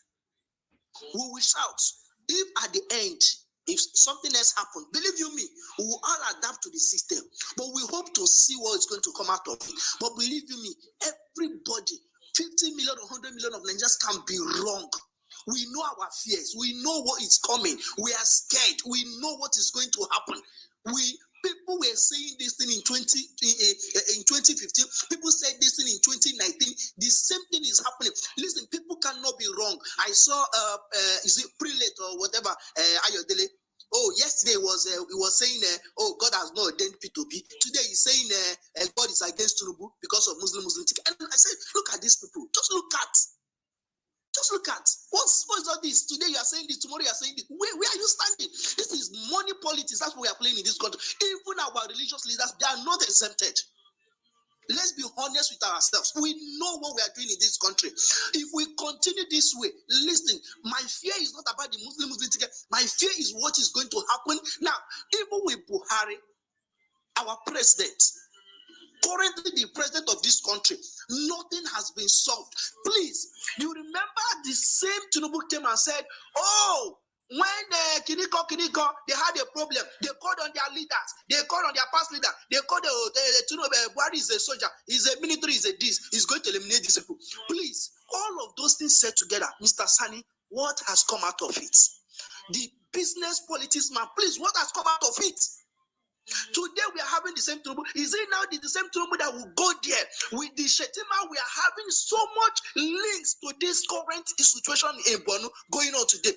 Is it the same man that is good to? Please tell me, when these people feel safe, this is like giving them more privilege. They are scared of P2B because they are scared of P2B because he knows this man is going to give them water.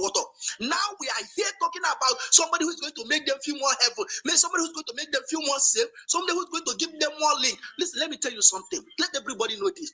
Even if Tinibu becomes the president tomorrow, believe you me, he will not do anything. If you try to eliminate these guys, they will call him to order. Believe it or not, North are running this politics. If he try to do anything, they will call him to order. They will sanction him. They will call a roundtable for him, and they will tell him what he doesn't want to hear. And listen, he will do nothing. Please, I leave this place. Oh wow. Okay.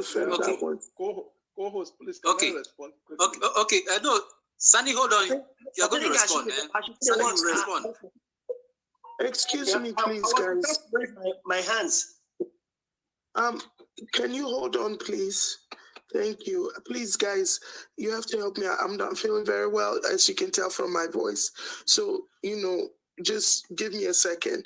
I just got in, so I'm still trying to figure out who's here. Sani, I'm going to give you time to speak, but I think there were some people on here that needed to speak before I circle back to you. So, I think, Okam, you have the mic. Okay, thank you very much. Before you go, please, I'm going to start timing everybody. 3 minutes, please. Thank you. Okay, thank you very much. Very, very interestingly, Mr. Sani, when you say that the South had their turn and the South brought a Muslim, and in order to make the power balance, they not had to bring a Muslim. My question is that in the entire 19 northern states, why did APC not bring out a Christian candidate? If you think religion does not really matter. Even in America, we have the liberals, we have the conservative. All these things matters in politics. So for you to say that that religion doesn't matter, that's a lie. There are many things that forms people's opinion during election. And in the case of Nigeria, religion is one of those things that forms opinion in Nigeria, and it matters a lot. These are very sensitive issues that we cannot just throw away.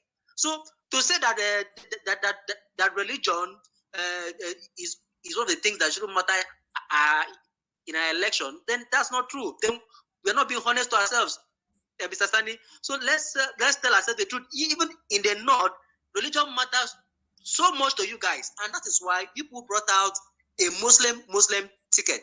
So you cannot expect that such will happen in a country like Nigeria, and then Christians will not get worried with all the antecedent and the level of insecurity currently going on. Look at in the last 3 weeks, how many mosques have been attacked in Nigeria in the last 3 weeks?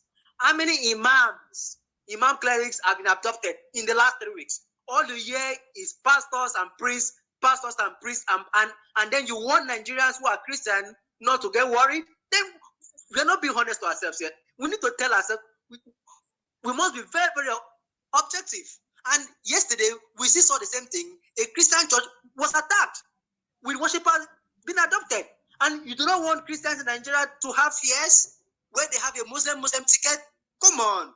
We need to be honest and tell ourselves the truth. And besides, for me, I think the P2B group need to stop worrying themselves about their supporters being aggressive and attacking other party faithful. For God's sake, this is a political card that they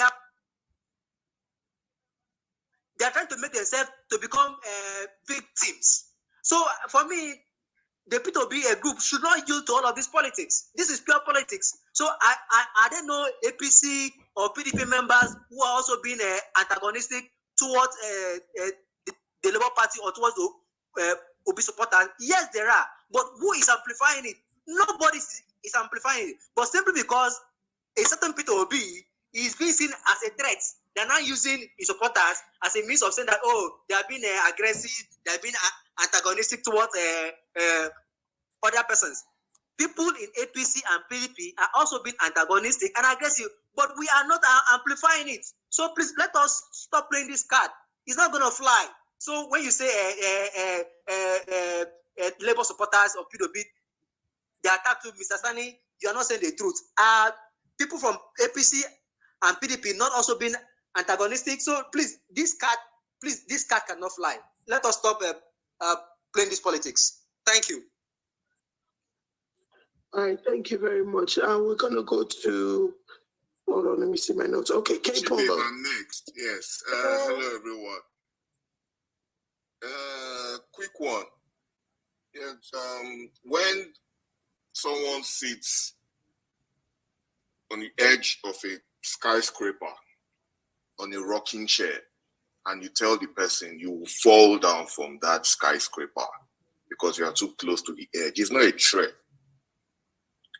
It's a fact. The person will fall down. You can't sit on the edge of a rocking chair, of a skyscraper on a rocking chair. It's not a threat. When Mr. Sani comes here to say he has gone to other spaces, they've been threatening him, they've been doing this, and hearing all the things he has said so far, he started off by saying he campaigned for Buhari as early as 2019, not even 2015. He's a businessman, religion does not matter, this, that. I'm very sure the things they told him in other spaces that he is seeing as threats are not threats. He's mad. Those are the things they told him. So he's seeing it from the wrong light that they threaten him. No. Nigerians are angry. So they're telling you will fall from the edge of the building you are on. It's not a threat. It's a matter of fact. It's a matter of fact. So what I would beg, we had a topic we're all listening to. He has come here and he has completely derailed everybody. It's intentional. It's intentional. We know why he has been kicked out from the other spaces he has gone to. You can't come out. He's wherever he's from the north. He can't even travel to his village. People are being kidnapped every minute in this same government he worked hard to bring in. He's telling us that the continuation of this government in 2023, which has totally neglected they failed to feel the pulse of the nation. Right now, they feel that the Muslim ticket. He's saying it doesn't matter. It's business to him. It's a game of numbers. Whenever I hear people talk in Nigeria, say politics is a game of numbers, people are playing with people's lives, and to you, it's a game. So when you've gone to other spaces and they've told you that you are mad, it's not a threat. You are mad.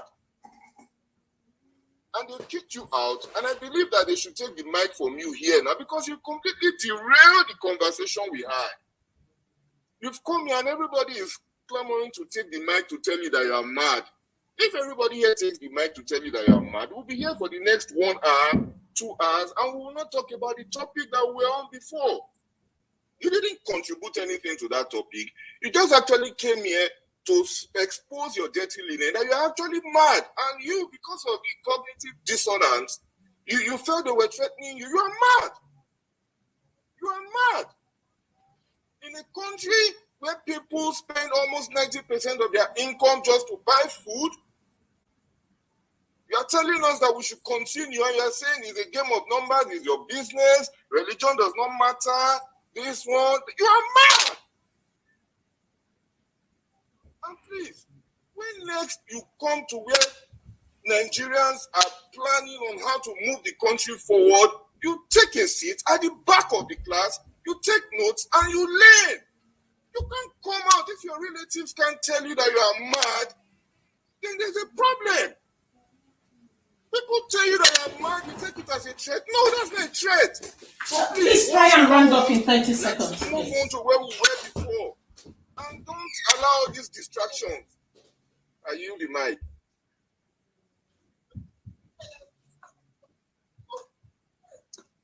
Please try and round off in 30 seconds, please. Boss, can you give me just a minute? Please. Please. Can I go on? Who is here? Chibabe, are you able to approve requests? There are 3 requests and I can't approve any. It's not letting me. We have too many people on stage, so we can't. Sorry? Can I just people have to drop. No, well, Sunny, yes, you do have to. You can respond. Please let me. Thank you very much for this wonderful opportunity back again. And co-host, you just make a submission that there's no if you want to attack someone in this your space, you can't use harsh word. The last speaker used the harsh word and start attacking me. I'm mad, I'm blah, I'm this. You know, this is not fair. In your space, this is not first time I've been listening to this space. This is not the first time. And I'm not trying to deceive or I'm not trying to change the direction of the topic. I just make my own contribution that first, now nobody chase me in any space or nobody can just threaten me, just like that. If anyone can just threaten me, I'm sorry to use this, I have the resources or whatever it means. If you can run, you can't hide. I can chase you and I can push you anywhere you are in Nigeria. Mark my word on that. I can chase you wherever you are. No, that's a threat. And we should that's a threat. That's a threat. That is a threat. Hello. Very big one. Hello. That is a threat, Mr. Sani. Hello. Mr. Sani, you can't threaten anybody here, Mr. Sani. I had to mute everybody. Please, like I said before, from my voice, you can tell I'm not feeling very well. Mr. Sani, please, you are saying that you are going to look for people anywhere you can fish them out. I'm sorry, that's not going to fly here. I'm sorry, I'm going to have to bring you down, please. I'm sorry, sir. With that being said, I'm so sorry, please. I don't condone such threats. You're going personal on people. And I'm just saying this for everyone. Please let us be civil. We can all disagree to agree, right? Don't go personal on people. We can have a civil discussion without cussing each other out or using derogatory words. But I mean, the buck stops for me where you say I can fish you out. No, I'm not going to condone that at all on this space. We do have a topic up here, and it seems like we had derailed. I came in when I heard people talking about him, so I wasn't sure what happened. But please let us go back to the topic, Shettima's track record and his role in Chibok girls. So I think Nell Silver hasn't spoken since I got up here. So Nell, you have the mic, sir. Good afternoon, everyone, and thank you for having me. Let's talk about Shettima. Let's talk about Nigeria, first of all. It seems we have this short memory. Like, you see this guy is a bad guy, he has been doing wrong, everybody's condemning him, he keeps quiet for a period of time and he comes back and people start clapping. Or people just like, they just take it like, okay, is one guy. Nobody looked back and said, what has this guy been doing? Actually, when I wanted to speak was when one Abdulaziz spoke, and he was trying to join the whole presidential aspirants together. I said they are all the same thing. I was mad in my head, like, how can you say that? Anybody that is saying that has an agenda. You can't get up and say all of them are the same thing. So why do we have a track record? Everybody can't be the same. You can say, okay, all of them hasn't performed as much as you want, but there's a track record. There's a better person among the contestants. So anybody coming to sell an agenda that they are all the same thing, they have ruled before, they have been there before, you will check their track record. What have they done? What are the things they have done that is different from this other person? So among them, who can we take? So anyone that is coming to tell you they are all the same, the person don't want you to pick the best. That's the thing. So Shettima, apart from his role in Boko, the Chibok girl saga, and he's a sponsor of Boko Haram, alleged sponsor, Shettima, in terms of governance, is nowhere close to somebody that should be considered. But you see, the bar has been let so down to a point where anybody, once they just feel you have political clout, they can pick you. Tinibu doesn't care if the man is good, if maybe when he can't perform due to age or anything, this person can come up and say, okay, based on his track record, he can perform. I don't even want to talk about religion here. I'm looking at politically, in terms of governance, this man has been a governor. What has he done differently from all our failed politicians? Why put him there? Why bring him? Why not look for someone that is credible? Before we start talking about the Muslim thing, let's look at his credibility in the first place. Is he a credible candidate? Is this someone that you can talk about? You know, me personally, I wouldn't have even discussed Shettima because I know I'm not voting for APC. If they like, they should put anybody there. The track record of Tinibu alone is enough for me not to vote for the party. So I'm not even looking at Shettima. But if I want to look at Shettima, since this is the topic for today, I can't see anything in him that will make me think. So I'm saying Shettima, seeing Tinibu, as in, there's nothing that will make me vote for that kind of party. It has nothing to do with religion or tribe. And as we are making our submissions here, please, let's not do it like it's a North-South thing, a Christian-Muslim thing. No. To me, I know religion is very important, and we cannot do without it in politics. Obviously, there's no how anybody wants to downplay it. It's not possible. But at the same time, let's look at performance, track record of these people. What can they bring to the table? How can they help the common man? We should look at all these things when we are making our submissions. I drop the mic here. Thank you. All right. Thank you, Silva. Right. Big Wig, I know you're supposed to be the next speaker, but let me say this. Sani came up here and he kind of tried to subtle gag people from speaking here by making a threat. Sani, we do not take, you cannot come on a space and begin to threaten anybody or everybody and, saying what you said, they can run, but they can't hide.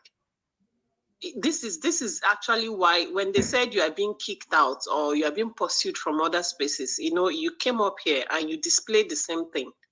Nobody here is afraid of you. If it is in your nature to waste blood, trust me, we are not scared of you. If you have the resources to fish anybody out, I was cracking my head. What happened to Boko Haram? Why are they still up north? That is actually what you should be taking care of, not looking for people that do not accept your story. And I hate bullying and threats. You don't just wake up and begin to threaten people. If you said it here, if your intention is to gag people from speaking, it's not going to fly on this space. You came up and you rambled and we still gave you the opportunity. And people came up to tell you, listen, what you're saying is not accepted. We're not going to accept what you're saying. And then the next thing you're talking about running and can't hide. Meanwhile, Boko Haram is running you out of the north. And you are here to tell, God have mercy, you are here to tell us that we can run, but we cannot hide. My dear, I would advise you to do this. If you are still here, I don't know. Instead of looking for people on Twitter spaces to overrun and fish out and all of that, kindly do something for people up north. The north does not deserve, I keep saying this, they do not deserve Boko Haram. It is not the common man that brought that up. It's not the common man up north that is equipping the Boko Haram members with the guns and the resources that they all need. So the common northerners or average northerner does not even deserve Boko Haram. They deserve peace. They deserve to live their life to fullness. So don't come here and begin to threaten anybody. Imagine you have resources and Boko Haram is running you out of the north. Please do not do that. And if anybody here is being gotten to by that threat, I just want to tell you this. You have not, the highest that this guy can do is to, if he feels anybody defamed him, he can sue. But to threat about having the resources to fish people out, fish them out and do what? Fish them out from where? This is someone like some people said here, this is someone that cannot travel up north on a very good day. He can't go to his village and he wants to come and fish. Okay, so don't let the whole clownish act of Sani get to you. He wants to tell us how we should not have an opinion over the Muslim ticket, but at the same time, he also, you don't do that. Please do not come on the space to do that again. And I believe you're not speaking on behalf of the whole North. You have the mic. I think Big Week should speak. His hand was up all this while. Yeah, he can. Big Week can go ahead. Oh, okay. Good afternoon, everybody.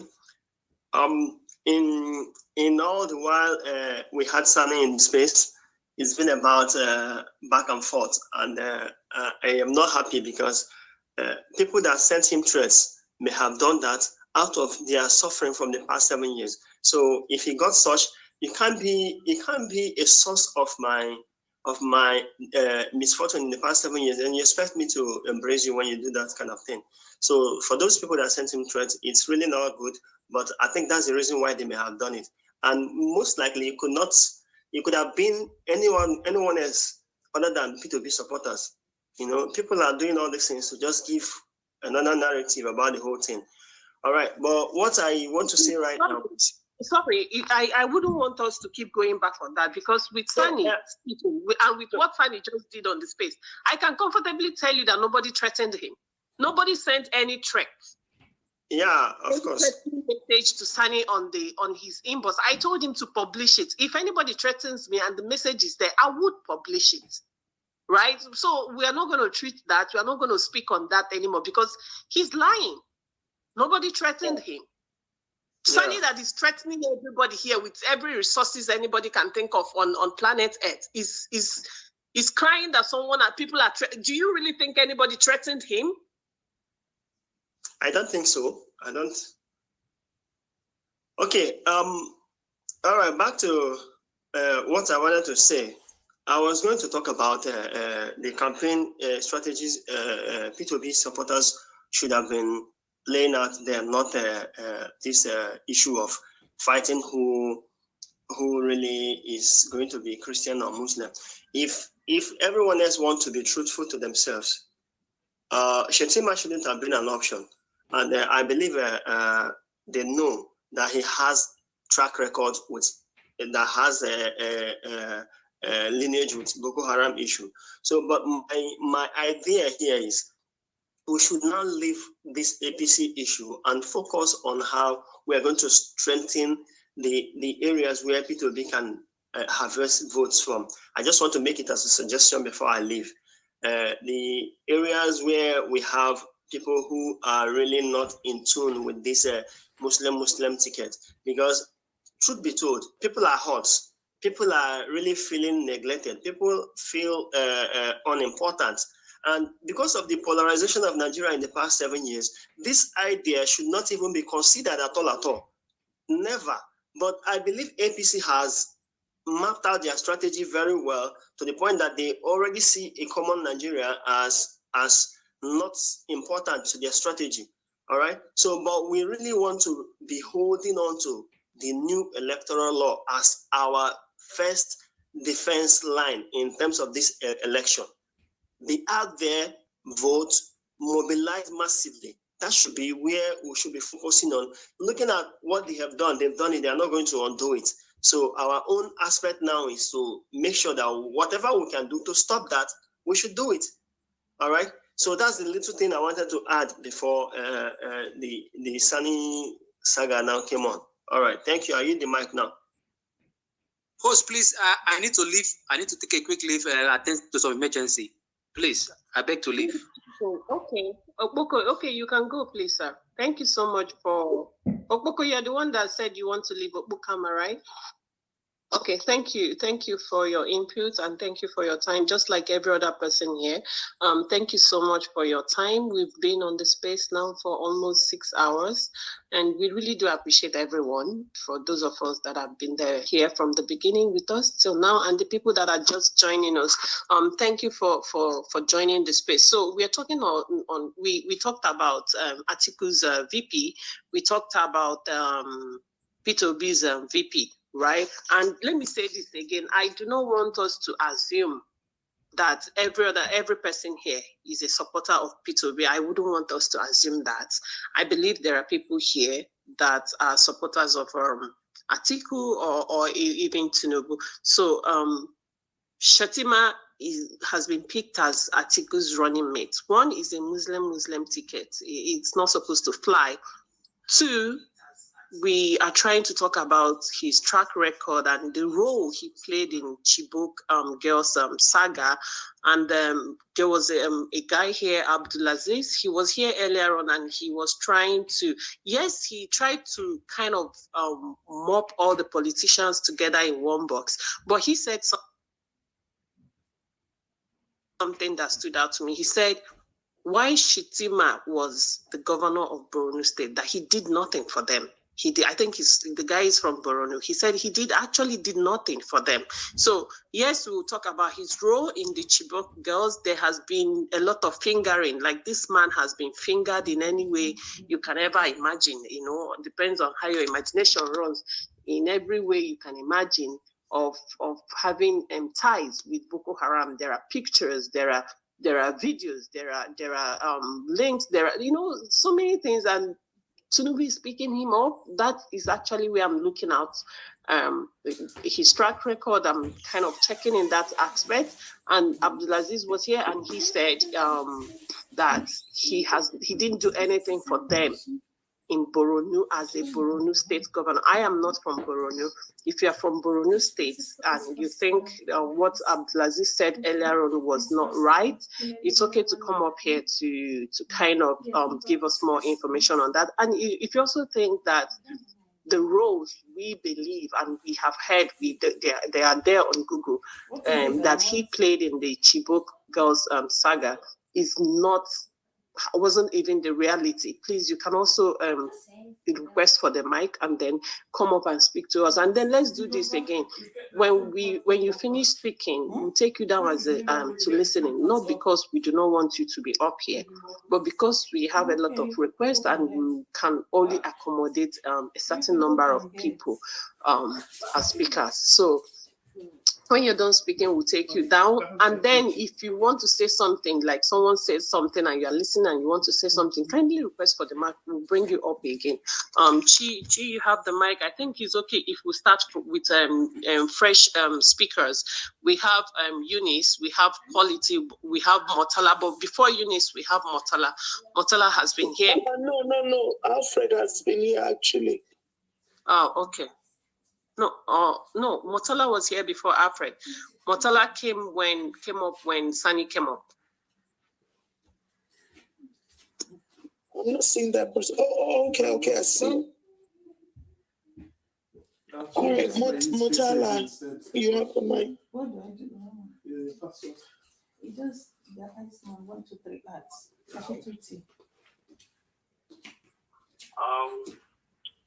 Sorry, I just been following all the things and I understand everything. So I just wanted to be brief. matter. First of all, let me shout out to all my old school friends and family. When I mean old school, people that were born from it, I need to make shout out to them. The reason is, you see, during our time of, all these things, the religious aspect, it doesn't really matter, in some extent. But with time, we involve the religion, any aspect of it, in politics, in economy, everything. And we get to a point like today, we're so afraid of, we're so reactive when it comes to, it's Muslim, or Christian, stuff. But in such a way, like, how does religion really benefit common man when we have religious belief in one party? As a Muslim, if we have a two Muslim candidate, right, so they will be affected. So they will change the constitution. The country is running on the religion aspect or state constitution. That's one thing. But because of one thing the politicians are using, which is called distraction. Yes, when this guy says it's family or something, I don't want to bring it, but a little bit brief of what he said. Religion doesn't matter. It does matter in so many aspects. In the subjective part and in the objective part. Did you send the invitation? When it comes so you can get the code or the politicians, use that one, the one you send, the person gets and you get as well. Objective part because of what? A small number of people. And they want to bring a vision to the country, and they will use it in the subjective part and make that anxiety and worry in every citizen of that country. So yes, religious matters. So we need to look into all these kind of things. So I will move away from that religious aspect. I already explained a little bit about it. Then I'll go to credibility. You see, there is this guy here. Sorry if I miscall your name properly. Is it Nelson Silva? He's such a gentle guy. He goes straight to the point by saying we need to look into credibility. You see that, right? So the religion aspect and the tribalism aspect are shift our main objective of what is this politics all about. What is really the politics? The politics is the business. In the business, not like making money to put in profit. It's to run the affair of life and property of the country. See, everything can be available, right? Not just by benefiting, by serving, right? So, forget the aspect of what? The objective of the politics. We so focus on if this guy is gonna be my tribe, my religion, then I don't even know if it's gonna benefit me or I don't care if it's gonna benefit me. Because of the religion aspect, the tribalism has been playing good into our life. You see that, right? So let's look at what the Shettima or Tinibu or stuff like that.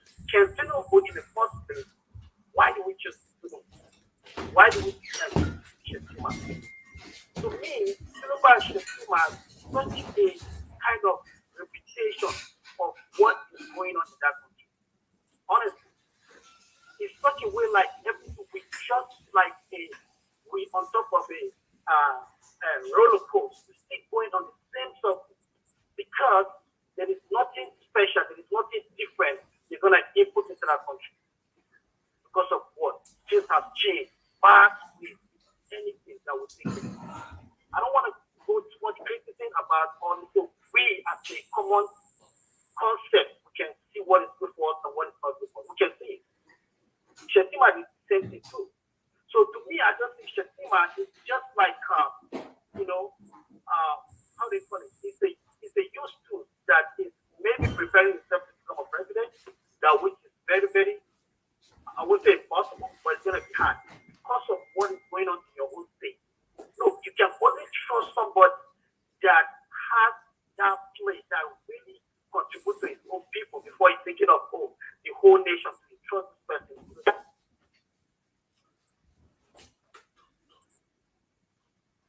I'm not campaigning for Atiku. I went through Atiku page one time. I was so blasting him when he was giving me his own signature of what campaign. None of them will come at this time to say, "Oh, we promised electricity." because this is an old signature. Now his 5 signature, he said, education, unity, something, he just named economic, right?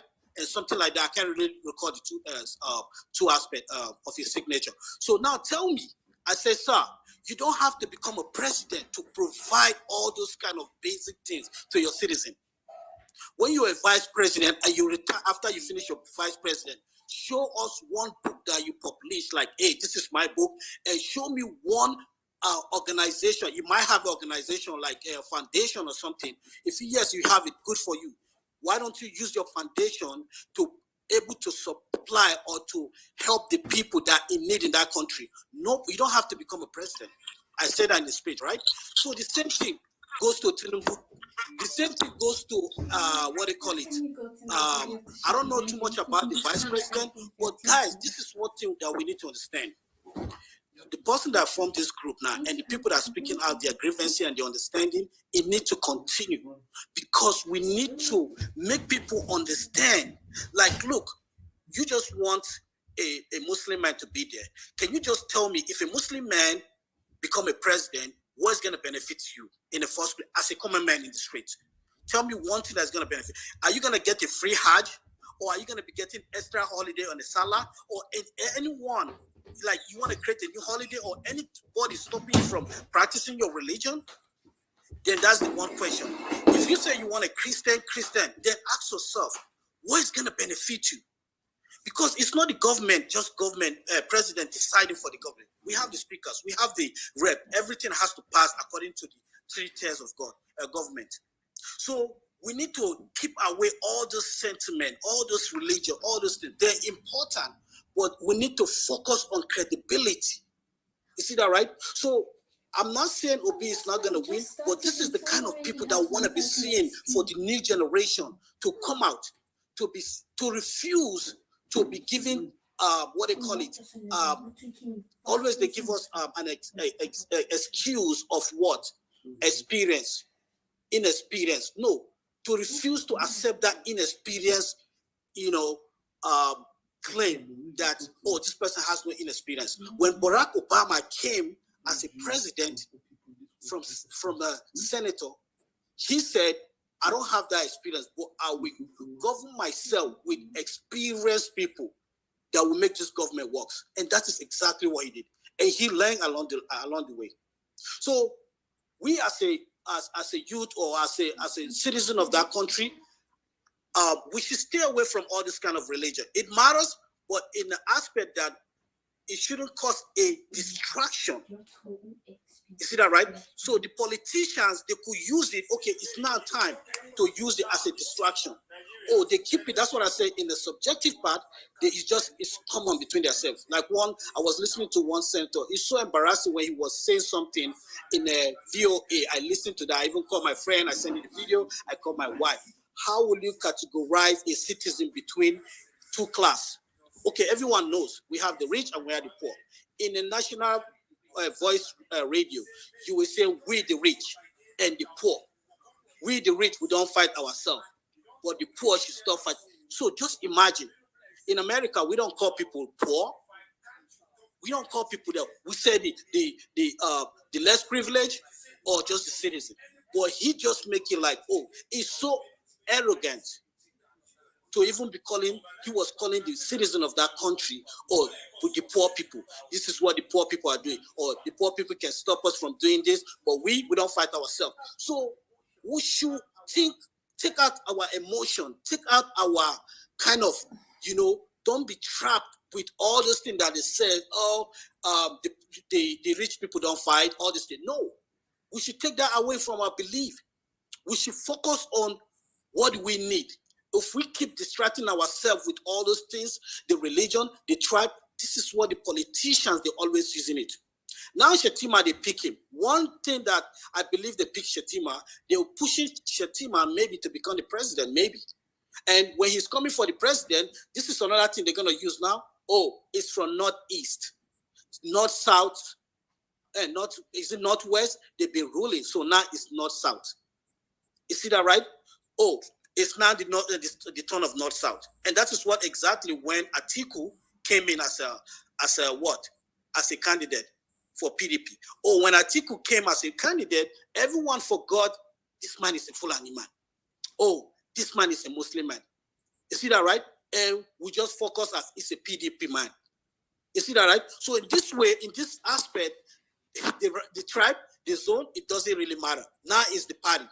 So we need to be very careful. We need to be careful. We need to understand every political system before even support a club. What does this political party have to offer? We know a lot of time, their manifest changes, right? They say all this, they say that. Now, if you ask me what did PDP stand for, I don't know. What is APC stand for? I don't really know. Because if you said APC stand for poor people are one dying right now. If you say PDP stand for the poor people are dying also. So now tell me, what did they stand for? In America, we see what they call the Republican and what? And Democrat. We see how they run the government. This one give, that one take. In UK, we see the same thing. One for the masses and one for the conservative, for the rich. So we see all those kind of things. So we need to continue talking about function, objective. What is this candidate bringing? If it's any party, look, if it's AA party or BB party, that is the main objective. Or if we keep focusing on the religion, like I said, don't get me wrong, the religion is really matter. And it matter because they can use this religion for their own benefit. It matter a lot.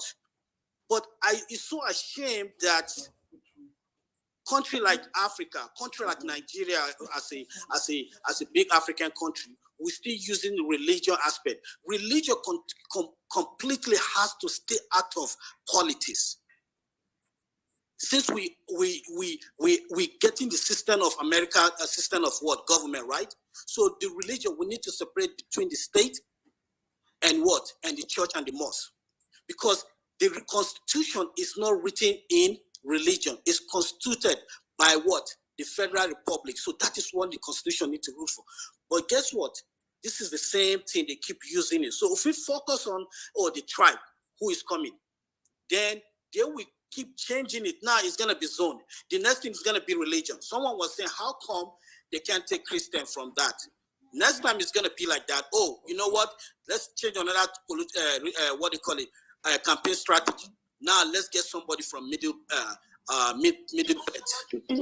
Please start rounding up. Please start rounding up. Guys, please, you guys are doing great by speaking up and by picking just a unique somebody that is trying to bring a change into this kind of whole traditional ruling of the country.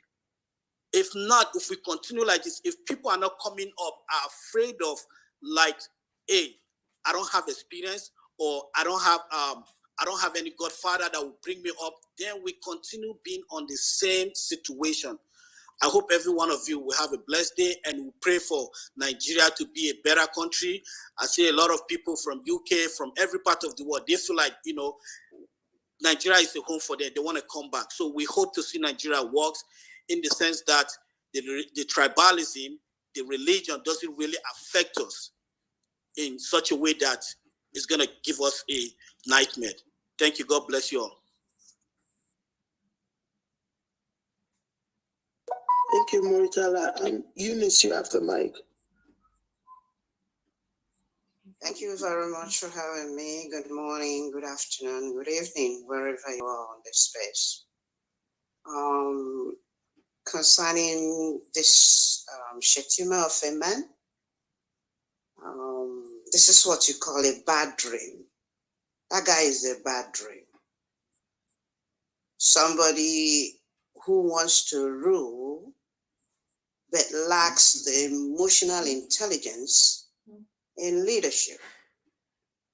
Him and Mr. Tinibu that have chosen him to lead.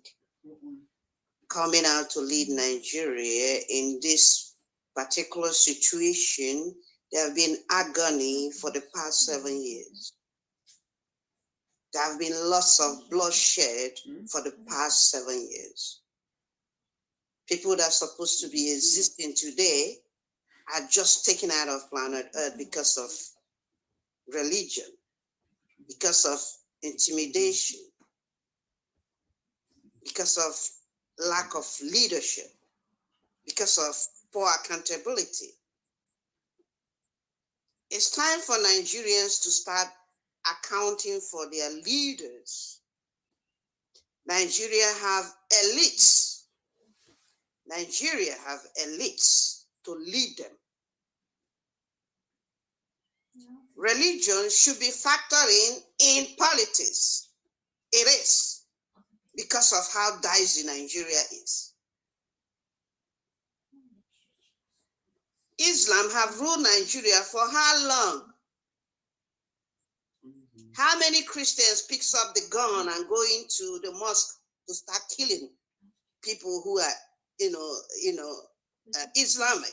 How many does that? How many times have you seen Christians go to the churches and be killing people? How many times have you seen Christians go to kill imams? Take them out and take their families out. It's not part of the religion as a Christian. You should not shed blood. If you are coming here to say religion doesn't matter in Nigeria, it's a lie. Let's be realistic with ourselves. How many people have condemned all the bloodshed of Christians for the past 12 years? How many from the north have done that? If this Shettima man is coming and his cupboards are full of bones, you all know, most of you know who this man is. And in no distant time, the truth will start coming out. Because there's nothing hidden under the sun that will never be revealed. You might be a Muslim and you are very comfortable to intimidate people. No, people with your religion. The die is cast. We understand the game of OIC over Nigeria. This is the strategy to take over Nigeria. Shettima coming in is a continuation of Buhari. Buhari's hand is into this, selecting this guy that Tinibu did. It's a continuation. Go and mark it somewhere. It's a continuation. And they will do everything for two of them to be in government. Miss Eunice, please, let's just talk about him, directly. So, I don't want us to move from the main topic of, what we're talking about. All I'm just trying to say, honey, this man hands are soiled. His hands are soiled. He has a track record. And all of you knows he has a track record. And there's no reason to bring somebody like that to be a VP. Because it's all going to be a continuation from next year. And it will be very, very disastrous for the citizens of Nigeria to be tortured. Christians to be tortured continuously. Look at what is going on in Southern Kaduna. Aren't they human beings? They are humans. They own that northern side with them. They're not supposed to be terrorized every now and then. What if it is Christian now? Don't you think there will be a fight already since yesterday? If this is just Christian nomination, let me tell you, we won't be having this space right now. Because all of you will be hiding in your home. These people are very intolerant. And it's time for them to check up on themselves. Sorry, Miss Eunice. All right, thank you. Thank you. I just that we do not want it to go. But we're not saying that what you're talking about is not touching the topic. It's still within the context of the topic. Having said that, we're going to yield the mic to Mohammed. Mohammed, you are here with us. Hi, Mohammed. Can you hear me? Mohammed, your hand is up. Can you hear me? Yes, can you hear me too?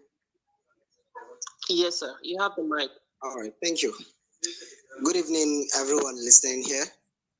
I am Mohammed Abdullahi, and of course, maybe I wouldn't need more introduction. You know, I'm a northerner, and I'm a Hausa man. I did this introduction so as to clear some, the air that I've been in this space for some time. Previously, one of my brothers, Sani, came here and was speaking some things. Well, I'm not here to apologize on his behalf, but I thought, or I think he has actually,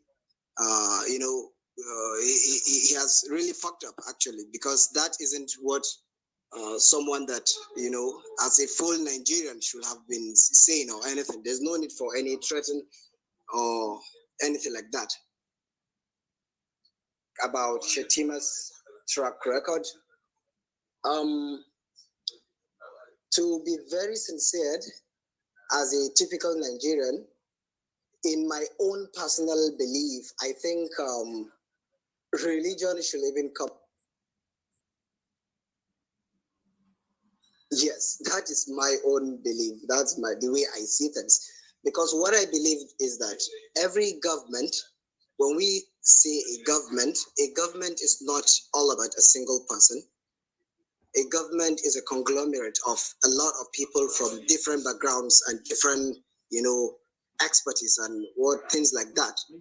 So ordinarily, every government should be able to prosper. Every government should be able to make good things to its people. The main thing, the unity, and the harmony that exists in that government. If each of the arms and each niches of the government sees each other as, as pair of hands that rub each other, I think there is no any government that should fail. So the main important thing is the unity that exists within them. And that unity primarily is being engineered by the person that leads that government. Yes, because every member of the government will look up to the leader and see how, how related, how connected that person is with the overall leader. So the president being the chief or commander-in-chief of the armed forces and the whole overseer of the country should be someone that a large percentage of the country accepts and believes in. Aside the president, the vice president should also be a reflective of the other majority. Okay, I don't know whether I'm making sense here, but if we have Tinibu as the president, then we should have somebody that will represent the other majority.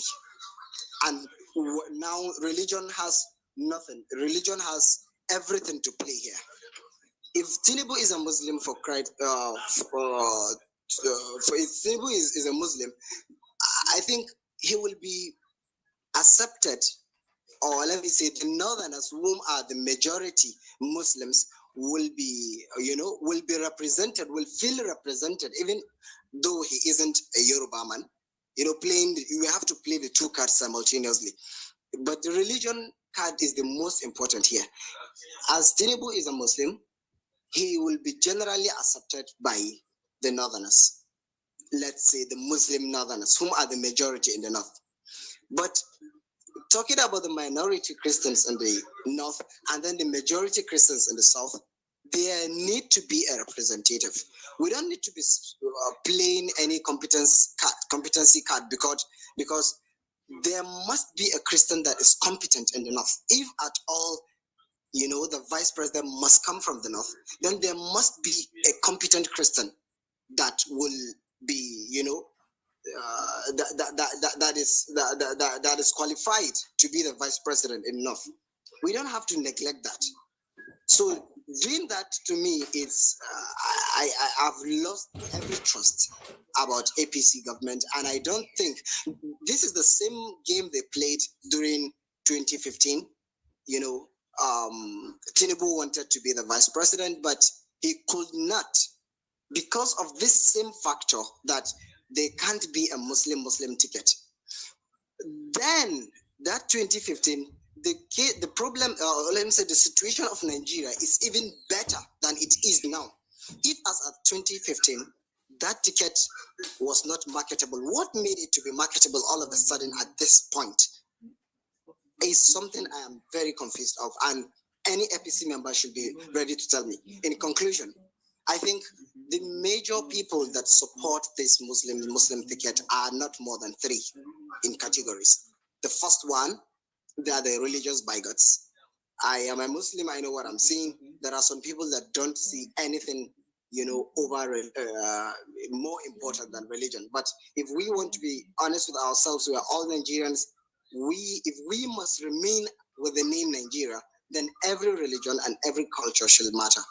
So the bigots that only consider religion are those that will feel okay with this ticket, Muslim, and this same set of people will not want a Christian Muslim. They will always prefer a Muslim Christian or a Muslim.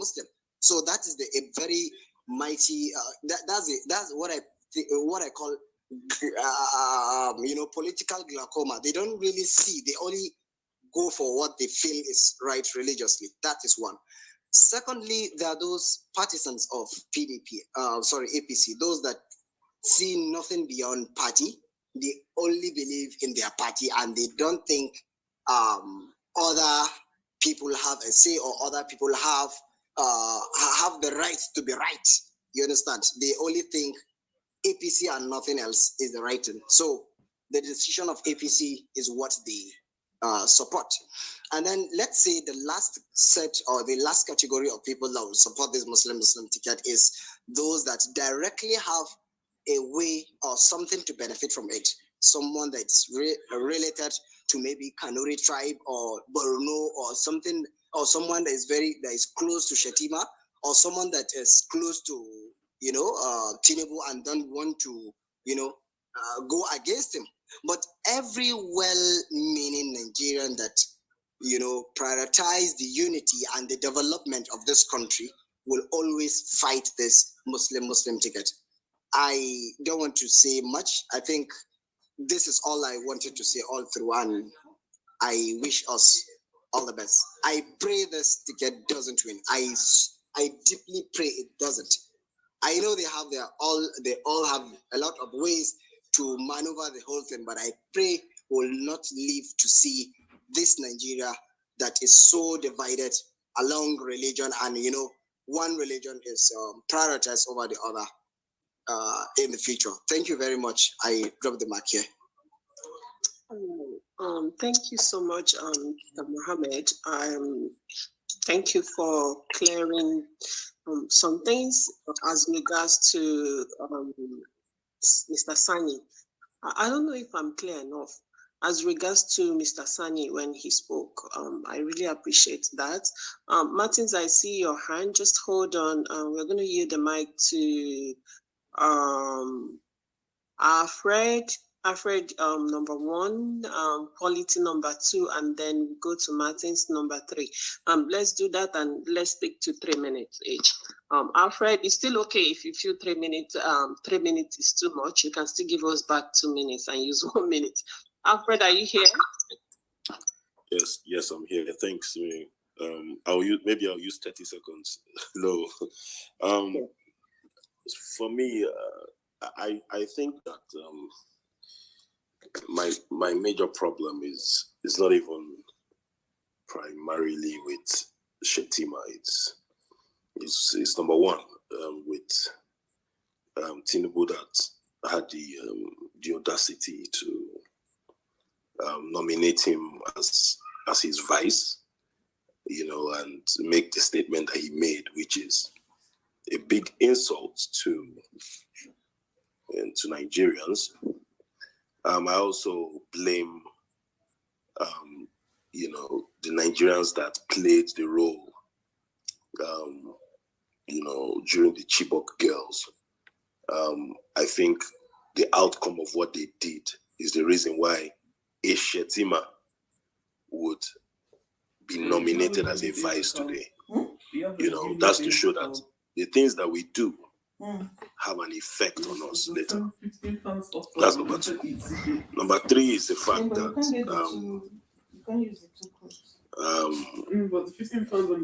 you see how desperate, because I told someone, I said, truth of the matter is that at some point we need to stop getting emotional about politics and reactionary. Who didn't know, or who in his right senses didn't know that once Tinibu won that primaries, that he was not going to pick a Muslim? Why didn't we start reacting then? Why didn't people, civil societies, start protesting that if a Muslim or a Christian ticket happens, that they're going to shut down the country? That would have put the right, put people in their places. We wait and we come out and jump out as if we never saw it coming. What we're discussing today, a lot of us said it last year, and I'll say another one now. If you think that Tinibu, with the way he plays politics, if you think that Tinibu and APC, with their machinery, even some of the machinery they haven't revealed, as at the time Buhari contested, and all the evil they are planning, if you think that these people are not going to play dirty, just think again. Think again. The question should be, what is the backup plan? Look at how politics is played in Lagos. It's a do or die affair. These guys don't care about human life. These guys are bloody men. If you don't know it now. They are bloody men. So the fact that they shot some people at Toget it means nothing to them. It's like chickens died. So if you're not thinking of a backup plan, or what is the plan B of these evil people, then let us, just keep talking, and, very intellectual people will say this, that. Yes, it's good. I'm not saying that whatever is going on is not well, but what happens next? What happens next? Because it all seems like a grand plan. It seems like a script that has been written a long time ago. It doesn't seem like something that happened just before the primaries. It seems like this was the power sharing agreement since the time they kicked out Jonathan. Because Shettima played a major role. So when Buhari finishes, Tinibu will enter. And when Tinibu enters, the Boko Haram friend will enter. So, let us understand the times we are in and not just react to situations and act surprised. But what is the next step? If we feel that these guys are going to play by the books, let us think again. That's all I'll say. And I speak in parables for people that want to understand. I know some intellectual people will come and talk. It's okay. What we have been saying is coming to pass. And if you think that we are joking, wait and you will see it with your eyes. I yield the mic. All right, thank you, Alfred. Ejikim, are you here? Chibib, are you here? Nkecha, are you here? Please, could you guys moderate a little bit for me? The next speaker should be Quality is down again. Oh my God! So the next speaker should be Martins until Quality comes up, and then we have Chimezie. Mary has my own bad spoken. Yes, it has spoken. So for previous speakers, if you want to speak again, you see that Fish FM and Kinga, they are raising their hands. It's because they have spoken before. So this is them notifying us that they want to speak again. So for previous speakers, if you want to speak again, kindly raise your hand, but we would go with new speakers and then come back to previous speakers. And to everyone that just joined us, thank you so much for joining us. We've talked a lot, and a lot kind of has gone on here. We've had people talk about obstacles that we could kind of meet in this election, and we also had people that came up here and kind of explained a lot of things to us and made a lot of suggestions and emotions, and sometimes flew very high and then calm down again. But all the same, we appreciate everyone that joined us or that just that's just joining us. Thank you for your presence and your input. See, some people are going to say, we keep talking and talking and talking. Trust me, we all learn every day from the whole talking thing, right? Tomorrow there will be if we host space later on, it's going to be all about what we talked about, but there will be minute new details that could go a long way to change some person's orientation or mindset towards the election and all of that. And this, I say, is not going to be in vain. It can never be in vain. So having said that, Ijikem Onkechi, if you're here, Alchi, Quality should speak, and then Martins and Chimeze, then we can go back to previous speakers. Miriam here, but obviously you guys take over, please. Let me rest my voice. Thank you. I'm still here though. Okay, thank you, Mary. Thank you, baby. Okay, Quality, you can go. All right, thank you. Good afternoon, everyone.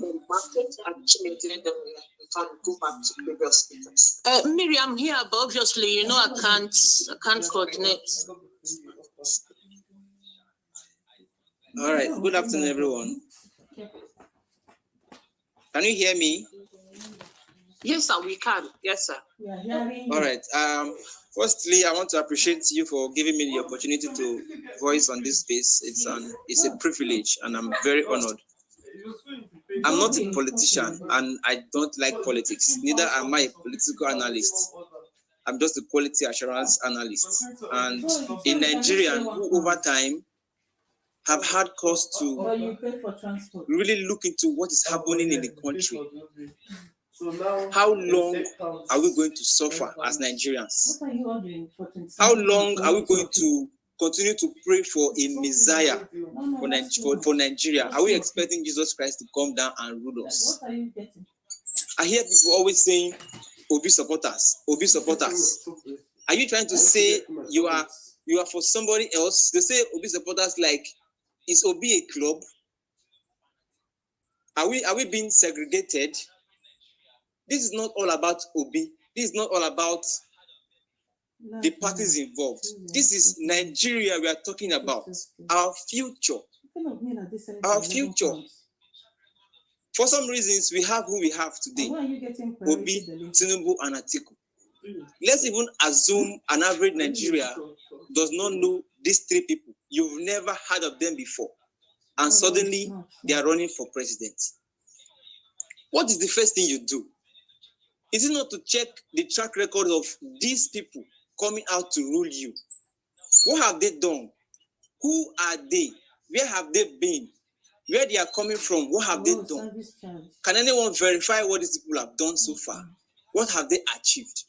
Even when you go for an interview, they need to check your past. Where you have worked before, what is your previous experience? What have you done?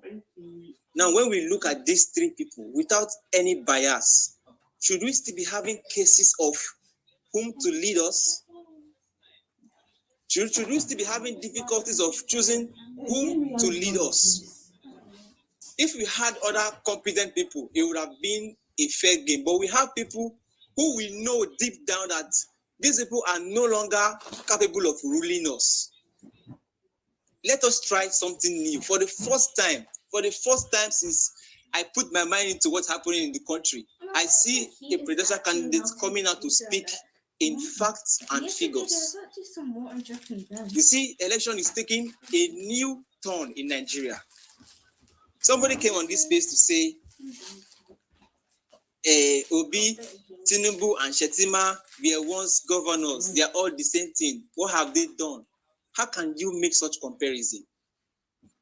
Obi have been on several medias and giving facts and figures, saying, go and verify whatever I have done in my state. And nobody has come outside to counter what he has said.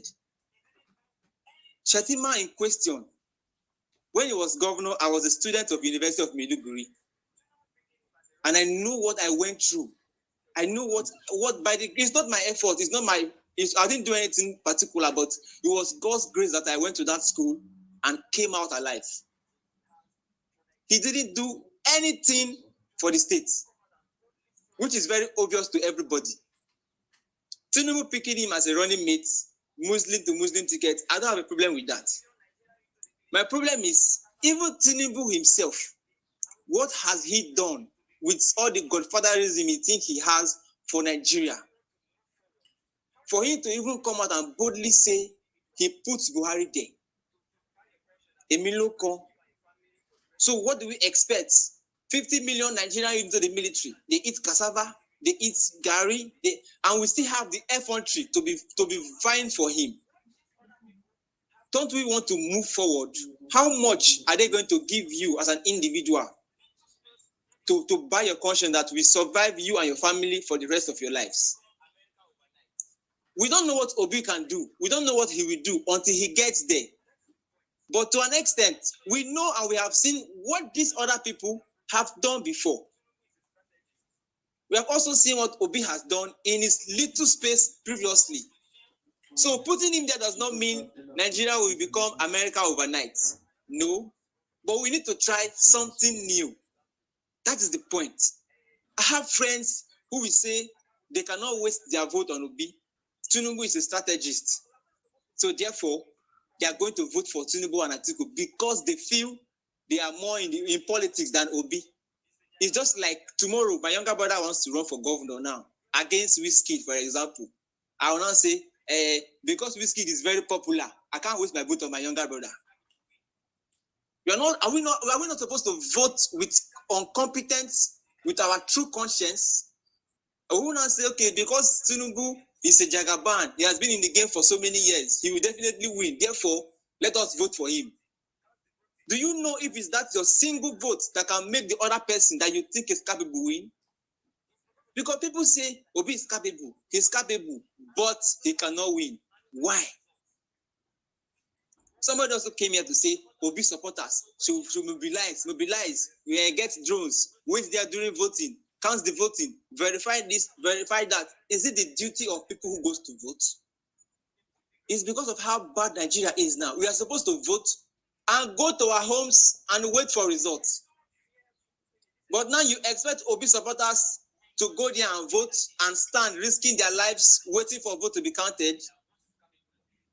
When I was in Kogi State during my NYSC, I went for an electoral process. It took the grace of God for us to come back alive. We were mobbed. Now, there is so much fear in this election because of whom we know we are campaigning against. Everybody knows who Tinubu is and what he's capable of. He's a Jagaban, yes. Sorry that I'm interjecting, but I really want to ask this question. So because of who we think or Tinubu has shown us to be, we should not go out to vote because there might be. And hold on. And another thing, you talked about people coming up here to talk about, oh, get a drone, do this, do that, and all of that. I do not see anything wrong with. A lot of people made a lot of suggestions, and this is just for us to enthrone competency. A lot of people made, and this is what you are against, kind of, is one of the things they said here. If I have the means to provide drones on that day, I would do that with my own personal money. And that is what organic followership is all about, the organic structure we are talking about. A lot of people are doing a lot of things with the obese movements, with their own finances. And that is what it's all about. And that is what we are encouraging people to continue to do, even on the election day. Listen, I know about 4 people that are ready to import drones in Nigeria just to make sure that even if rigging is going to happen, it will be at the lowest minimum. So I do not take it kindly if you say, why is it the work of the? It's not. But when you have this the kind of people you are facing as a citizen, and you are fighting for the soul of your country, I think it's also okay to do whatever it is that you can do. This is just what I wanted to point out. Okay, yes. On the second point, before I answer your first question, I totally agree with you. What I'm saying is, I'm not saying it is wrong for us to mobilize and do what we do to get the actual vote or get the process in the right way. What I'm saying is, naturally and basically, these are not supposed to be our duties. But because of the way the country is now, because of who is involved, everybody is going out of their way to see that things are done well. It is a right process. I agree with it, but what I'm just saying is, naturally, it shouldn't be. This is the reason why we should vote competence and not people because of their class or what we think they have been or what they are. Now, because of Tinubu being involved, I'm not saying people should not go out to vote. That's not what I'm saying. No, because I am going out to vote. What I'm saying is the fear. Because people are having this fear that who is involved? You see, he's not even doing much. He's just relaxed. He's not going on interviews. He's not granting interviews. He's not going anything. But people still have this belief that no matter what, this guy is going to win. Why? You see, the owner of Nigeria, must everything he says stand? So this is what I'm saying. I'm not saying that because Tinubu is involved, people should not go and vote. Then how are we going to win if we don't want him? Of course, we should go out to vote. But we have to change at this point in time in Nigeria. We have suffered enough. We need to change our mentality. We need to go out there and vote. And vote the right person. Don't vote because you feel this person has been in politics for too long. He's the one that's definitely going to win. No. Do the little you can. Vote and be careful while voting. Funny enough, I have watched most of Obi's interview and everything, and I've never heard him say or make those usual promises. When I come, I will give you this, I will give you that, light, road, electricity, food, 3 square meals, and all that. He speaks with, he has made us know that it's going to be a combined effort of intellectuals. You and I put hands together to make Nigeria a better place. At this point in time, I don't think we should have issues choosing whom we think can rule us in this coming election. We shouldn't be having these issues by now because it's so obvious to us. The handwriting is so clear on the wall, for kingdom's sake. The one other thing somebody said that why will Obi come and make a public tweet about Ekweremadu? You should have just called him and it's just like Whiskey coming on Twitter to wish Burna Boy luck in his Grammy Award, and you say, why didn't you send him a direct message? These people are public figures. People are always looking out to see how they react to things. How they react to what? Round up, excellent. Sorry, quality. You have to round up. You kindly. Right. Thank you very much. Thank you very much. I want to beg everybody, please go out and vote competence. Please. Thank you very much, and God bless Nigeria. All right. Thank you, quality. We have I cannot see Chimeze. Chimeze, are you here? Okay, I think we lost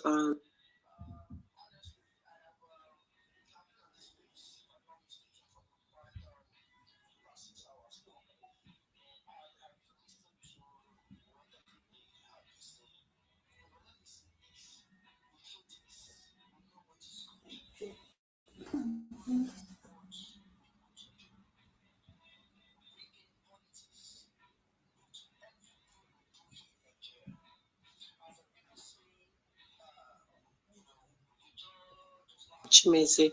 Okay, so we bring in politics into everything we do here in Nigeria. And for people saying, religion does not have any effect in our politics is a total lie. The Muslim ticket, as it stands now, at this point in time, with the rate of things, crimes, killings, please just go and do this research. Between April and now, do you know how many priests have been kidnapped, killed?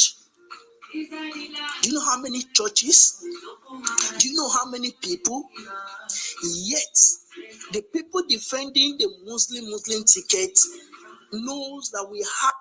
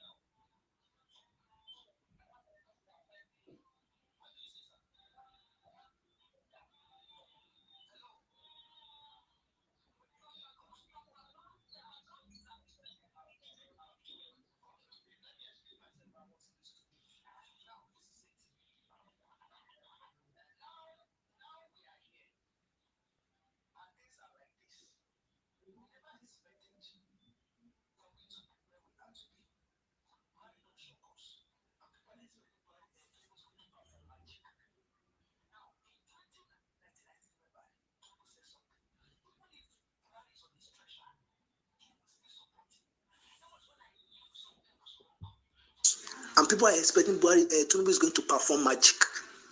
Now, in 2019, I still remember Tinubu said something. Even if Buhari is on his treasure, he will still support him. That was when I knew something was wrong. For a man at that caliber, saying even if Buhari is on his treasure, that he's still going to support him. See, Nigerians, I beg you all. I am not saying don't support your candidate, but please don't think Tinubu will perform magic. Listen, the moment he gets there, even if he wants to rise against these people we are seeing now, these crimes and killings and kidnappings and, whatever, ISWAP and the rest. See, as far as he's still in this carcass, the cabals of these people will still say no to him. And he will do nothing about it. The only thing we will do as Nigerians, we will start shouting and shout and shout and shout. Highest we ban Twitter. You see, Buhari ban Twitter. The way they go past Twitter. Where could they wash? Shebi na this place where we did. We not go see him again. Shebi this place where we did. Make it happen.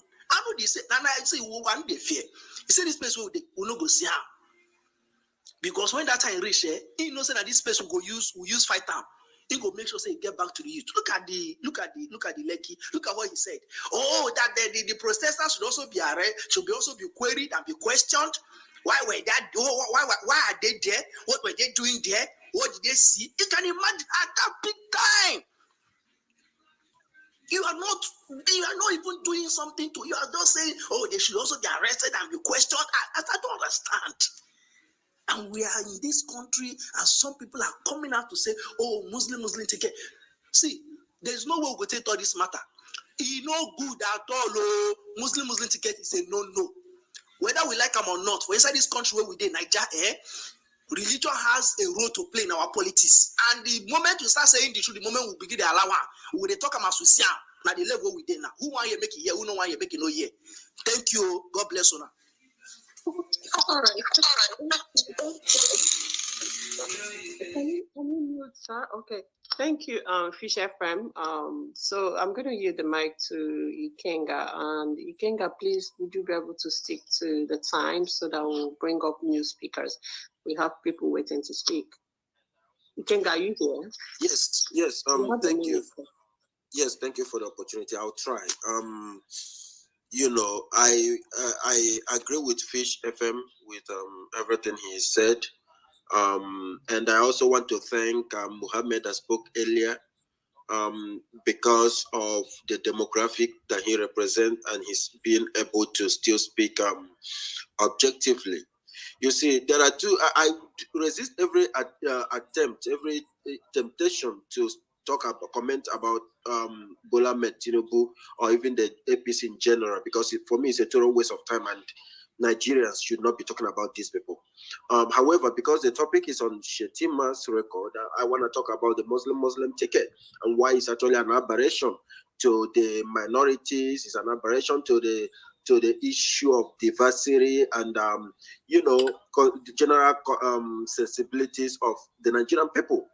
You see, under the Nigerian, and this is the legal and political perspective to this. So, and again, this is to tell the Southerners who try to rationalize and say, oh, it doesn't matter, it should not matter, that they do not live in this universe. If you know the Nigerian polity, if you understand that we are a religious people, we play ethnic identity politics, then this Muslim ticket matters a lot and we should reject it. Under the Nigerian legal system, under the Nigerian common law system, we have the criminal code and the penal code. The penal code is a set of laws for the northern Muslim-dominated region of the country. So under the penal code, you have these things about the Sharia law and what have you. Most Nigerians do not understand the dynamics of the Nigerian constitution and how Nigeria yielded to this kind of system of law legislation, which is legally recognized by the Nigerian constitution, even though Nigeria is a secular nation. It is important to pay attention to those who were elected to represent us. It's important to pay attention to their religious background. Having a Muslim ticket, having a president who's a Muslim and having a vice president who's a Muslim means that if there is a way such laws that might be oppressive to minorities in the north, and indeed the entire Christians in Nigeria makes it to the desk of the executive, that are going to assent to it under the penal code. We do not want it. It does not speak for a country that is interested in building a nation. It does not speak well for a country that is interested in respecting and understanding the yearnings of the minority. It does not speak well for a country that is interested in building a nation. While we can look at countries like the United States where we can say that religion does not matter, we are not in the United States. The United States is over 200 years old. Nigeria is barely 60 years old, 60-something years old. Why will we rationalize, especially the Southerners, some of us Southerners, why does it make sense for us to rationalize and say, oh, whether we're saying it subtly, minimally, or directly, why would we say that it does not matter when actually all the decisions that government takes, everything about us is actually based on the faith that we profess? What actually, Christians are being hunted down in their places of worship in this country. Even though this actually is a general insecurity in the country, doesn't, the Muslims are not better off anyway. But we see what is happening, and we see that these folks were emboldened since Muhammad Buhari, who actually was rated as the third most influential Muslim in the world, became president. Why are we deceiving ourselves, especially the Southerners? So it's important to look at this from this perspective, and I do not wish to waste any other person's time, but it's important to pay attention to this. As for the APC and the Tinibu candidacy, people should not even waste their time. Let's talk about how to get Obi to become the president. I yield.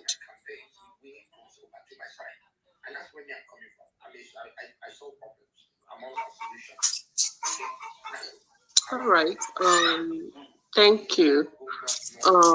So Tolu, please, can you allow Big Wig to speak, and then we give you your full 3 minutes, please. Okay. All right, no problem.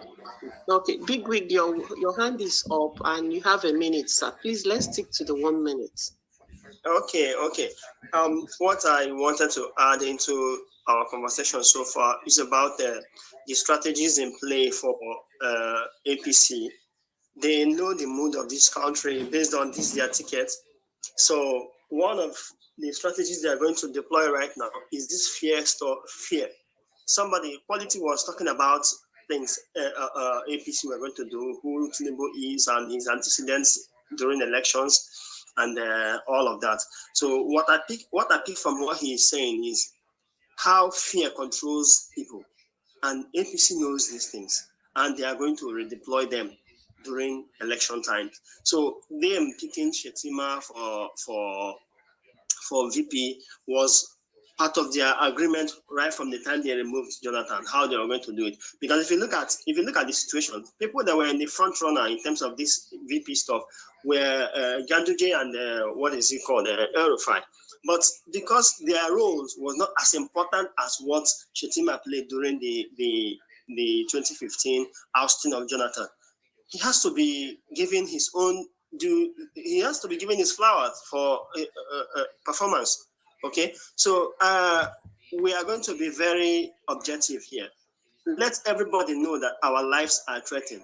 Every Nigerian, Muslim, Christian, traditionalist, or whoever, our lives are threatened by how APC has governed this country. Now, religion, if you say is not as important as we are mentioning it, know that the core Northerners will never take any of these Christian tickets. So if we are just making our arguments just because we want to make arguments, let's be factual. Let's be objective. Objectivity is what we are going to use to drive our aims through this election. Any other thing we are going to be saying is just waste of time. The objectivity is that we refuse it. And why it has to be something we should fear is because APC is the ruling party. So they have more tendencies to win election than anyone else. So if this flies, then we are doomed. Okay, so everyone else, whoever you are, whether Muslim or whatever, you should have to condemn it because it's going to destroy our diversity from now going forward. All right. So I'm going to use the mic for new speakers to speak. Thank you. Okay, thank you, Big Wig. Also, we have Tolu here. Tolu, you have the mic. You have 3 minutes. If you feel 3 minutes is much, you can still give us back 2 minutes. But you have 3 minutes, sir. All right, thank you very much. Okay, I will try as much as possible to stick with the main agenda, which is on the discussion, which is about Shettima's track record. Talking about Shettima as a person, of course, naturally, I have my own reservations with Shettima, especially with the role, especially with this letter that even came up that year. Some Wiki, who was the Minister of Education then, actually wrote him about the dangers of going ahead with WAEC in view of the insurgency that is ongoing there and the fact that he actually refuses. That shows that there are a lot of questions that he needs to answer about that. And another point I actually want to make is, I think in South, I would like to call myself a Southerner anyway, even though I'm from Kogi State, but I'm actually from the Yoruba part of Kogi State. So I tend to see myself as a Southerner. I don't really like this North-South dichotomy, so I don't really want myself to be called a Northerner. But the point I'm trying to make is, in the South, we are a little bit... maybe I think one of our problems is liberality because we are liberal in terms of religion and every other thing. So in most cases, it's easier for so many things to be sold to us. Like this religion doesn't matter, all this blah, blah, blah, blah, all those things. So it's easier for those things to be sold to us. We all know that we don't need anyone to lie to us that religion definitely matters. A very classic, I'll give 2 classic examples. Kaduna State is a very classic example. El-Rufai used a Christian deputy in his first tenure.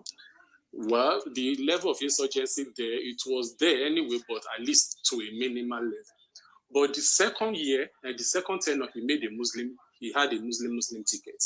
And the whole thing escalated to the extent that they said, report has it that they go to some Christian villages, shoot and kill people en masse, and nothing happens. So the point is, religion matters. But unfortunately, most of the people that are actually saying this religion doesn't matter, they're actually people from the South. This morning I was reading that they said, I don't really know how true the news is, that the camp camp chairman in Borno State actually said Shettima is a very good candidate for them, that he's been a friend of the Christian and all those stuff. So I don't really know how true it is, but the point is that is how these people will succeed in one way or the other, buying sympathy, trying to legitimize illegitimacy in a way. But I quickly want to talk about Peter Obi a little bit. I love him. I will naturally vote for him and those that are very close to me. But however, there are some issues I have. One of those things is we've seen the way this election is panning out. Ekiti election is a very classic example. We might deceive ourselves, we might say a lot of things, but we know that money is very, very key. Some of us that are on Twitter and social media space, we might say, okay, thank God, because at least an average one that has a browsing phone and can buy data to his phone. Ordinarily, you want to assume that this kind of person shouldn't be moved by 5,000 that will be given to him. But in the real sense of it, the numbers of social media users in Nigeria, I think we are less than 30 million. And for the voting population we have in Nigeria, we have over 80 million. So technically, that means the numbers of people that are not on social media that will vote on the election day is actually more than those that are on Twitter. An implication that most of these messages sometimes does not really get to those people. And another thing I would like to say is these people are actually the one that votes. Because most of us that are a little bit comfortable, we don't want to stay in the sun for 5 hours because we value our skin. We don't want our skin to be bleached or whatever. But these people stays in the sun from morning till evening. And these are the people that actually vote. And at the end of the day, unfortunately, votes will count. Yes, we might create that there will be fear here and there. But the fact is, election, it's a general election. So it's a little bit difficult for them to deploy their talk all over the country at once. Yes, if we allow that to get into us, well, they will naturally win. But I think on our part, when I mean our part, and I'm talking about the OB part, what are we doing? Election is coming up I think in 5 days' time in Osun State. I've not really seen Peter Obi going there because I know they have a Labour Party candidate in Osun State whose house was attacked, I think, yesterday or so. So I've not been seeing synergy with other people, with people that will be contesting for House of Rep and Senate. And unfortunately, this election, the presidential National Assembly election, will be conducted in the same day. So, and like they say, politics is local. Regardless of how we look at it, Peter Obi can't be everywhere. But having a candidate in this local election boosts his popularity, makes it easier for him to be known. But we've not really been doing much in that angle. Then another thing I want to say is that we Christians, how well are we even involved in politics? That's a major question. Raji Fashola, the former governor of Lagos State, said something sometimes. He said something sometimes. He was trying to admonish why Christian and every other, why Christian fish should also get involved in politics, even though he's not a Christian. He said while he was a governor, there was a particular law that was passed by the House of Assembly, and this law was brought to his table for him to sign. The law is about, I can't remember, I don't really want to give a wrong information now, but I know what he's trying to say. The law is about Muslim-related stuff. He said he didn't sign it because he just looked at it that this law wouldn't be good for the betterment of other faiths. And we can say that he decided not to sign it, maybe because, let's say, maybe because he has a Christian wife, or maybe because he's liberal. But imagine if this kind of law has been given. Imagine if this kind of law has been passed to someone that is a fanatic. Probably maybe he would have signed the law. But who knows, if we have a lot of people that is standing up in the House of Assembly, probably maybe that law wouldn't have even been passed in the first place. So I think let me just wait here. So, and there are other things that is just coming up, but okay, I want us to react to what I've said so far before I'll say some of other things that I want to say if time permits. Thank you. All right, thank you. Ejika, are you here? Yeah. Okay. Okay, I just wanted to, have some response to what Tolu said about Christians not coming out to vote. When Obi declared, when he declared under PDP, there's this kind of wave of voters that went with him. People started having faith. Then he moved to the Labour Party. We all saw how people started trooping out to register and for their voters card and all that. And just this afternoon, I have some friends that that I've been talking to. I've been asking to register their voters, to go and register for their voters card. These guys have been telling me, okay, they are not interested. But the news of this Shettima, I actually posted a picture of him dining with the Boko Haram members. At least 2 of my friends have called me now to ask me where they are going to register. So you can see that, just like I said yesterday, the emergence of Shettima and Tinubu's VP is going to, spark a lot of reactions. People will be very much interested in the voters' exercise next year, because nobody is going to listen to those tapes and see pictures of him dining with bandits and Boko Haram and still sit back and say, hey, anything that wants to happen should happen, because if anything starts happening, we all are affected. So I still think that Shettima's emergence is a blessing in disguise, but we just have to take it little by little, and we hope that come 2023, yes, they are going to try and disrupt the elections, but it still boils down to what we can do, how we can try to stop these people. It is very, very important in your own little capacity. you should try and do something. I yield the mic for now. So I don't know who's going next. I think it's Vastny. Vastny has been coming on and off. Vastny, are you there? Yeah. Good afternoon, guys. Yeah, good afternoon. You have 4 minutes. Oh, great. Sorry, the network has really been bad. It's running where I am currently. So, I mean, what Nigeria will not change does not exist. I mean, before it used to be NEPA. These days, when it rains, it also affects the network. Okay, the topic, Shettima track record and his role in Chibok Girls saga.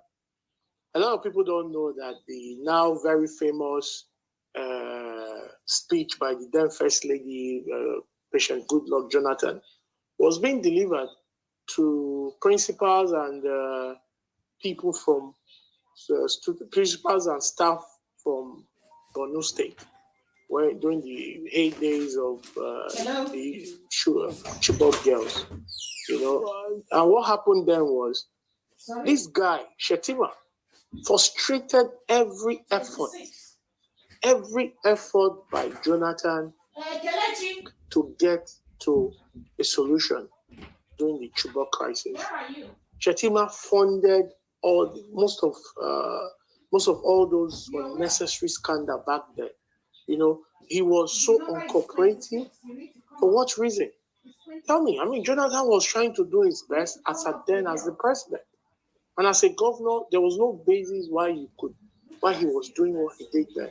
Frustrating that man, I'm still waiting for CNN to bring Aisha Sese to come and capture the Owo killing, because that was what happened during the Chibok saga.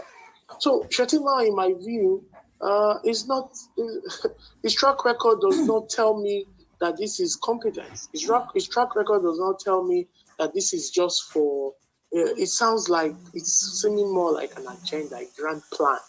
The Nnamdi Kanos of this world and all the Sunday Igboho of this world, they've been talking about this grand plan. He's beginning to lend credence to a grand plan. Nigeria as a country today is not 1993. I was alive during 1993 election. We participated in that election. I still remember the jingles on the march, MKO. We remember all that. The enthusiasm that came with 1993 election is no longer here. So people who are referencing 1993 election for 2023 election, what they don't know is that is 30 years apart, right? I keep telling people that this is not a conspiracy from me, though. 30 years, from 1993 to this time, is 30 years. The last time Nigeria had a crisis after election, I think 1963 to 1993, was another 30 years. It's almost as if there's a pattern here, right? I'm asking myself, what is coming for 2023? And with all the drama that I'm seeing, I'm not a doomsday sayer. No, I'm just saying that we need to be careful. This country needs to be careful for what may come in 2023. Because these politicians are leaving facts on ground. We are currently in a situation where the country is highly, The country is going through a lot of polarization, and at the time of healing, you bring something that will bring us further tear us apart. NSAS happened, you tore us apart, right? Now, 2023, an opportunity to heal the land and make people feel safe, right? And you now did something to bring us apart again. What do you expect? Emotions will run wild, conspiracy theory will increase. So what I'm saying really is, Nigerians need to now take away, especially southern Nigeria, we need to take away this naivety and focus on what to do. And luckily, the likes of Peter Obi have given us an opportunity, and that opportunity is to make sure that we now have a credible choice. So at the end of the day, we will not blame them, we will not blame man. But Tinibu happens to us, or even an Atiku. We will not blame man, we will not blame God, we will blame ourselves, because we have that option on the table, right? So for me, Nigerians have that option, and they need to take it, and take it now. And I like spaces like this, where conversations like this are being discussed, It tells us that we can it tells us that we can discuss these things and make proper plan for the future. Sorry, my son is crying, so I'll use the mic now. Let me attend to him, and I'll continue to listen. Okay, thank you very much, Vasni. Thank you for your submission. One Love, are you there?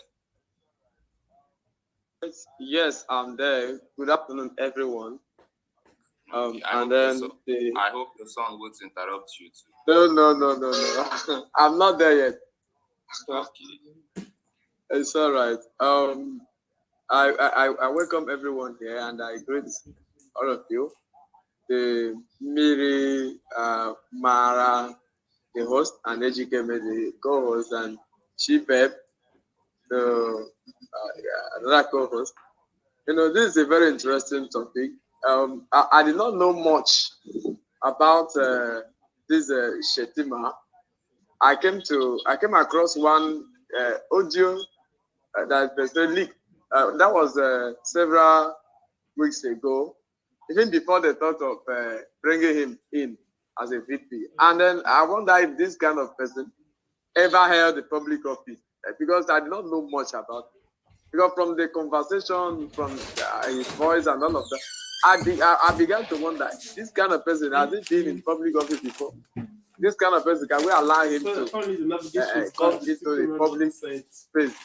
So very unfortunate. It's the kind of person that they brought in for in VP to somebody like Tinibu. So I don't know what they want to achieve. I don't know what their agenda is. But just like I came across the video on Twitter from the militants from Ondo, they say Ondo is those state coastal area. Yeah, it declared for Tinibu and all of that. These are the kind of narrative we'll be seeing from now. They are going to be bringing a whole lot of stuff that will scare people because they know, these people know. That's why they went ahead to do this. They have ulterior motive. They know that people are not going to buy this idea. So they are prepared. What I want everyone to know that they had alternative. They have already known what they want to achieve. So they have alternatives. So that one is just a tip of iceberg to what we are going to be hearing. So their motive is to scare people away from voting that day, so that people will not be able to come out. That is the kind of strategy they are going to be using. You will be hearing, I don't know if anybody have come across that video, but you'll be seeing something like this. As time goes on, you'll be seeing them often on threat upon threat, so that they will scare. They see that people are ready to come out to vote, and then they know that the vote of masses are not going to be going their way. So they are trying to devise means to scare people out, to make people be afraid. Oh, that day nobody should come out. If you don't like your life, then come. If you like your life, then if you like your life, then stay at home. Don't come to vote. No, all those things are strategies. And we in Nigeria as a youth, we are going to defile all those strategies, because it's even better if you in a bid of doing the right thing, then you lost them time to stay and suffer unnecessarily. Because if we allow this to fly, then Nigeria is doomed. And going by the kind of person, that kind of voice I heard, that kind of conversation I heard from that, and nobody has come out to deny the audio that is not from the man. But if that audio is from the man, no, it's not healthy for. I'm not now talking about his religion now. I'm talking about personality. There's the difference thing that this one is religious person, but his character is. But at least the character. I thought when we talk about candidates, let's even go to the character first. Before we're talking of equity of religion and region. Character. That combination, no.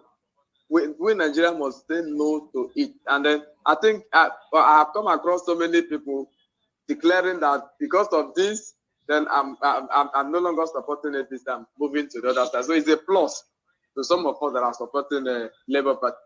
It's a plus to us. So we have to keep on. If there's anything that each and every one of us know about this man, it's the right time to bring it up, so that the populace will know that this is who this man is. Apart from religion, they are using religion sometimes to blunt people. They use it so that they use that religion to blunt. Oh, let's go beyond religion. No, let's know who this man is. What is his ideology? What is his perspective concerning Nigeria and every station of this country? That's what we'll be asking, even beyond religion. What does he have in mind? As in, when you hear that conversation, you can virtually read the way he thinks. And then the thought of a man controls him.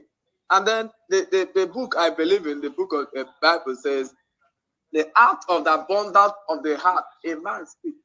And action is also from inside within.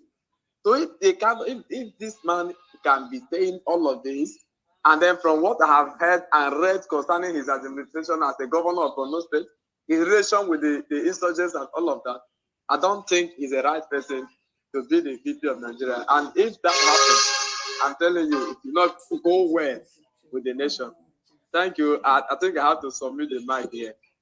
Yeah, one love, you have to, but from your speech, it's very obvious that the Muslim ticket is not the top on your list of priorities in terms of problems with this Tinubu's ticket, but his person, Shettima as a person, and this is also an angle that I love that we are kind of looking at.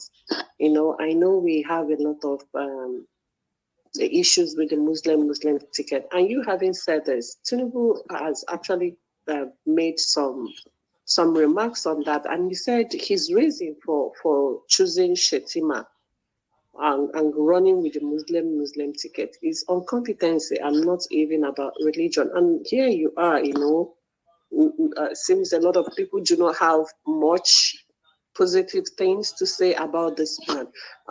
If we are saying, this is it, though, and Tinubu is saying this is it, how do we deal with this? All right. What I'm like the issue of personality now. I'm just trying to. Had it been is this somebody of character that people can trust? That is the first thing.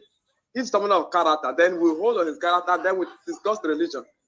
But now is somebody that so many people are not testifying of him in a positive way, and then we are here talking about. So we are just trying to the person. Even if you are talking about competence, then what is the competence we are talking about here? Because his own character is questionable, his achievements are questionable.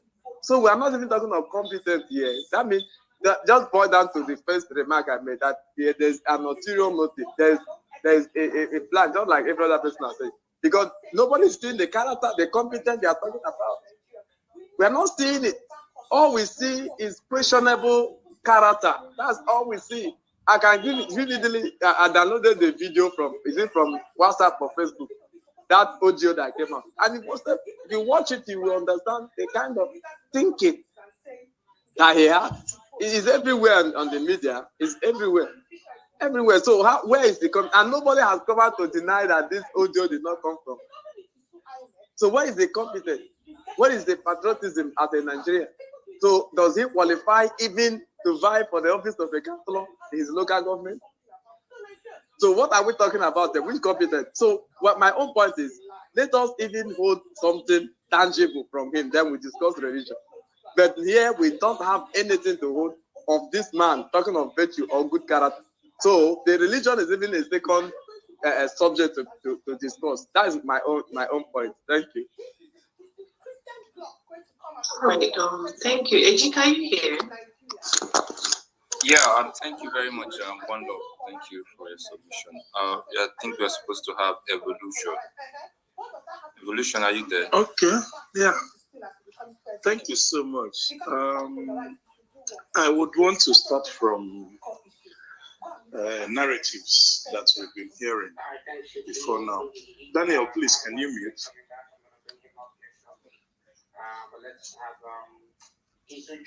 Yeah, thank you. I would want to start with the previous narratives. A couple of weeks back, the narrative that was everywhere was like, that Tinubu was going to pick a Christian northerner. a Christian from the north. That was what the Batified movement or group were busy telling everybody. Obviously, the ignorant ones from the south. When they now heard from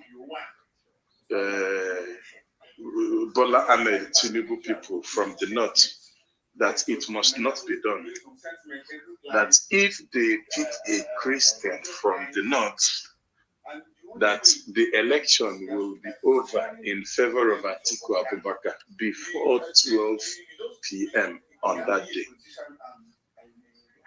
This was the message that they sent to them, that they must not make that mistake, that if they want to vote from the north, that it has to be a Muslim.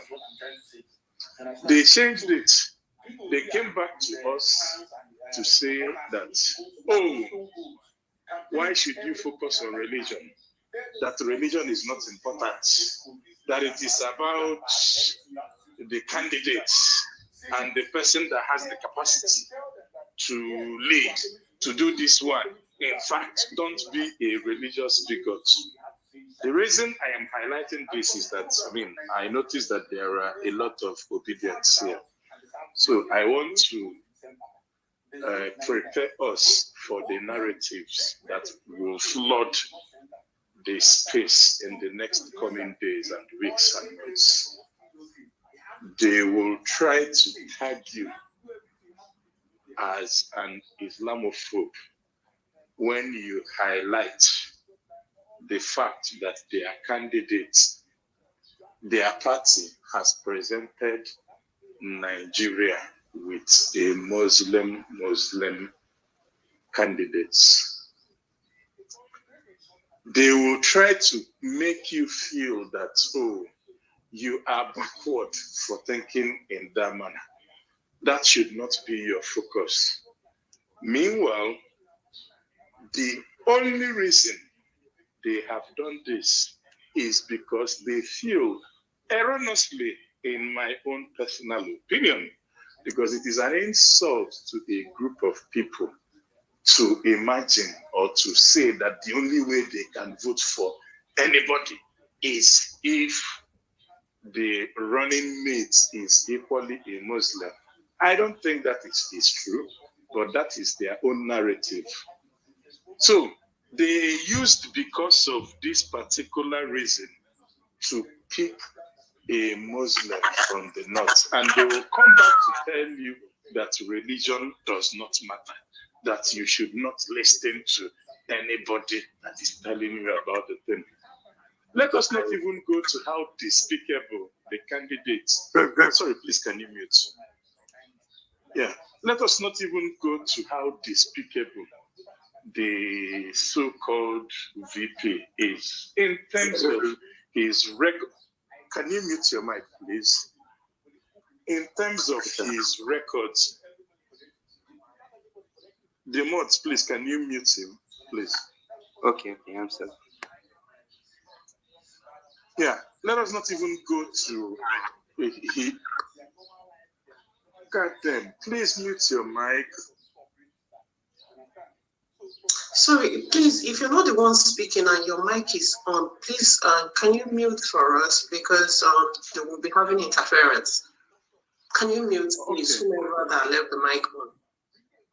Yeah, thank you. So I have lost my chain of thoughts.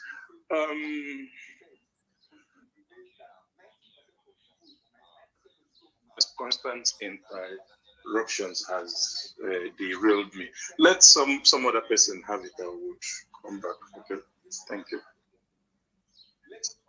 Okay, thank you, Evolution. Okay, I think we have Daniel. Daniel, are you there? Yes, I am here. Can you hear me? Okay, you have 4 minutes, please. Okay, thank you very much, the host. I've actually been listening, though I've been on and off since the space started. But one thing I want to say is, since yesterday, after the announcement of Shettima, but my prayer has been, God, may this combo never happen to Nigeria, because it's going to be a very disastrous event. I have been a follower of Shettima from the time he was a governor, and I've known his antecedents and what he's capable of doing. Even with the leaked audio video, which is something we all know even before the leaked audio video. Shettima has been somebody that it's not worth to hold a public office. That I personally believe that if it were in a civilized society, something of his nature, based on indictment or alleged his accomplishing with Boko Haram and other things, should be cooling off either in prison by now. But because of the kind of place we have as a Nigerian, everybody is in as much as you have money, you can have your way and do whatever you want to do. So I think Shettima being part of this ticket, may God never allow it to happen. Otherwise, Nigeria is going to be another, I don't know, maybe Afghanistan will be learning from Nigeria. So I think it's a plus to all the obedient and the Yusuf's people.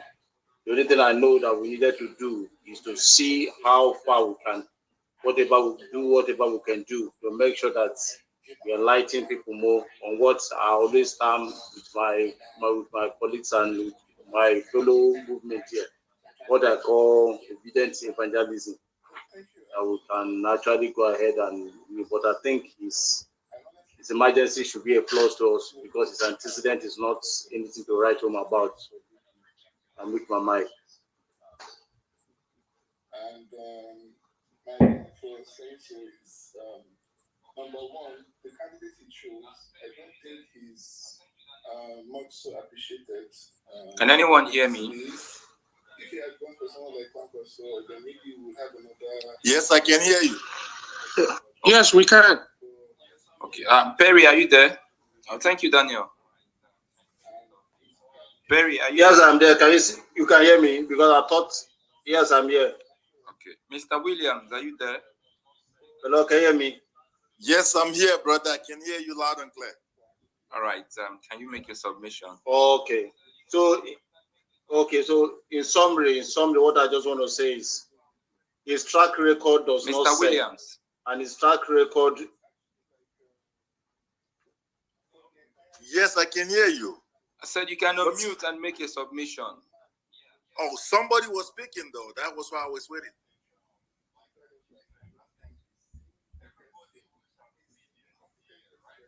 Hello, do you get me? Okay. Hello, can I speak now? Yeah. All right. This is my take. Like I keep saying, I think everybody who is an obedience here right now, give and take, will probably have known the antecedents of the, would I call it the APC party or the ruling class or the ruling hegemonies that be in Nigeria, right? These people thrive on chaos. And what did I mean by that? Every time we turn around, right, they give us something that would divorce our attention for us to, start making noise about. And they just feed on them. You understand me?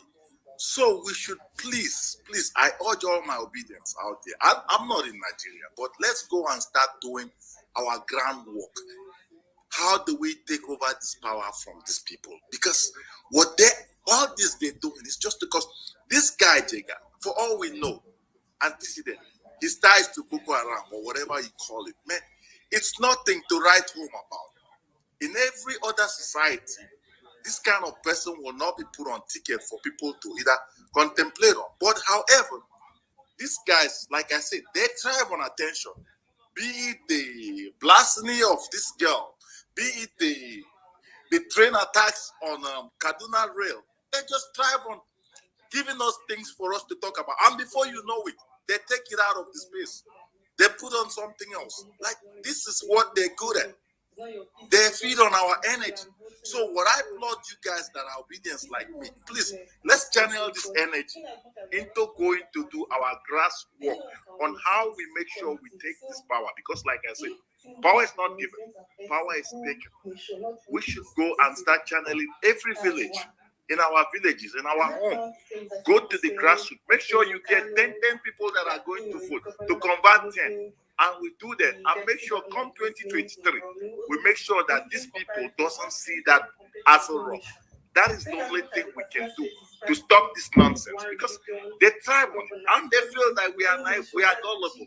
Whatever they throw on us, we take it. Like I said, people keep losing life every day. They just bring another one. Is it the jail breakout? Oh no. Now we're getting out of the jail breakout. They give us this for us to talk about, and we channel our energy to it.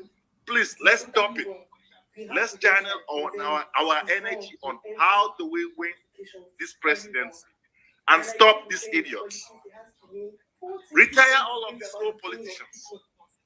I'm sick. I don't know. I wish I could be in Nigeria, but this is one thing we need to understand. Please, brothers, it's very important. We need to stop channeling our energy on this thing. I think we should even stop giving. I know he was talking about, but let's stop putting our energy into it. Let's put our energy, our money, our resources on how do we win this presidency, because this election is very important. You see, I mean, I don't want to use the language to say do or die thing, but I'm telling you, brothers and sisters, this election, it's just almost there. So let's go to work. With that, I yield. Thank you, guys. All right. Thank you, William. So we have Vasni. I'm not sure you have spoken again, and I'm going to yield the mic. Perry, have you spoken? Perry. No, yeah.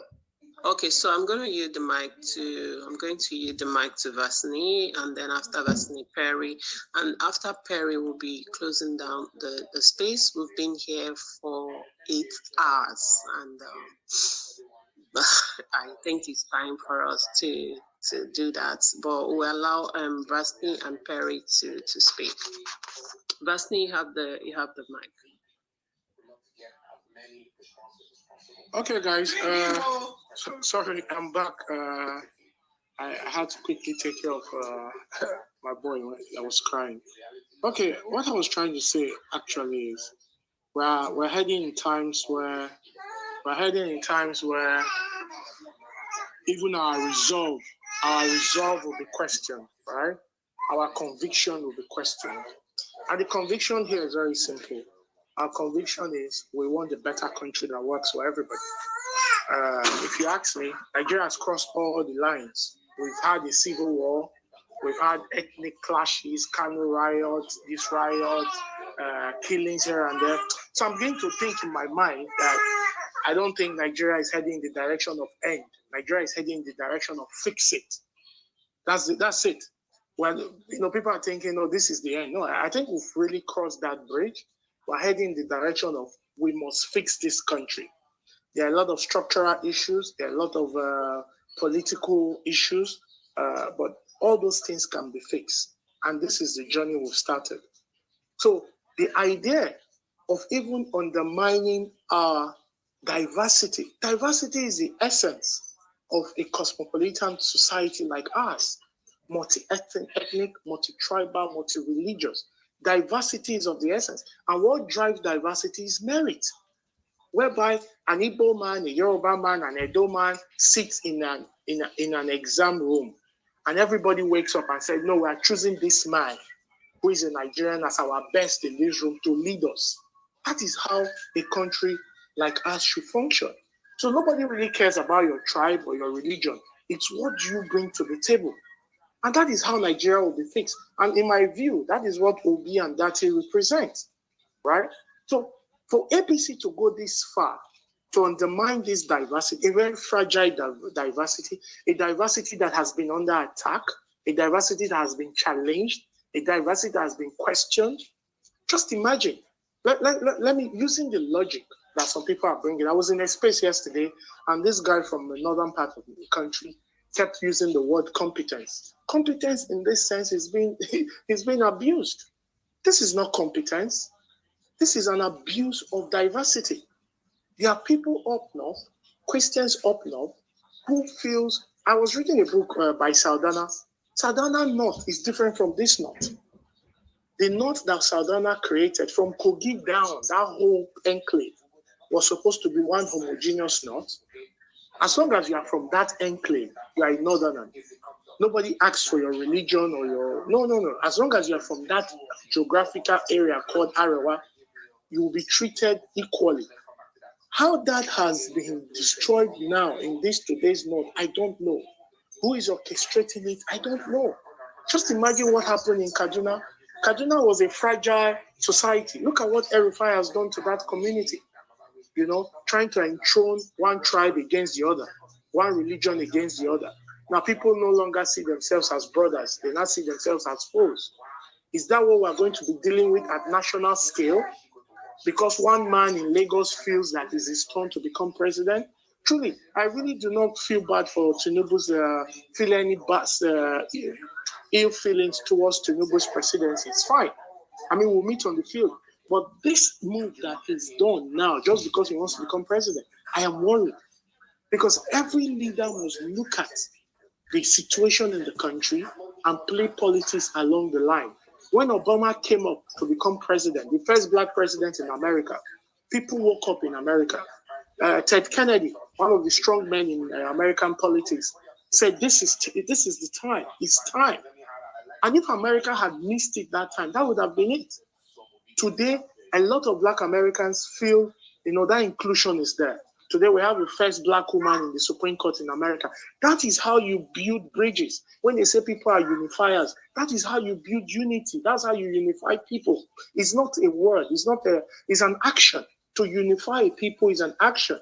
And what the APC have done with this ticket is to tell us that the Christians in the South, you don't matter. The Christians in the North, you don't even matter in this game.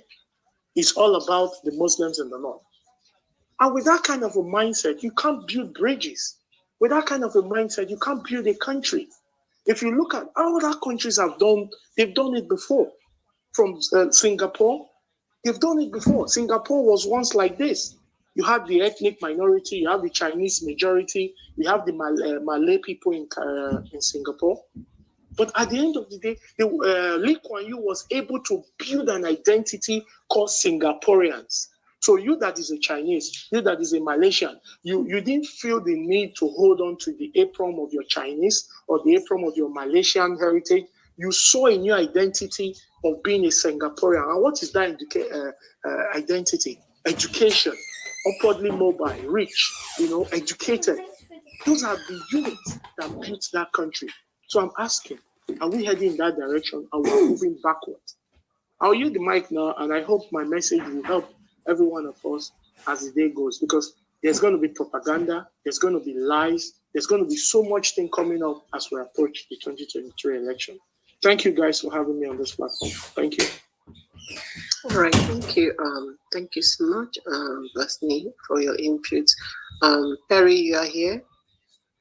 Yeah, thank you. I'm here. All right, so you have 3 minutes. Well, thank you so much for having me. Thank you guys for your wonderful contributions. So this news broke hardly yesterday, and since then I've hardly slept. I don't live in Nigeria, I live in the UK, but I was just sort of thinking, what has Nigerians done to deserve this? That was the first thought. Why has God so punished us so badly that we're faced with people like this? One, I called some of my friends. I've lived in the North before I moved over. I called some of my friends, and they said they too don't understand it. They don't get it. These are Northern friends that I've got, Northern Muslim friends. We talk over and wishing them back at the Salah and all that kind of stuff. But they couldn't understand it because they felt that how would just put yourself. I've lived in the North. My father served in the military in Nigeria before he retired. I was a Christian living in Zaria, in Kaduna. How do we sort of imagine people that are Christians are living in that space? How do we? I don't know why. When we're in Nigeria, we don't think. It's when we come outside that we start to think things. I was thinking last night, and my girlfriend said to me, "I was like, are you going mad?" I was like, I don't understand it. So what am I saying in essence?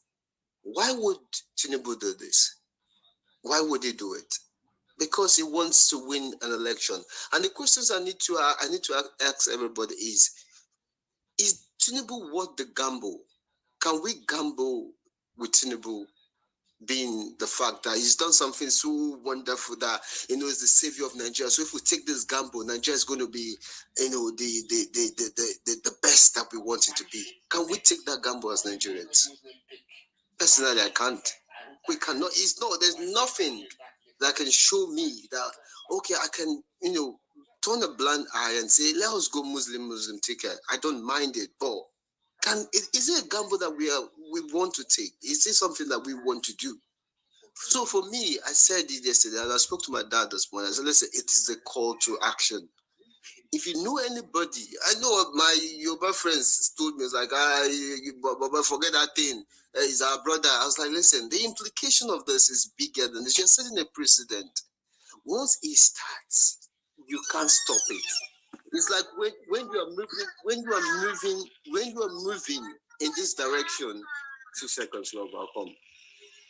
When you're moving in this direction, what happens? You're leading the country to complete shutdown. Now, what goes around comes around. Today is their turn. The northern Christians, even some of my friends, like I shouldn't be so blind. You've lived abroad. Why are you talking like this? You should be thinking more of a united Nigeria. You should be thinking like a progressive. That's the word they use. A progressive Nigerian. I said, listen, bro. You know that if we turn this table and ask you guys that we're going to produce. My brother Goodluck Jonathan, he is from my village. You guys did what you did to Goodluck Jonathan in 2015. I was shedding tears because I was practically, I was like, these people don't know what they're doing.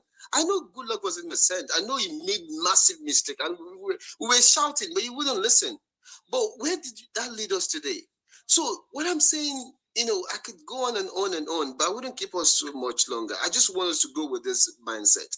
It is a call to action. So if you know somebody that knows another person, tell them that it is time. It is time to save Nigeria before it drowns. Because once these people test the waters and they succeed, it will take a different form. It will take, somebody was talking about, priests getting kidnapped. It's like it's a routine in Nigeria. They kidnap priests, reverend fathers. It's a routine. It's not a biggie any longer. It's going to go beyond that. So let us not think that it will not come. One space I was in, the guy said, listen, everybody go touch you now. I've got my parents there. That's why I'm saying I've got this vested interest. I've got my father there. That's why I still have this vested interest. I told all my friends this, that I personally called them. I've taken this in personal. Listen, if I will send you money and you don't show me your PVC, boy, you are not getting any time from me. It is a personal battle. Because we're not doing this because it's a vested interest. My interest is Nigeria. We live in other people's country. My brother is a lie. It's not the same. It is not the same as when you are proud. I've been away for so long. It's like I'm an exile. I'm running away from coming back home. It's shameful. I was crying last night because the direction is not this direction we wanted. Tinibu knows it. He knows what he's doing. But this man he doesn't stand a chance. We must go all out. I know people that are from other parties, sorry if you feel offended, but I'm just saying it. If you know within your heart that this is what you want for Nigeria, if you know that this is what you plan for Nigeria, then you don't love that country. It is not. Even for the fact that Buhari is a Muslim guy, a core northerner, 8 years, and you're bringing another person that is a northerner. We don't even look at that. A Muslim. We didn't even look at that. And you're not. You people know they fear God, though. You people don't fear God. And look at it. As somebody was working at that calculation, we're looking at a possible 24 years of a Muslim man, a Muslim person, or people changing over. 24 years. My brother, you will not know Nigeria after that. So please, it's a call to action. Let everybody that knows somebody, let us take it personal. I don't want you to go and take personal or somebody, but personal in the sense that we've got a job to do. We've got work to do. We've got work to do, and we should start now. I yield the mic. Thank you so much. All right. Thank you, Mr. Perry. Ayodele, you have please, you have 3 minutes. And sorry, guys, we will no longer be accepting more speakers because we want to close the space now. We've been here for 8 good hours, and my phone is revolting, kind of. So we would close after Ayodele. Ayodele, you're here, right? Can you hear me? Yeah, I'm here. You have 3 minutes, sir. Okay. Good evening, everyone. Here we are today in Nigeria, and all I see is that these are leaders. They don't value us. They don't even care about our intention or whatever. They don't care about us. They just see us as number. I listened to a space. I was in a space earlier today, and they were discussing how Muslims cannot accept Christian tickets, and they are expecting us to accept the Muslim Christians. Although many Muslims are also against the opinion that Muslim Christian ticket can work in Nigeria, because Nigeria is not a unilateral religious practicing nation. Nigeria is a multi-religion practicing nation. So why? So it shows that these people don't have our interests at heart. They only care about themselves. I don't know. And what is even baffling is that some are still supporting them. Come on. Are we really this gullible? Are we really this daft? That these people that they are choosing for us, and we are just accepting it the way they. Are we really pleased about the way Nigeria is going? In Nigeria, I'm a core member, and I'm being posted to a northern state, so I reside in a church. But what I see daily, I've never experienced it in my life. For the first time in my life, I witnessed it that an outside guy came and warned the church that they were making noise, that they should not allow that to repeat itself. Come on. And their speakers keep blaring and blaring and blaring. That's just an example. That's just an example. And no one cares if their speaker is blaring every day. No one cares about that. Now, let's look at what Tinibu said. He said he saw Shettima as the most competent person to fill that space. Come on, are you telling me that in the whole APC circle, there's nobody, no Christian, no Westerner, no Southerner is competent? He said he has worked. Can he define that definition of work that he has worked? That is more than others, that is more than what others has contributed to the party. Even looking at what the party has done over the past 8 years. 8 years is not a joke. It's not a day. 8 years. If 8 years is are you hearing Ayo? Because removed he's I think he's breaking. Yeah, he's breaking. To everyone. Ayo, can you hear me? Age. Come on. It's not so. Look at what APC have done for 8 years. It looked at very well. They have. Okay, I'm breaking. Okay, so I think we lost him. Yeah. Yes, I can hear. I can't see him. Are you here? Are you here? Okay, so we lost his connection. Yes, I can hear you. I can't see you. Ayo. Okay, Ayo, you have to kind of go out and come back. No. If we are here, then you can have the mic and finish up. Something wrong with you. Okay, go on. Let's see if you can, if your network will be stable.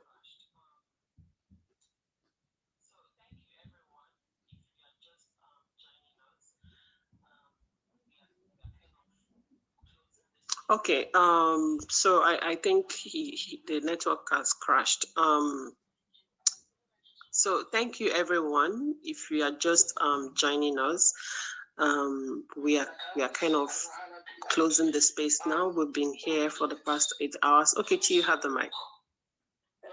Thank you. What I just wanted to say was that, regardless of whatever is going on,